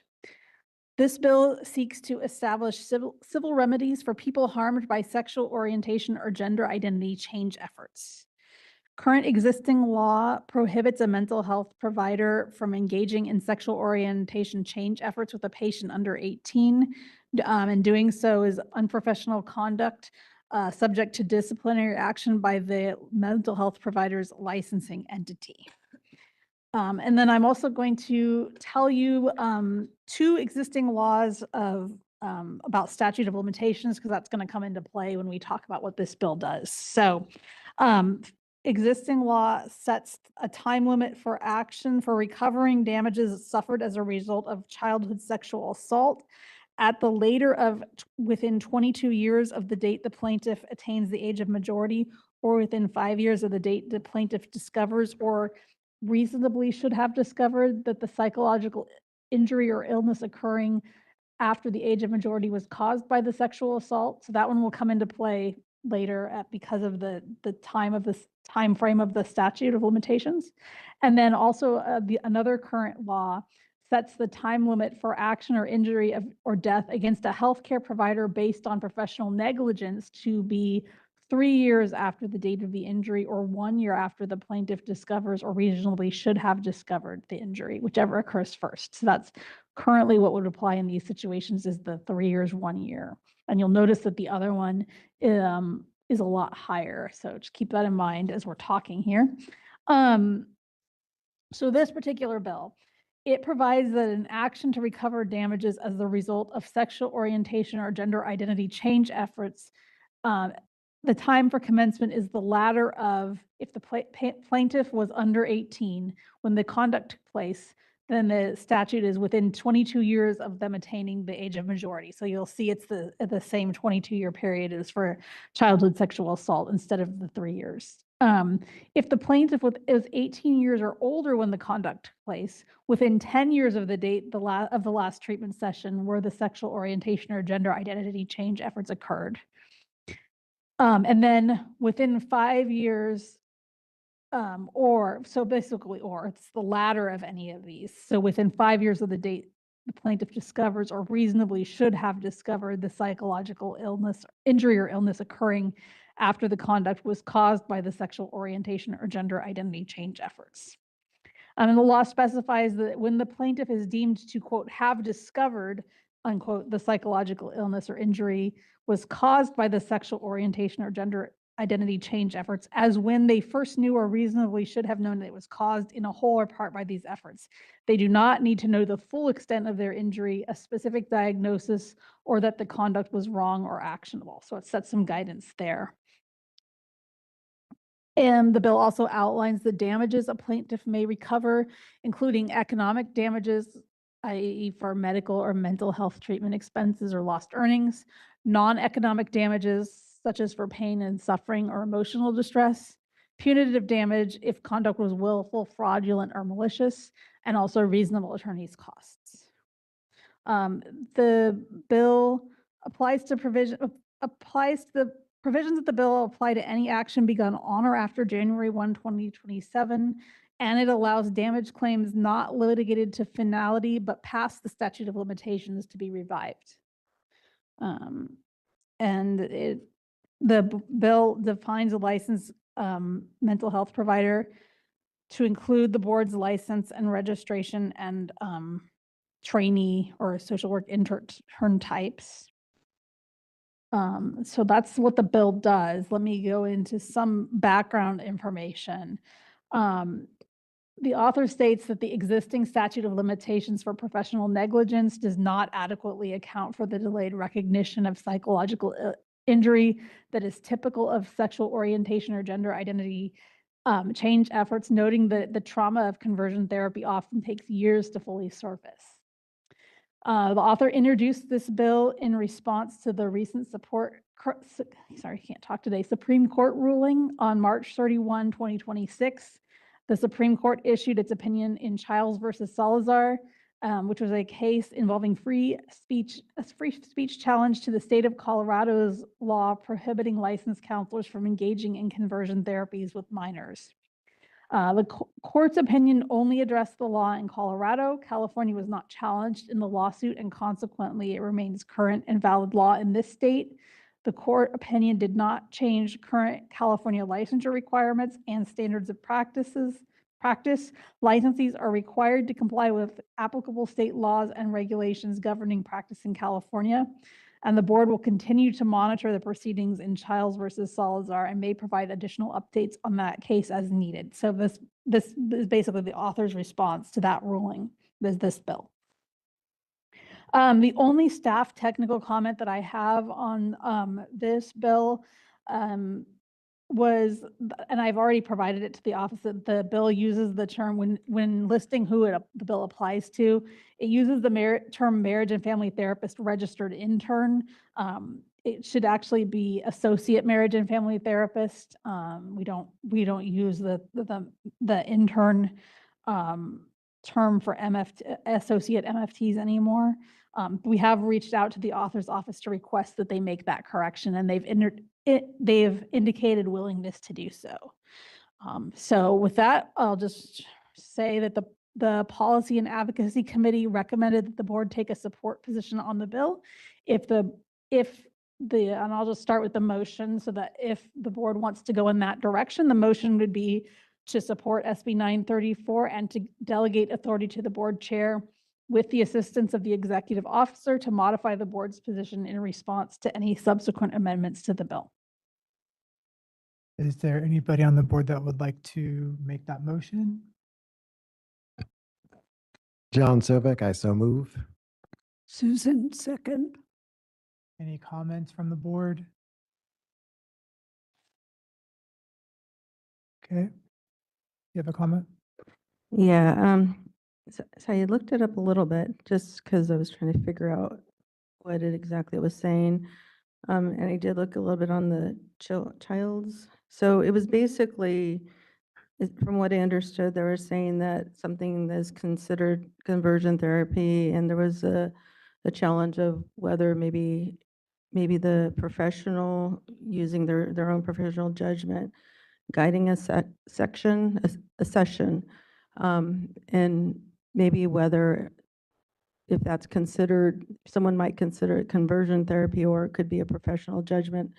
So for that reason, I feel like, well, maybe it could be, I guess it could be considered on either side. You know, maybe one can say you could talk with them about one way or the other, or in a sense, it's like blocking, you can't say anything. So in that way, it seems somewhat subjective.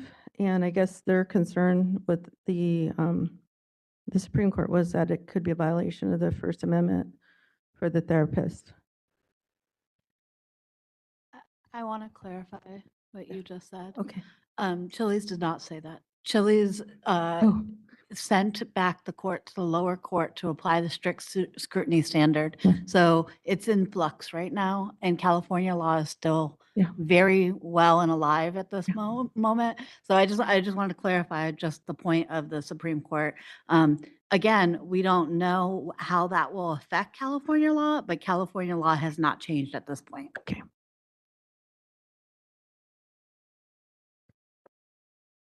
Okay, any other comments? Go ahead, Kelly. You know, I was sort of waiting for another comment to be made, but I guess I'll go. You know, Chili's v. Salazar was an interesting case to read, but I'm going to read a section from the dissent of Justice Jackson. Not only is conversion therapy ineffective, former participants of conversion therapy report that it causes lasting psychological harm. Gay and transgender children who underwent non-aversive conversion therapy say they were taught to feel shame and self-hatred, and survivors of conversion therapy continue to suffer from PTSD, anxiety, and suicidal ideation. As one survivor put it, conversion therapy came close to killing me. So, you know, from my perspective, Colorado can do what they wish, but if you come into California and perform this sort of torture to our population, not only will you be subject to our regulations and law, but I feel that you should be subject to civil liability as well. And for that reason, I support this bill. Thank you, Kelly. John? Hi, John Sovak, LMFT here, an openly queer therapist who works and lives in the state of California. The fact that any conversations about conversion therapy are still taking place in 2026 is disturbing and painful on such a deep level for me.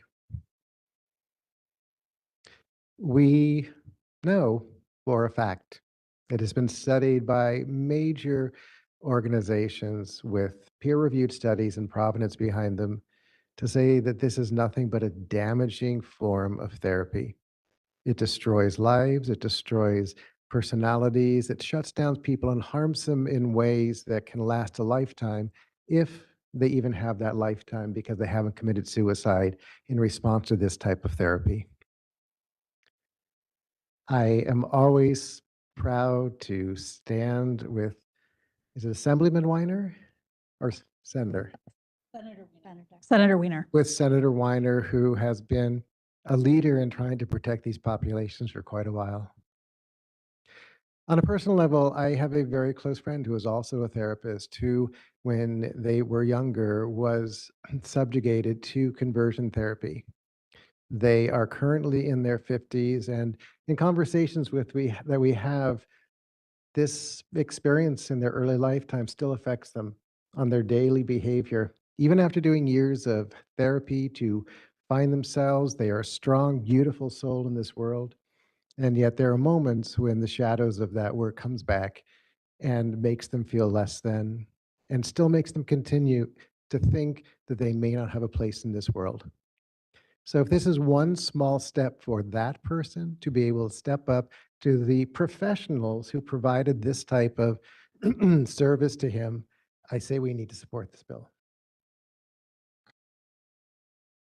Thank you, John. Are there any other comments from the board? Okay. Any comments from the audience?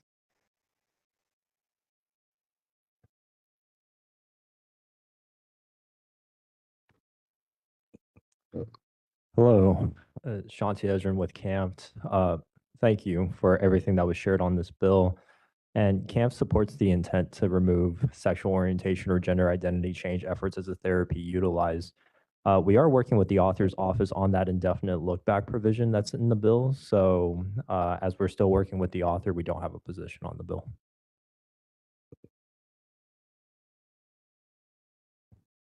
Are there any other audience members in the room?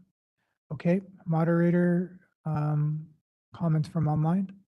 Thank you, Mr. Chair. If any member of the public would like to comment, please raise your hand by clicking on the hand icon next to your name, or if you've called in, pressing *3. We are displaying instructions and will give you a moment.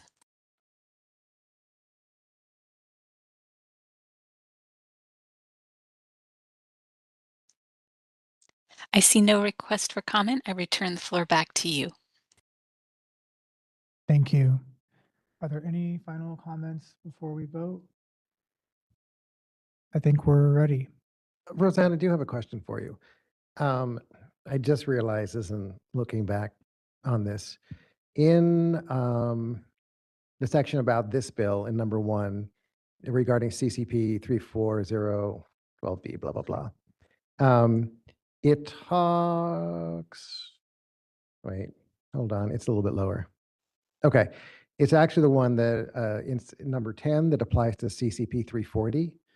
It says includes efforts to direct a patient to particular gender identity by eliminating, discouraging, or promoting any other particular gender identity or gender expression. I wonder if we can encourage the author to look at that language and include, there's a new style of non-supportive gender identity work that's going out there, which is a process of stalling. So that may not be the exact correct technical word, but it's a form of therapy that's saying, oh, well, that's how you feel right now, but let's wait a year, 2 years, 3 years worth of therapy to stop the process.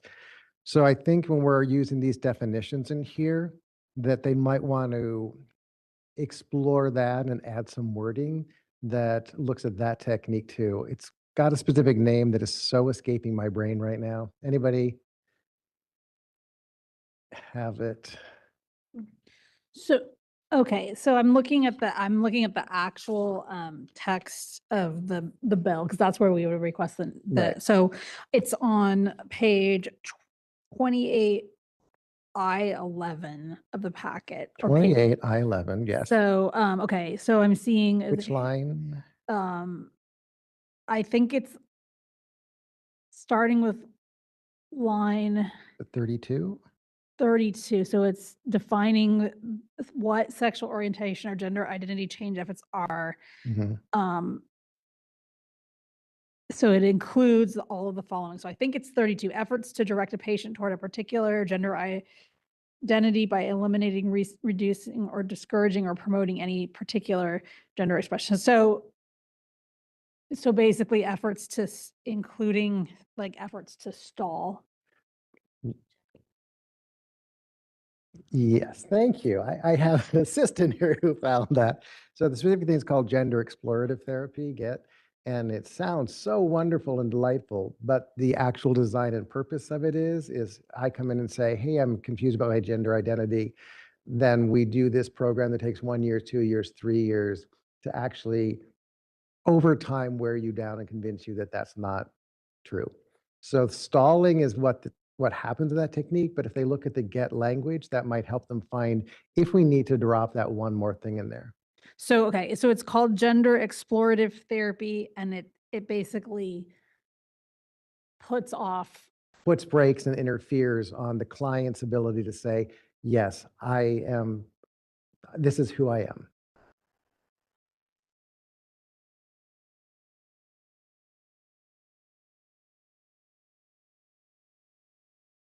Hang on, sorry.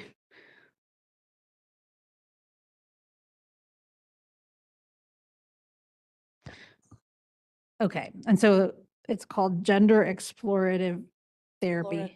Exploratory. John, can I ask a question? Mhm. You don't think the word discouraging covers what you're talking about? So our lovely legal analysts that I've been around for years now have said that sometimes we had to be really specific with our language to make sure that things are covered. It's a very specific, so we're talking about a very specific genre of an action, John, correct? And it's in all cases, you're saying that gender exploratory therapy should be prohibited because it's got this end goal in mind, right? Of sort of putting off or putting the brakes on the person's discovery of who they are. Right, and the model is designed to be opposed to people authentically expressing their Okay. gender identity. Perfect. Yes, so that way I can describe it to the author's office correctly. And once again, it's a subtlety, but it might, once again, close a loophole. Okay, so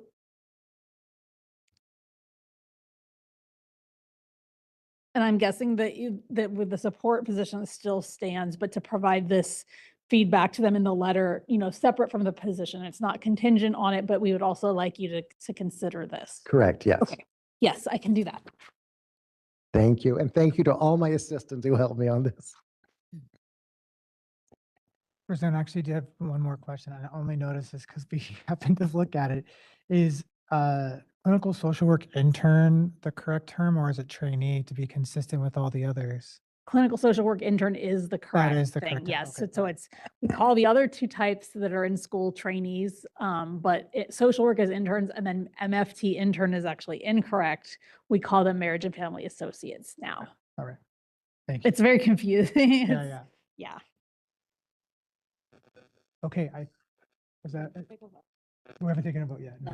But also, I don't know if there's any more discussion on the gender exploratory therapy, Yeah. but if you would like to have more discussion, and also we should go back into public comment just on that one point. So we'll go ahead and open it back up again for further discussion on the gender I'm going to butcher it, explorative therapy, right? Did I get it? Exploratory. Exploratory, thank you. If there's any comments from the board. Okay, not seeing any comments from the audience in the room. Not seeing any moderator, any comments online. Thank you, Mr. Chair. If any member of the public would like to comment, please raise your hand by clicking on the hand icon next to your name. Or if you've called in pressing *3, we are displaying instructions and we'll give you a moment.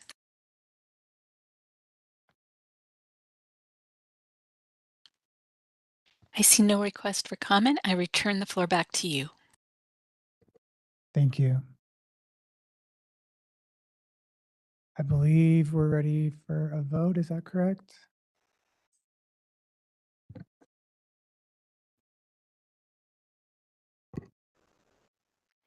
John Sovic, Yes. Rebecca Thies, Yes. Eleanor Uribe, Abstain. Dr. Nicholas Boyd, Yes. Susan Friedman, Yes. Dr. Annette Walker, Yes. Kelly Ronasingi. Yes. Motion carries. All right, moving on to SB 993. The author for this is Senator Ochoa Bogue. And then the subject is Board of Behavioral Sciences licensees notices. And the Policy and Advocacy Committee recommendation was no position or neutral. So this bill is going to be a familiar topic. It creates an exception to the existing law requiring board licensees and registrants to disclose their full name and license information in a written notice to the client when working in acute psychiatric hospitals, correctional treatment centers, or other settings serving incarcerated individuals. It allows those facilities to decline providing that information when necessary for staff safety, as long as the clients are given a clear process to obtain the required details for filing a complaint with the board. So a little bit of background on existing law. All board licensees prior to providing psychotherapy need to provide their client with a written notice containing specified language stating that they are a licensee or registrant of the board, and a contact information for the board where a complaint can be filed. And the therapist must document that in their files that the notice was delivered. On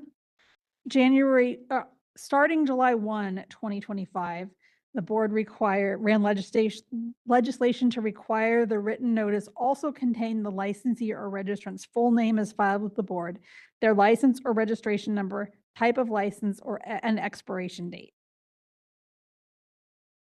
In terms of what other healing arts boards under DCA are required to do, all healing arts boards under DCA, except for respiratory therapists, veterinarians, and licensees of this particular board, must communicate to the patient their name, license type, and highest academic degree, either in writing at the patient's initial office visit or in a prominent display area visible to patients in their office. However, there's some certain exemption carve-outs.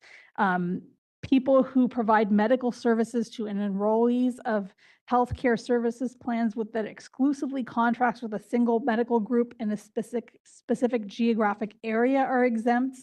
And then also people who work in a facility licensed under Health and Safety Code 1250 or in a clinical laboratory licensed under Business and Professions Code Section 1265 are exempt.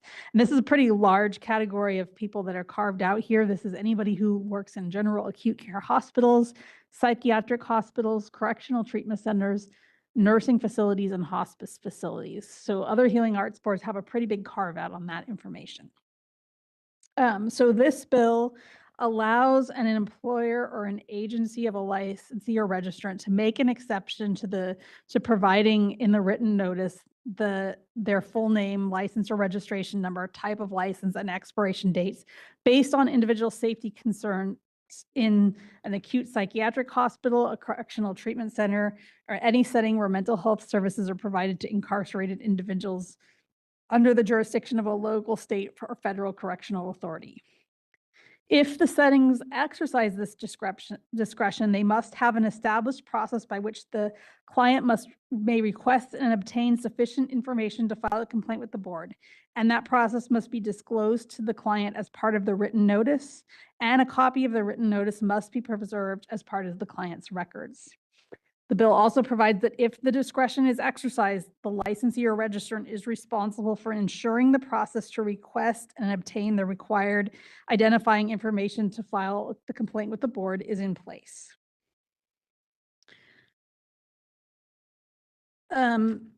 So in terms of background on this,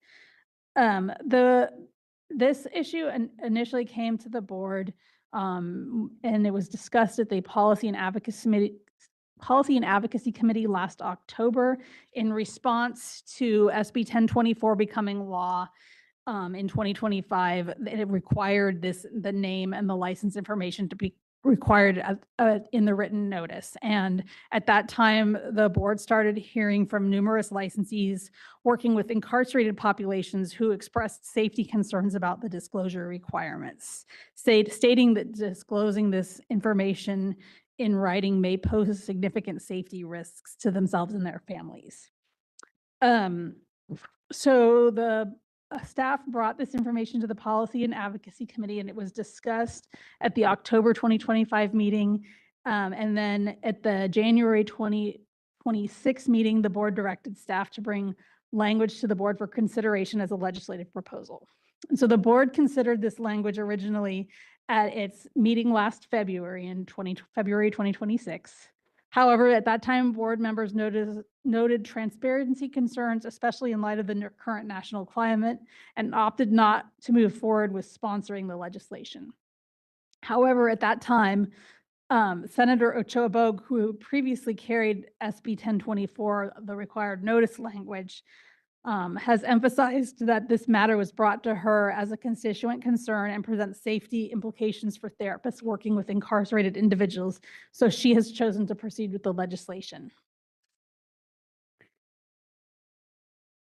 So I think that's pretty much everything that I want to say here. At the Policy and Advocacy Committee,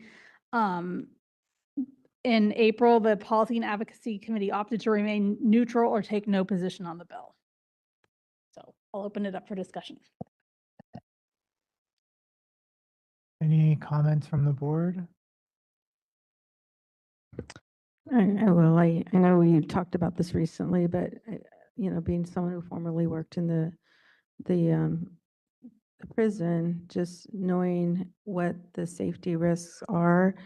I guess my suggestion last time was that it sounds like it's here already, that they had a way for people who are incarcerated to be able to make a formal complaint still, regardless of not having all the information, like the name, all those things. Is that correct, Roseanne? So the bill basically requires them to have something like that in place, is what it's saying, basically, if the information isn't provided. Yeah. So my concern before and still now is that, I just still feel like we do have vulnerable population in the prison, and we really need, people that are skilled to work with them, provide services. And my concern is that there may not be people who want to work there due to safety concerns for themselves or for their family. So I personally would like to support it, and I don't know if I can make a motion, but, I just would, like to make a motion to support it. Is there a second?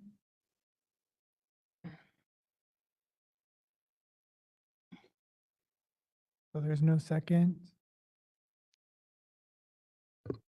I'll second it. Susan Friedman.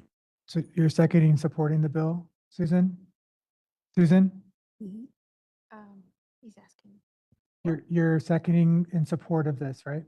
Okay. Is there discussion from the board? Comments?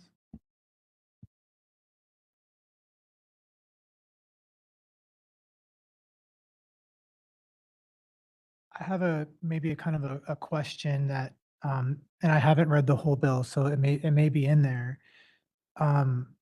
Is the process that's required an internal process, or in other words, is it an internal process for CDCRC to be notified of a complaint, or does the process require that eventually gets reported to the board? Because those are two very different things. So it's, let me find the exact language.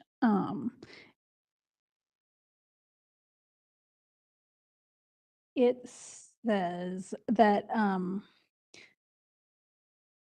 they can waive basically the inclusion of the name and the license number if the setting, so if the correctional facility has an established process by which the client may request and obtain sufficient identification information to file a complaint with the board. In other words, the name and the license number.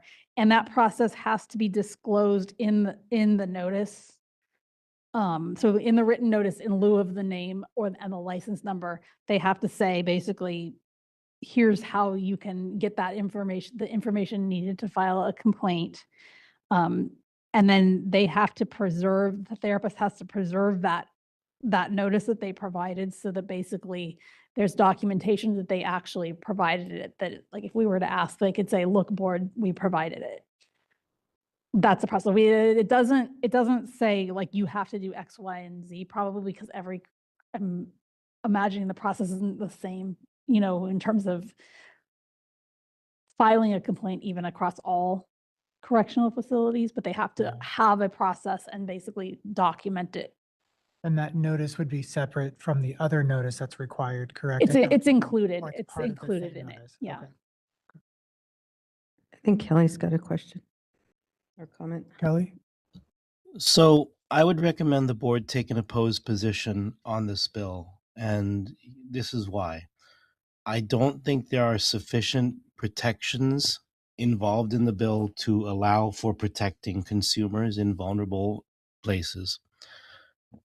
In this bill, you're talking about, first of all, you're talking about children because it also includes juvenile detention facilities.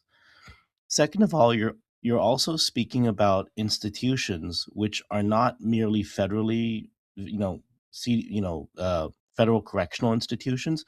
You're talking about those contract agencies like Core Civic and GEO that are contract federal institutions that some of our therapists work in.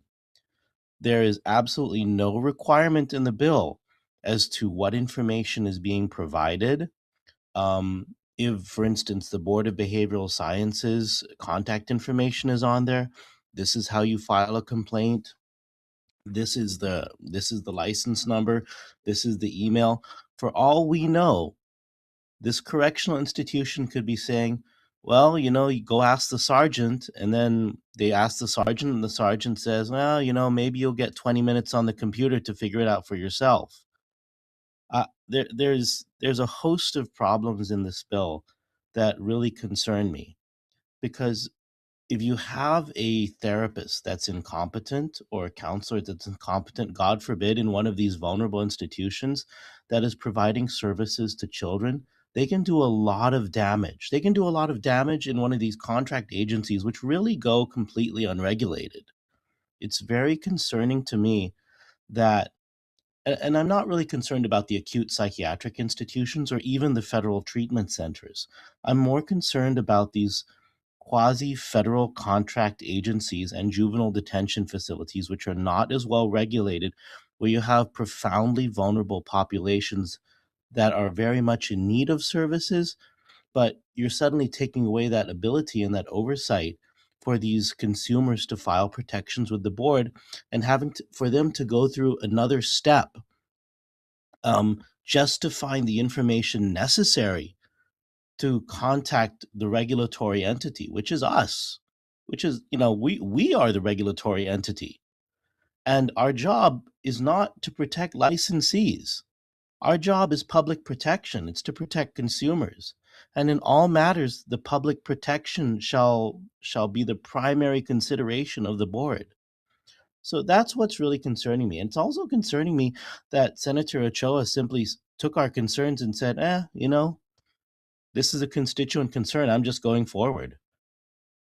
I mean, those are the things that really, really concern me about this bill. They're not taking enough time on this to build in the protections for consumers that can be implemented.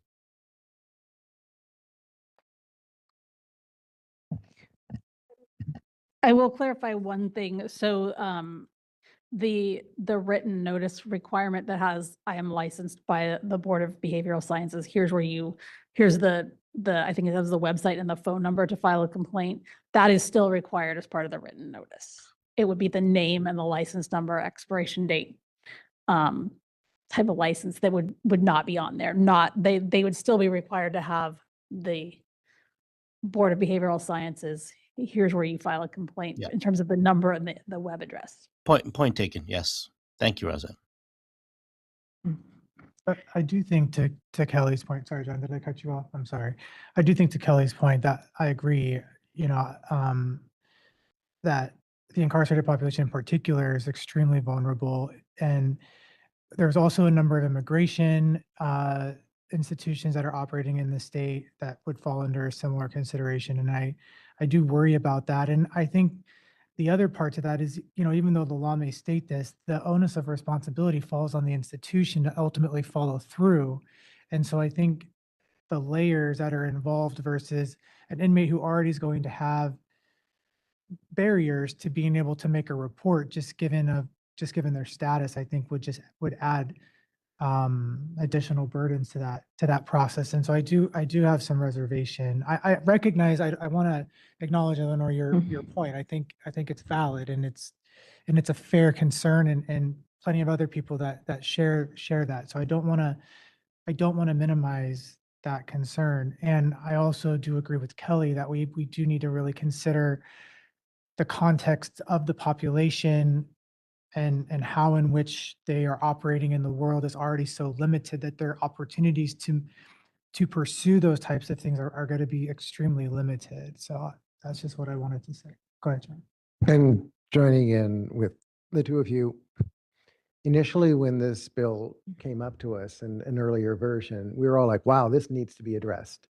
And we had testimony come to us, and we were like, we have some specific and serious questions. And the more that we have taken a deep dive into this, we have found that there are lots of variables that aren't being addressed by the bill. And that I think this is not a clean enough bill to support. It has lots of things in it that are very questionable, especially in kind of the environment we work in right now, where lots of individual rights are being trampled on, especially in incarcerated populations or people who have been collected off of the streets. Another thing that caught my ear when you were reading a little bit of the bill itself is in the requirements for reporting, it says if the setting has an established process. It doesn't say must, or do they? It says if the setting has an established process by which the client may request and obtain this identification. Let's see. It's page 28, M8, line 24.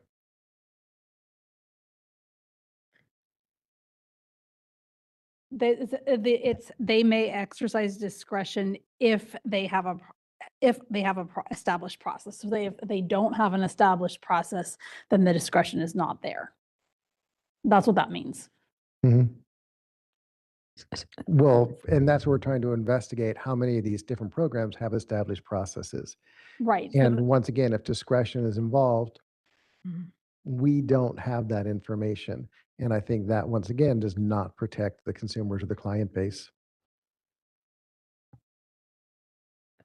So I guess my concern still is that, even though like say CDCR and some of the other, or like maybe even the state hospitals might have they probably have something, or I'm sure they have something in place, and there's these other ones that don't. I mean, my suggestion is saying that it must have some type of process. And, so I'm just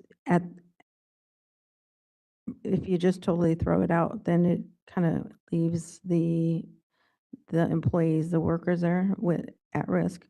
But if there's a way of amending it to say, hey, what is the if there's a way of requiring, there's a process. So I don't think an amendment in terms of that is, so we can't explicitly require CDCR or anything to have a process that's out of our jurisdiction. What this is doing is saying you can only, you don't have to provide the name and the license number, but you can only do that if you have a established process in place. If you don't have an established process in place, then the name and license number has to be on there.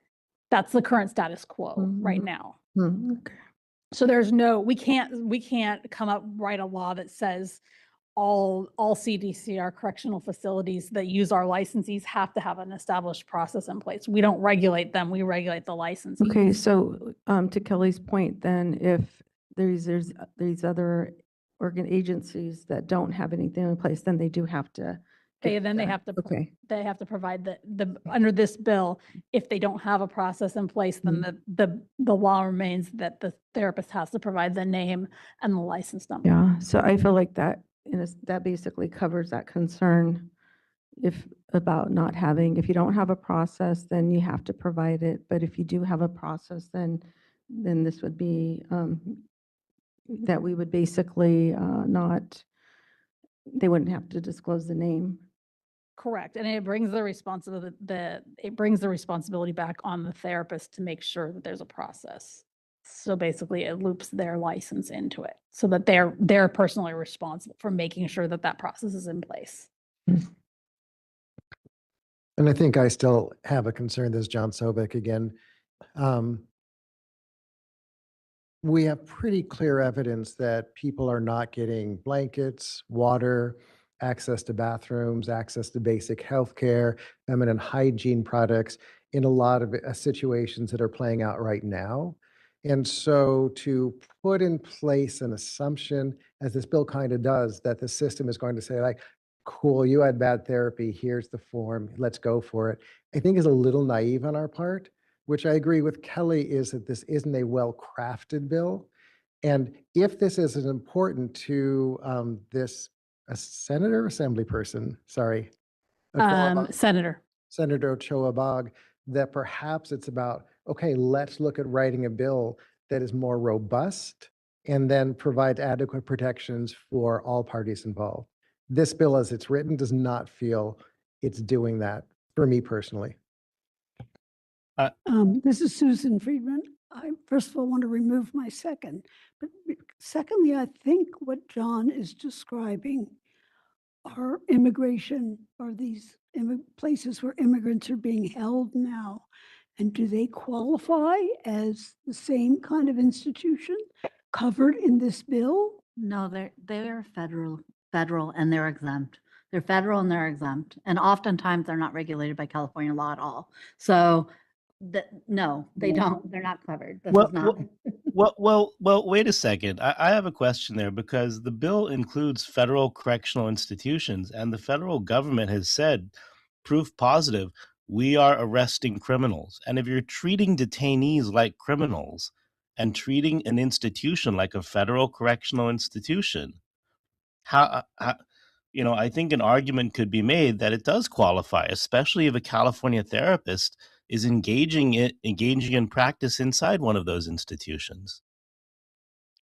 It may be argued, and I'm sure many lawyers would argue that, but they are generally exempt. It is an immigration facility, and wow, I will say there's a lot of detention going on and other things, right, that are similar to criminal proceedings. They are usually generally categorized different than a federal criminal or a federal jail or prison. Yeah, I know that too, and that was the case a couple years ago.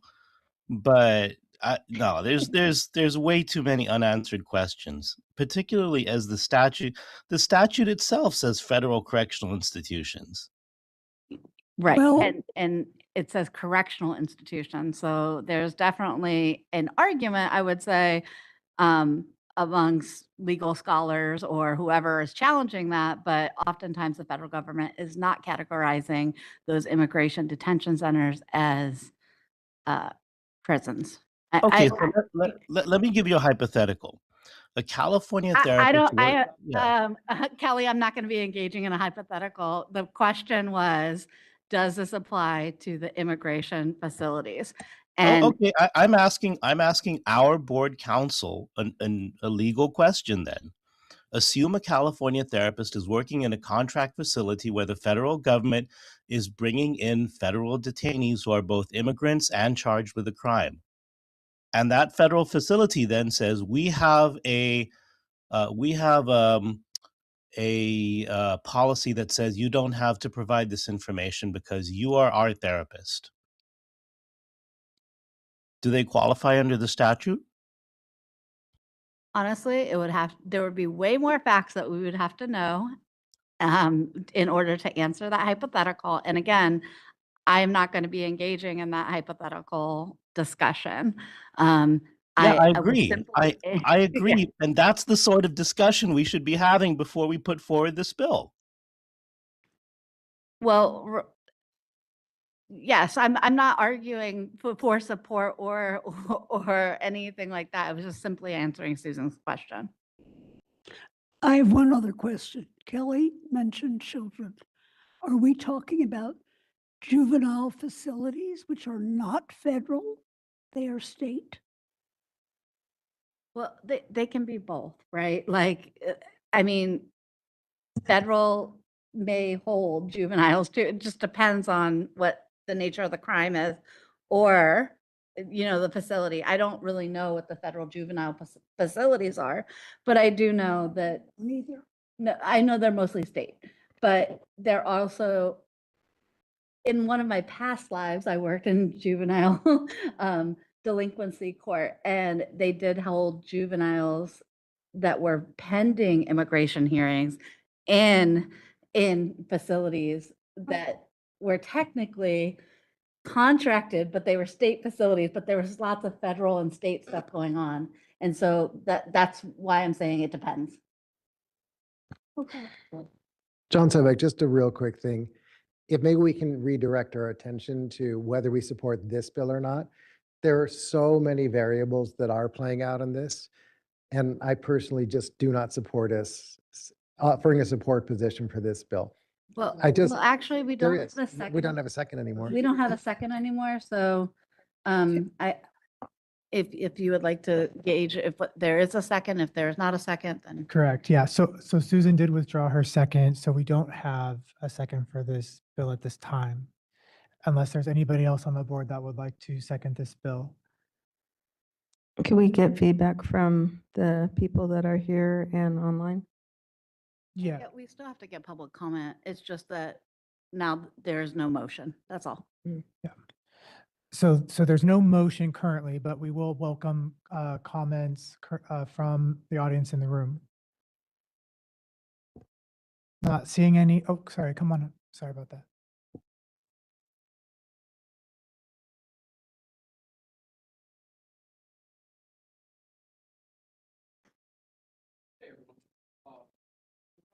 No.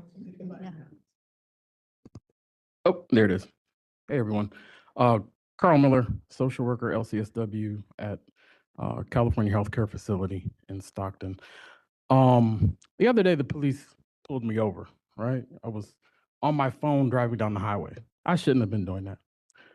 When the police officer came up to the car, he cannot access my address because when I go to CDCR and fill out a form to block my license plate, because inmates will get license plate numbers and try to look me up to find out where I live, right? The police can't find out where I live. That inmate that I walk up to the door, they know these rules. They say, what is your name, full name, what's your license number? They write it down. They call people. I can bring colleagues who have had strange deliveries show up at their door, who have been stalked and had to move because inmates found out where they lived. I have a child at home. I have a wife. I don't want anybody knowing that I work with. I will go in, provide excellent licensed social work here. I do not want them knowing where I live because I want to go home. The police can't figure out where I live because the rules are that I have to put my address online for the BBS. You could say, oh, well, put it at a post office box. I don't want anyone showing up at my post office box.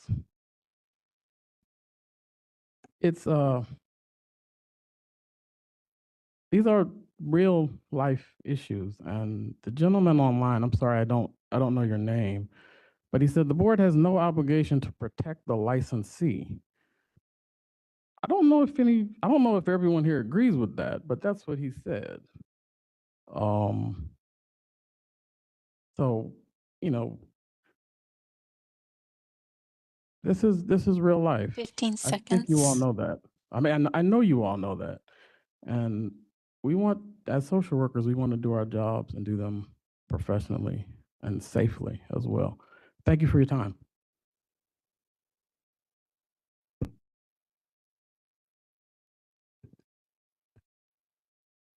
Hi.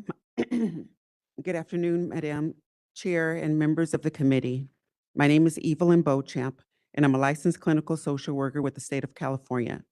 I'm so proud of myself and my constituents for working diligently to assist our clients and proud of the clients working towards stabilizing their mental health. I represent over 800 clinical professionals as the social work occupational chair with AFSCME Local 2620. I've worked at Department State Hospital Coalinga with sexual violent predators and those with chronic mental illness for 7 years until 2023. And I'm currently working with parolees with a history of mental illness at the Division of Adult Parole Operations. My social work occupational chair constituents are concerned about a boundary infringement in providing first, last name, license number to clients.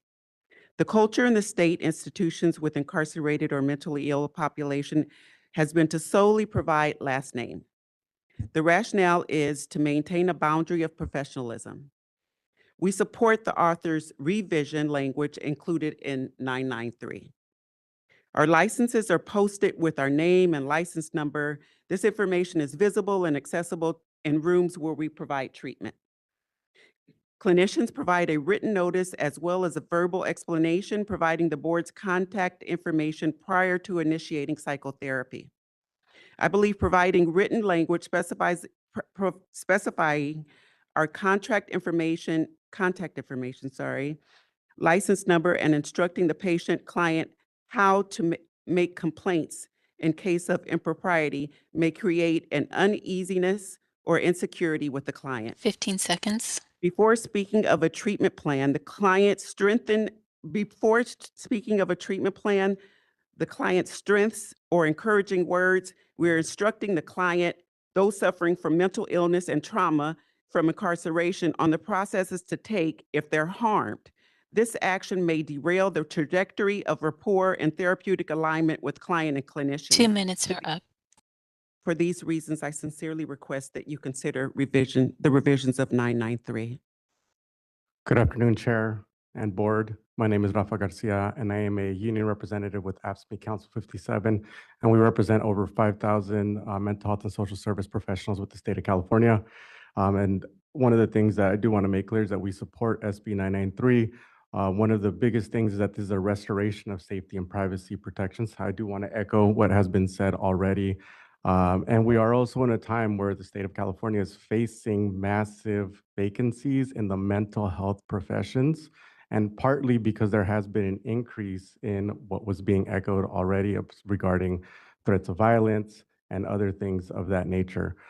This is one of the things that would help with the recruitment and retention, as Board Member Uribe has talked about, ensuring that folks have access to mental health.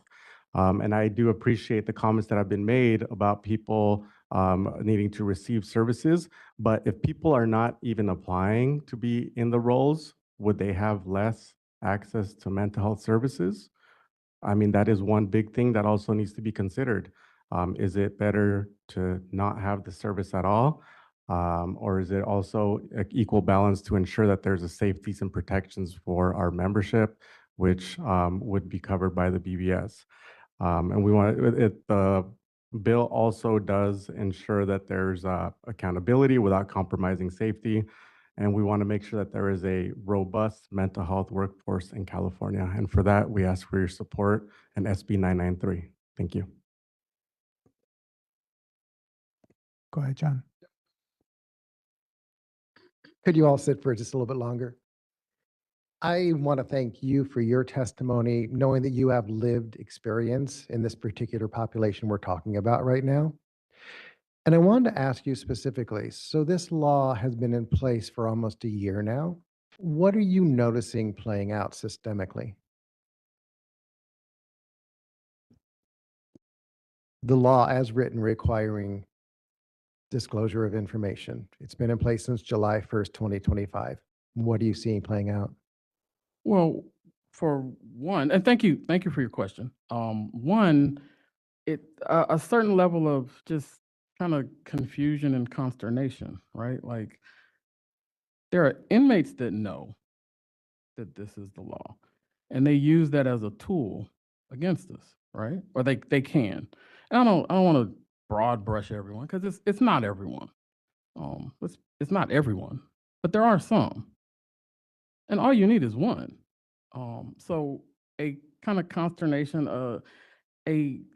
just kind of like, what is going on? Okay, I have to put my address here, but it's blocked over there, but people can access me.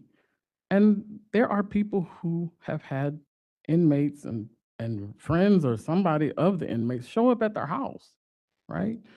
My specific question is though, with the law that passed, implemented on July 1st, 2025, what are you actually seeing playing out systemically in the work that you're currently doing? Well, that's part of it, right? That Has there been a rise in cases? Has there been any specific actions that have been taken that you have had reported to your organizations? Have you personally experienced a change that happened in this last year? So an increase in I'm sorry, inmates hold- asking hold those on. questions. You have to limit it to your personal experience because you're not speaking on behalf of the CDCR. So I just want to be clear.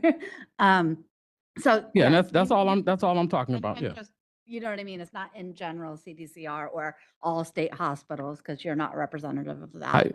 I'll be clear. I'm only speaking of my personal experience at CHCF, right? So Nothing. since July 1st, 2025, you've been required to share this information. How are you seeing it play out? So let me be clear about something. Within the prison system, there are what are called 602s. The inmate wants to report you. What is a Right, yeah, 602? that's a perfect question. It is the process that the inmate has a problem with you. They've asked me, can you get me a 602 form? I want to report you. Okay, here's your form. And they have a process that they can report me if they want to. And somebody will come and interview me about their 602, right? Like I said, not every inmate knows about this law, but some do. And those who do, they use it. So if I can ask for your colleagues' information as well too. Once again, law went into effect on July 1st, 2025. Have you personally been experiencing any repercussions from this that will influence our conversation today? Well, as I mentioned, my name is Evelyn Beauchamp. As I mentioned in my speech, when you indicate to a client with mental illness or that has suffered chronic trauma, that you should call this phone number if you're harmed or if you find that I have done something to harm you. Clients get suspicious and they wonder what's on the agenda. What are you planning for me? And so when you ask the question, what can I tell you to positively influence you, that's what I get. And as I mentioned, I have 2 minutes, but as I mentioned, clients with mental illness, they don't understand that there's a possibility, but not so much a probability that they may be harmed from a clinician. Um, and it's just scary to know that this may be predicted for their future, or they're not thinking um, that this is a protection mechanism in case someone does something unethical. Thank you so much for that additional information. I did want to clarify that I'm a union representative with AFSCME, so I am not currently working in the institutions. What I did want to say is that although I don't have a stat, 1 is too many. We have advocated for things like alarms at other facilities where it took a murder in order for an alarm system to get changed. So 1 is too many, and I did want to impress that on the board.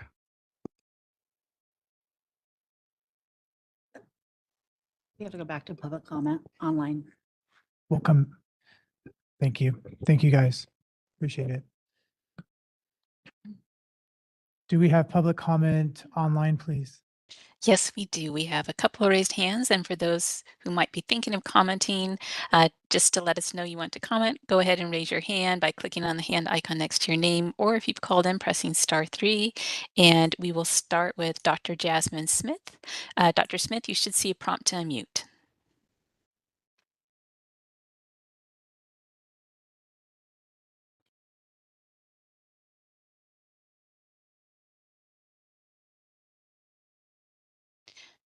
All right, Dr. Jasmine Smith, I'm going to send you a prompt to unmute one more time. Go ahead and click on it. Can you hear me okay? Yes, we can. Okay, sorry about the delay. Good afternoon. My name is Dr. Jasmine Smith. I am a doctor of social work, licensed clinical social worker, and I serve as a director of capacity building with the California chapter of the NASW. I understand the concerns that the board members have shared, and I'm very grateful to see social workers there in the building, because since this law has come into effect, my email has specifically been overloaded with requests from social workers for us to advocate for this in regards to their concern for their safety and well-being. Many of our social workers work in high-risk environments, and they express increased exposure to harassment, intimidation, retaliation due to the populations that they serve.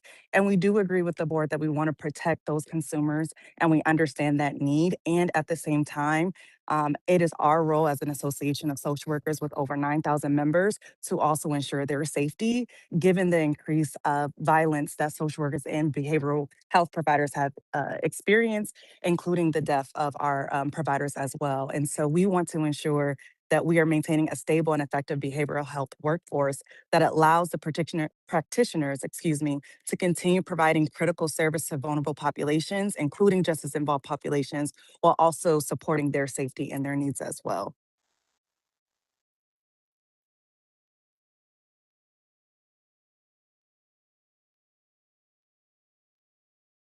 All right, and next we have Vanessa. Vanessa, you should see a prompt to unmute. Go ahead and click on that. Hello, Vanessa Cervantes, licensed clinical social worker at California Department of Corrections, Centinela State Prison. I just wanted to comment about things that I've seen, changes I've seen since July 1st. It's a lot of the just boundary pushing with patients, because I go over the notice and they know my first name, and then just like calling me by my first name when not even my colleagues or private clients call me by my first name. And it just, I feel like it really like blurs the lines, and some patients get upset about just having to redirect and ask to be called, Miss Cervantes, just out of like respect, and just to keep those boundaries firm. But it just makes me a little nervous to think that it could open it up for patients to like look me up outside because they have my full name, and because they do get upset. Of course, nothing has ever happened, thankfully, but that just it's just a concern. So I would just like to ask the board to just consider SB 993. Thank you. And next we have Cassandra Clayton. Cassandra, you should see a prompt to unmute.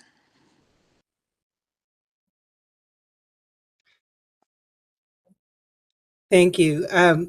As a licensed clinical social worker in CDCR, I was previously with the in-prison sex offender treatment program, and we provided the notice to consumers. I think it started in 2022, 2021, and it was just a matter of explaining this is available to you to report complaints to the BBS.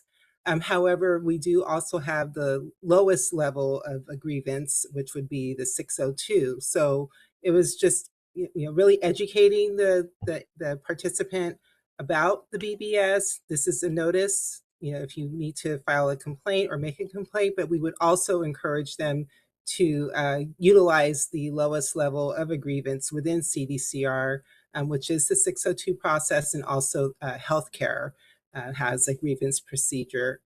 I agree the language after the comment about juveniles and folks from the immigrant communities who are actually being kind of lumped in with correctional settings. The language can be better. However, the research for this bill references CCHCS. So I think because we are already at the table as far as CDCR clinicians, that we should be included in as an exemption for this bill, and just maybe taking a closer look at the language of this bill that would allow exemptions, or just to make it uniform compliance for all correctional settings, 15 for all seconds. populations, that this is required to be provided to patients or folks in custody. Thank you for your time. All right, and next we have Al Austin. Al, you should see a prompt to unmute. Hi, good afternoon. My name is Al Austin. I'm a political and legislative director for AFSCME Council 57. As mentioned, we represent over 5,000 mental health professionals, not just in the state, but also in counties and cities, and many of our members work with correctional care or acute hospitals. I wanted to just point out that SB 993, we support and we encourage the board to do so. It actually creates a carve out for a very unique workforce that works with a very, as mentioned, volatile population, but also a vulnerable population.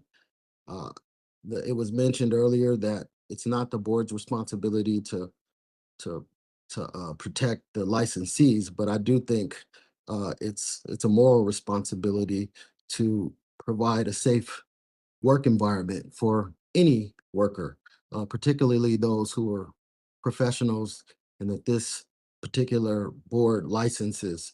And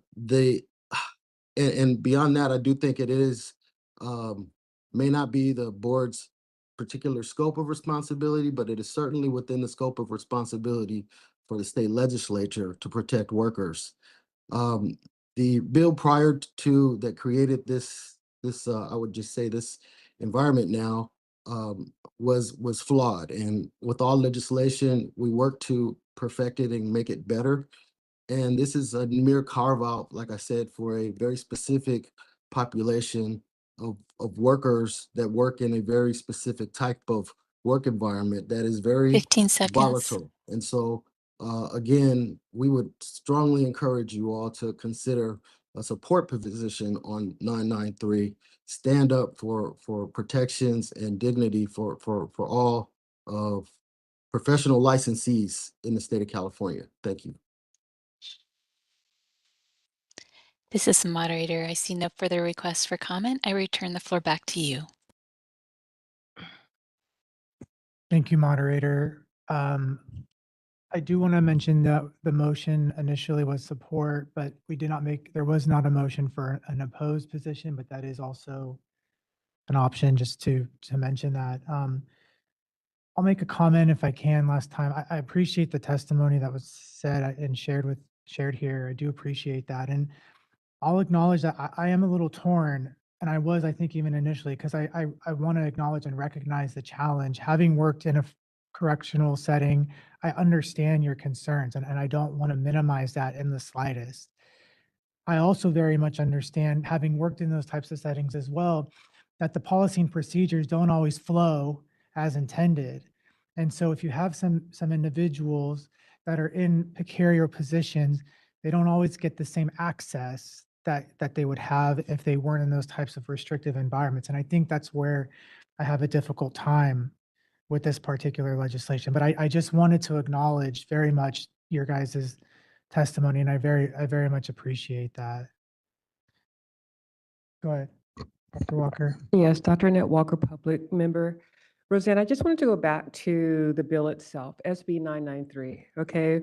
And we have a subcommittee under BBS, the Policy and Analysis Subcommittee, which meets to review such bills before, analysis before they come to the board for potential to take a stance on it, if you will, which could be no position, which is neutral, or we could support or we can oppose. So this is where we are in this moment. We're considering this, taking into consideration some of the work that was done by the Policy and Analysis Committee. Am I saying, yeah, I got that right.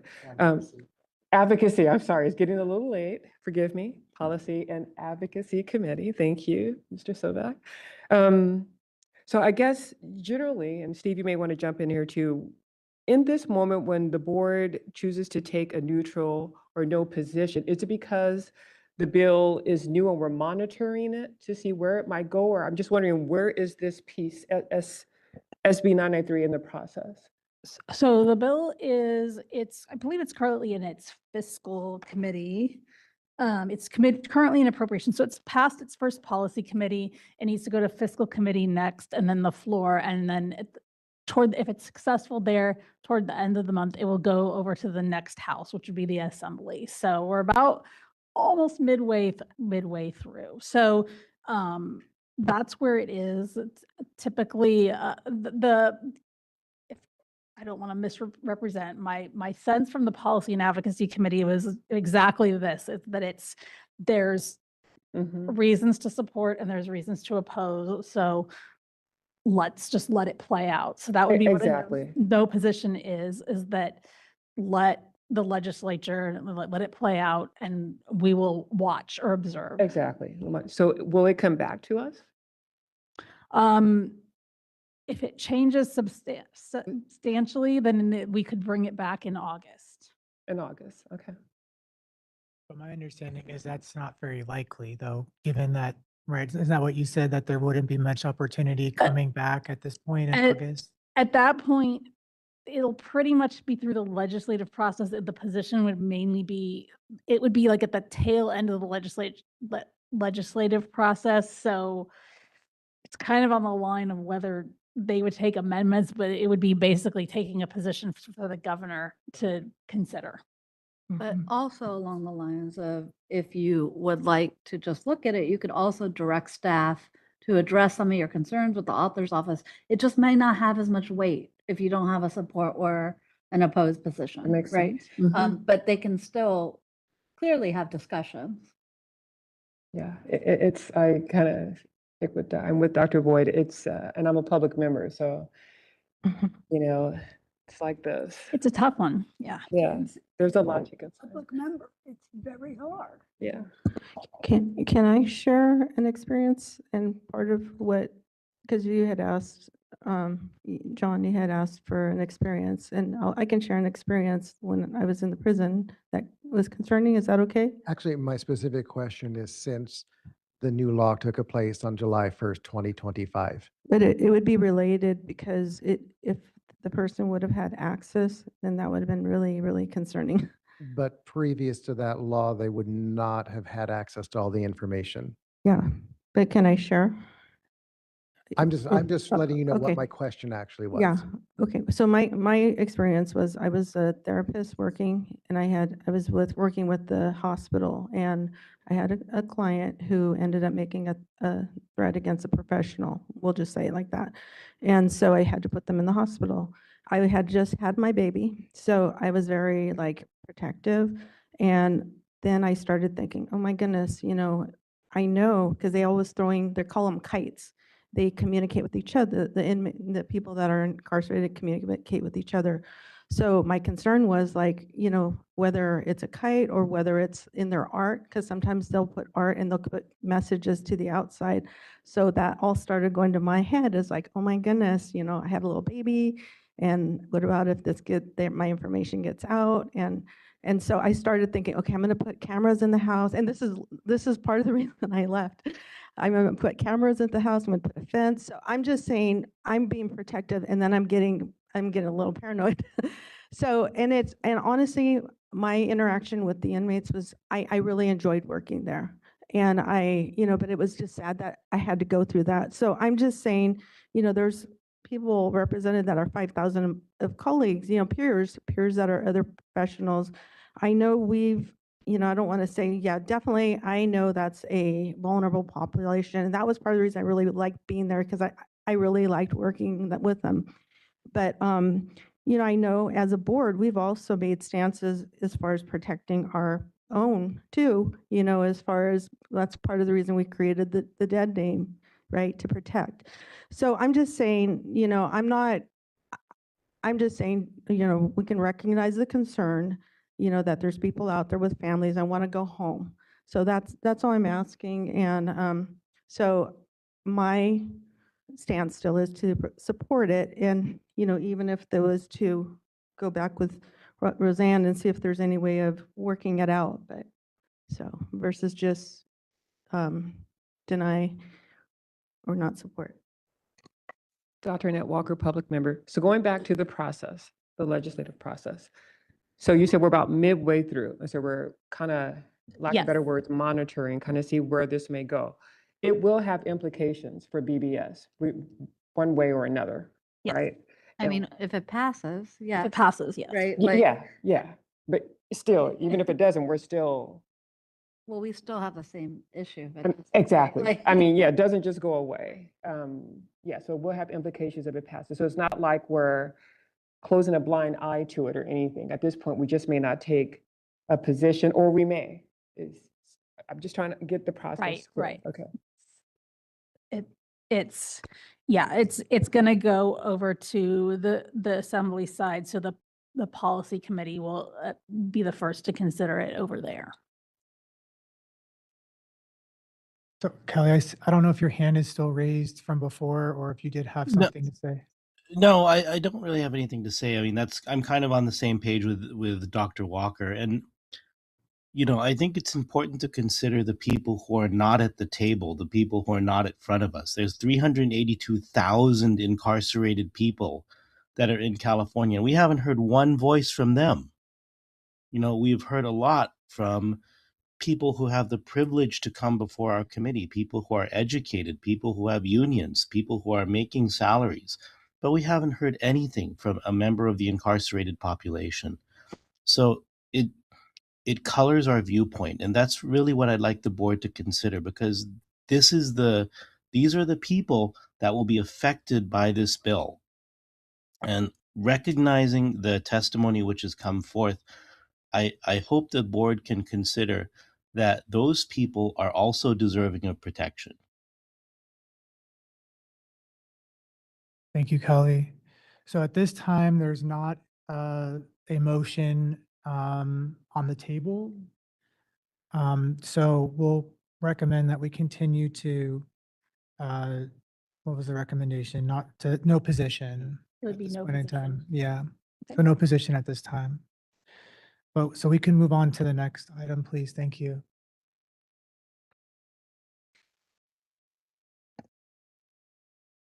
Okay, one more bill.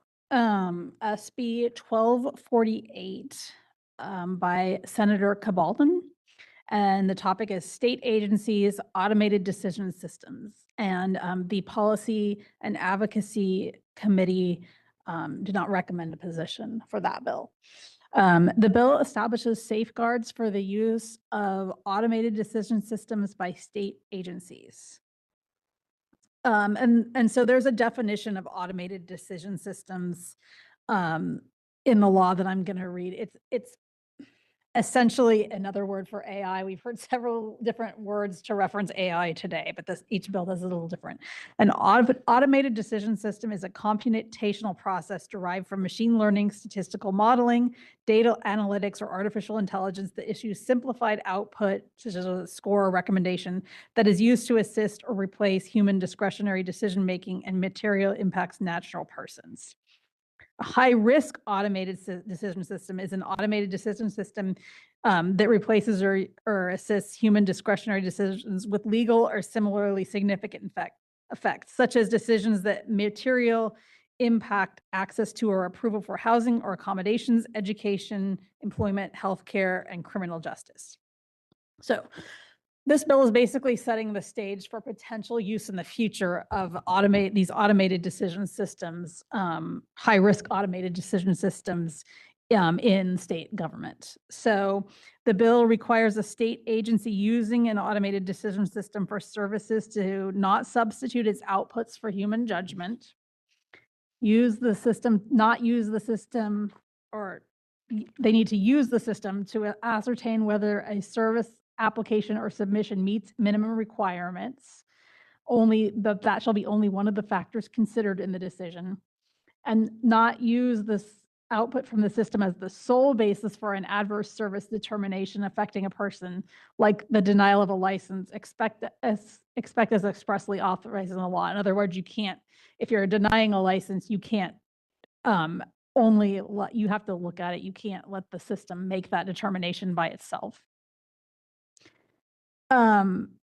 It has to be reviewed by a person before taking that action. And then also it requires state systems to verify accuracy of system outputs and promote non-discrimination in its use in 3 ways. It needs to ensure the content or recommendations that material affect service levels are reviewed and verified by an employee for accuracy. They need to monitor and periodically evaluate the use of automated decision systems to reduce the risk that outputs contain or perpetuate bias based on protected characteristics such as race, religion, sex, gender identity, age, disability, immigration status. And also requires that personal identifiable information be safeguarded by prohibiting users from entering it into the system. The author's intent in the bill is that California residents and businesses, as we all know, are increasingly using automated systems like AI systems to process things like loan approvals and insurance applications at fast speeds. They note that government services have not kept pace with these advances, and that creates a disconnect between public expectations and the reality of government service capabilities. And it's especially apparent with delays in things like processing professional license applications and other occupational certifications. They note that these automated decision systems have the potential to dramatically reduce processing times for routine government decisions and allow state agencies to redirect, but the deployment of these systems must be done with protections to ensure equity, prevent bias, protect privacy, and preserve meaningful human review.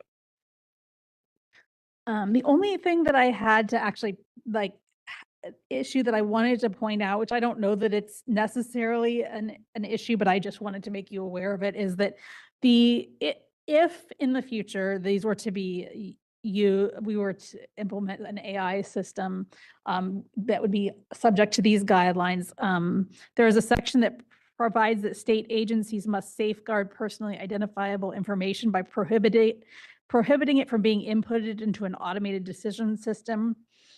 And the bill defines personally identifiable information as things like a residential address or a social security number. The bill does state there is an exception for when necessary for delivery or Service Administration if there's appropriate safeguards. That language may be too restrictive for the board's purposes, but the exemption might make it acceptable. If we were using this to do something like evaluate a licensee, we would probably need to identify somebody as something like a social security number in order to ensure that we're talking about, for example, the right Joe Smith when we're making a decision, if there's multiples of them. But in any case, DCA and the board always, takes all the steps that required to safeguard personally identified information. It's not like that there's a high standard that is kept in our information security systems. So I just wanted to point that out. The Policy and Advocacy Committee opted not to watch or just not take a position on this bill. In terms of their support and opposition, in terms of the opposition, I looked at the analyses to kind of give you an idea about why there is opposition. The opposition is from several unions. They're concerned about the expansion of these services in government without meaningful engagement from the workers who will be affected. They have concerns that there needs to be a meaningful level of human review and that implementation must occur in partnership with the workforce. So that was kind of what I got out of the main things that were being mentioned in the opposition statements. So just that piece of information for you. And with that, I'll open it up for discussion. Any comments from the board?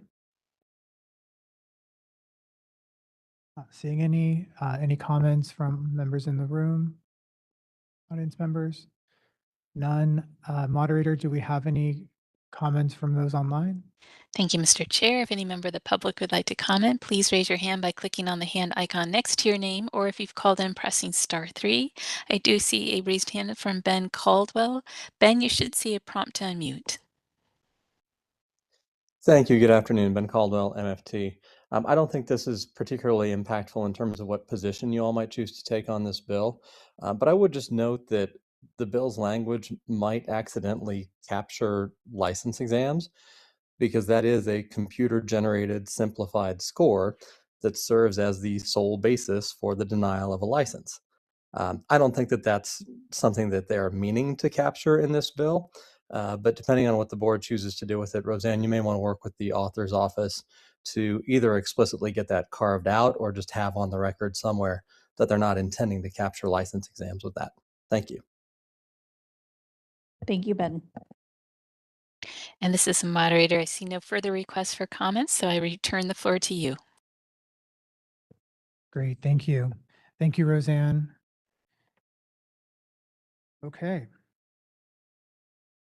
That's what I was thinking, yeah. So why don't we take a 15-minute break and, oh, wait, sorry, go ahead. No, Oh, we didn't. It has to be 15. Okay, no, but not the 15, but what are we going to do? No What break. position are we going to dispatch? Oh, they didn't.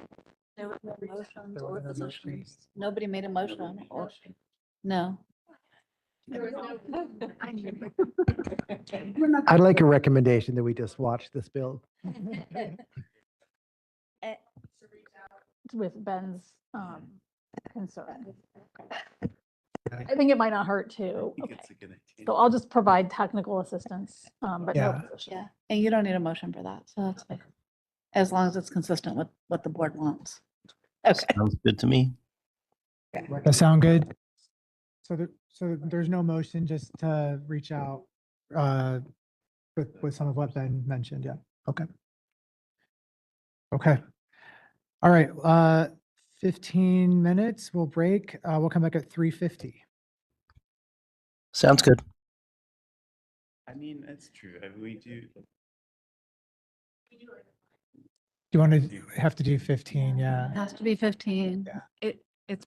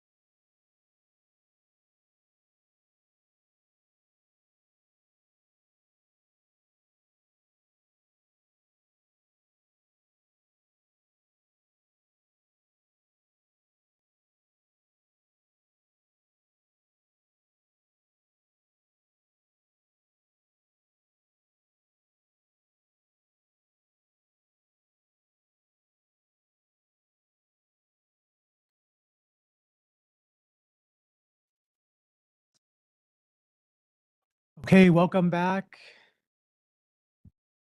So we are going to move on to item number 29, and I will have Roseanne provide us with an overview.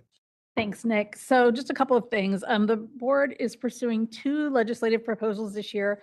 The first, AB 1598, I've already kind of talked about at the beginning of the meeting. That's the one that restructures and modernizes some of the provisions in the board's licensing process to make the path to licensure more accessible and responsive to real-world challenges faced by applicants.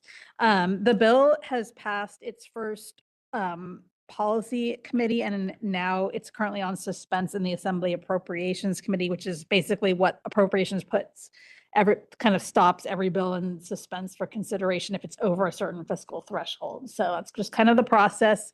It's currently in the Assembly Appropriations, and it will likely move on to the Assembly floor and then head over sometime later this month to the Senate if all goes well. So we're about halfway through on that. SB 1445 is the board's omnibus bill for this year. This bill encompasses a lot of different healing arts boards under DCA. The board originally requested 4 provisions. 2 of them are included right now. There's amendments to clarify what supervisors must assess for appropriateness of utilizing video conference supervision, and then amendments to correct references to incorrect section numbers. The other 2, bullets 2 and 4 in your packet, we're still discussing with committee staff ongoing whether to include the amendments in this bill or to include them in our current 1598 that we're running. So the committee staff is going to make a decision on that, I believe soon, and we'll proceed with pursuing those as well. And the omnibus bill is on second reading in the Senate. So that is the legislative update. Thank you, Roseanne. Next on the agenda is an update on board rulemaking proposals. So we'll have Christy help us with that. Thank you. These first 2, we've already talked about today. Fee reductions go into effect July 1st. That's an approved proposal. Continuing education, we considered those comments today. We'll be doing a notice to the public of the second modified text, and hopefully we can get that through the process pretty quickly. Because we do have there's a 1-year time limit to get a regulation through from when you first notice it. So the more, anyway, we're trying to get that going as quickly as we can. The English as a second language proposal is moving. As I've mentioned before, we've had some delays, but it is close to being going to the director of DCA. DCA does have a new director, so there's been a transition. So we're not sure, what the time frame is going to be like on that, but we're keeping an eye on it. And that is a consideration with regulations right now too, with the Business Consumer Services and Housing Agency splitting into 2 agencies on July 1st. There could be changes in timelines for a little while, so we're going to be I'll report on that if that does affect any of our packages. The AMFT RB national exam we talked about today as well. The licensed educational psychologist experience proposal was submitted to DCA for the initial review on April 6th. I did hear back from our regulation attorney, Christy, that there may be some changes to the language that are needed that she noticed in this next set of review. It's always easy to always notice other things. So that's the update. Thank you so much. So next on the agenda is the suggestions for future agenda items. Are there any future agenda items from? You have to go to public comment. Never mind, just kidding. We have to go to public comment. Sorry, are there? No. Are there any comments from the board member? Any comments from the public? Sorry about that. All right. Any comments from the room? None. Moderator, do we have any comments from online? Thank you, Mr. Chair. If any member of the public would like to comment, please raise your hand by clicking on the hand icon next to your name, or if you've called in, pressing *3. We are displaying instructions and we'll give you a moment.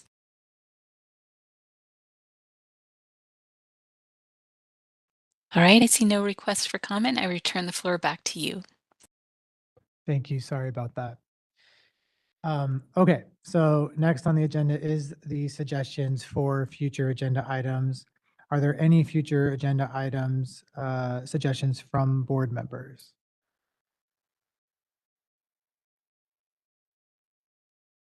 Not seeing any.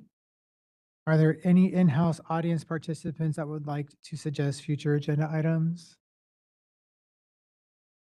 I'm not seeing any either. Are there any online audience participants that would like to suggest future agenda items? Thank you, Mr. Chair. If any member of the public would like to suggest a future agenda item, please raise your hand by clicking on the hand icon next to your name, or if you've called in, pressing *3. We are displaying instructions and we'll give you a moment.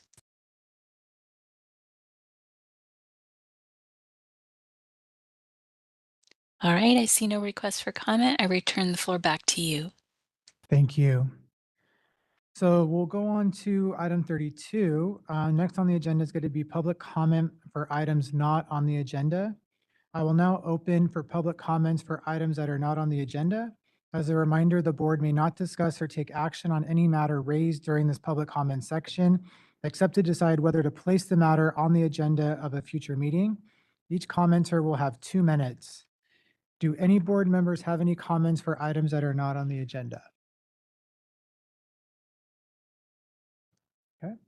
Are there any comments from our in-house audience participants? None. Moderator, any comments from our online audience participants? Thank you, Mr. Chair. If any member of the public would like to comment on an item not on the agenda, please raise your hand by clicking on the hand icon next to your name, or if you've called in, pressing *3. I do see we have one raised hand right now from Rick McCarthy. Rick, you should see a prompt to unmute yourself. Thank you. Good afternoon. My name is Rick McCarthy, LMFT, former BBS oral examiner. Thank you for the opportunity to return and offer a constructive update. First, I want to acknowledge the board's significant work and effort regarding the transition to the MFT national examination. My hope is to strengthen it by eventually integrating a form of structured oral or live competency assessment alongside it. When the oral exams were discontinued in 2003, the decision was driven by cost and administrative burden, not because the exam lacked validity or usefulness. In fact, the oral format uniquely assessed what written tests cannot: how a clinician thinks, responds, and communicates in live clinical situations. We now have an opportunity to address it in a way that is efficient, scalable, and fair. A virtual model, short, structured, rubric-based with trained evaluators, can preserve rigor while reducing cost and logistical strain. This is not a return to the past. It is an evolution aligned with today's technologically workforce realities. I also want you to know that this effort is gaining momentum beyond this room. I've had encouraging discussions with Senator Tony Strickland's office, and I'm in the process of forming the California Coalition for Clinical Competency, a cross-disciplinary group of licensed professionals committed to supporting the board in strengthening entry standards and safeguarding the public. Our shared goal is simple: ensure that every licensed clinician has demonstrated, not just assumed, the capacity to practice safely and effectively. I welcome the opportunity to collaborate with the board on a pilot or exploratory work group to develop a modern competency component that 15 fits within seconds. your current framework. Thank you for your time and your service. And next we have a comment from Eric Hernandez. Eric, you should see a prompt to unmute. Hi, thank you. My name is Eric Hernandez. I'm a licensed clinical social worker. On this item, or this item was actually brought up earlier in conversation, but I just wanted to bring it to light. On February 23rd, the California Legislative Affairs Office released a report on how to decrease mental health staff vacancies in the CDCR, recommending to the legislator that they allow CDCR to waive the need for mental health clinicians out of state to waive the need for licensure in California. On April 20th, 2026, the federal receiver over the mental health program in CDCR reinforced this recommendation with the Assembly Budget Committee on Public Safety. I'm speaking today as a California licensed clinical social worker, a consumer, and a concerned citizen. I strongly oppose the proposal to waive California licensure requirements for out-of-state clinicians providing telehealth services within CDCR. The statutory mandate of this board is consumer protection, not solving CDCR's administrative staffing shortages. Waiving licensure effectively strips the board of its primary tool for that protection, which is disciplinary oversight. If an out-of-state provider commits an ethical violation or harms an incarcerated patient, the board's ability to investigate and hold that provider accountable is severely compromised, creating a dangerous jurisdictional loophole. Patients may be harmed by clinicians unfamiliar with California specific standards of care, legal mandates, and systems of coordination.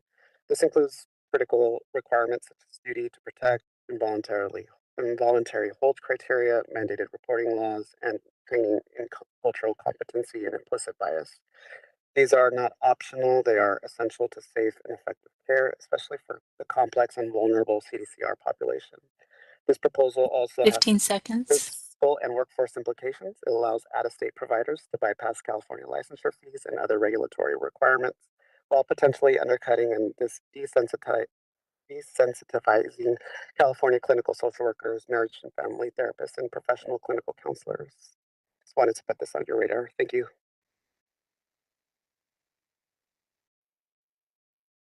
And this is the moderator. I see no further requests for comment. I return the floor back to you. Thank you, moderator. So our last item here is adjournment. I want to thank you all for your participation today. I hope to see you all at our next board meeting that will be held on August 13th and 14th, 2026. Meeting adjourned. Thank you.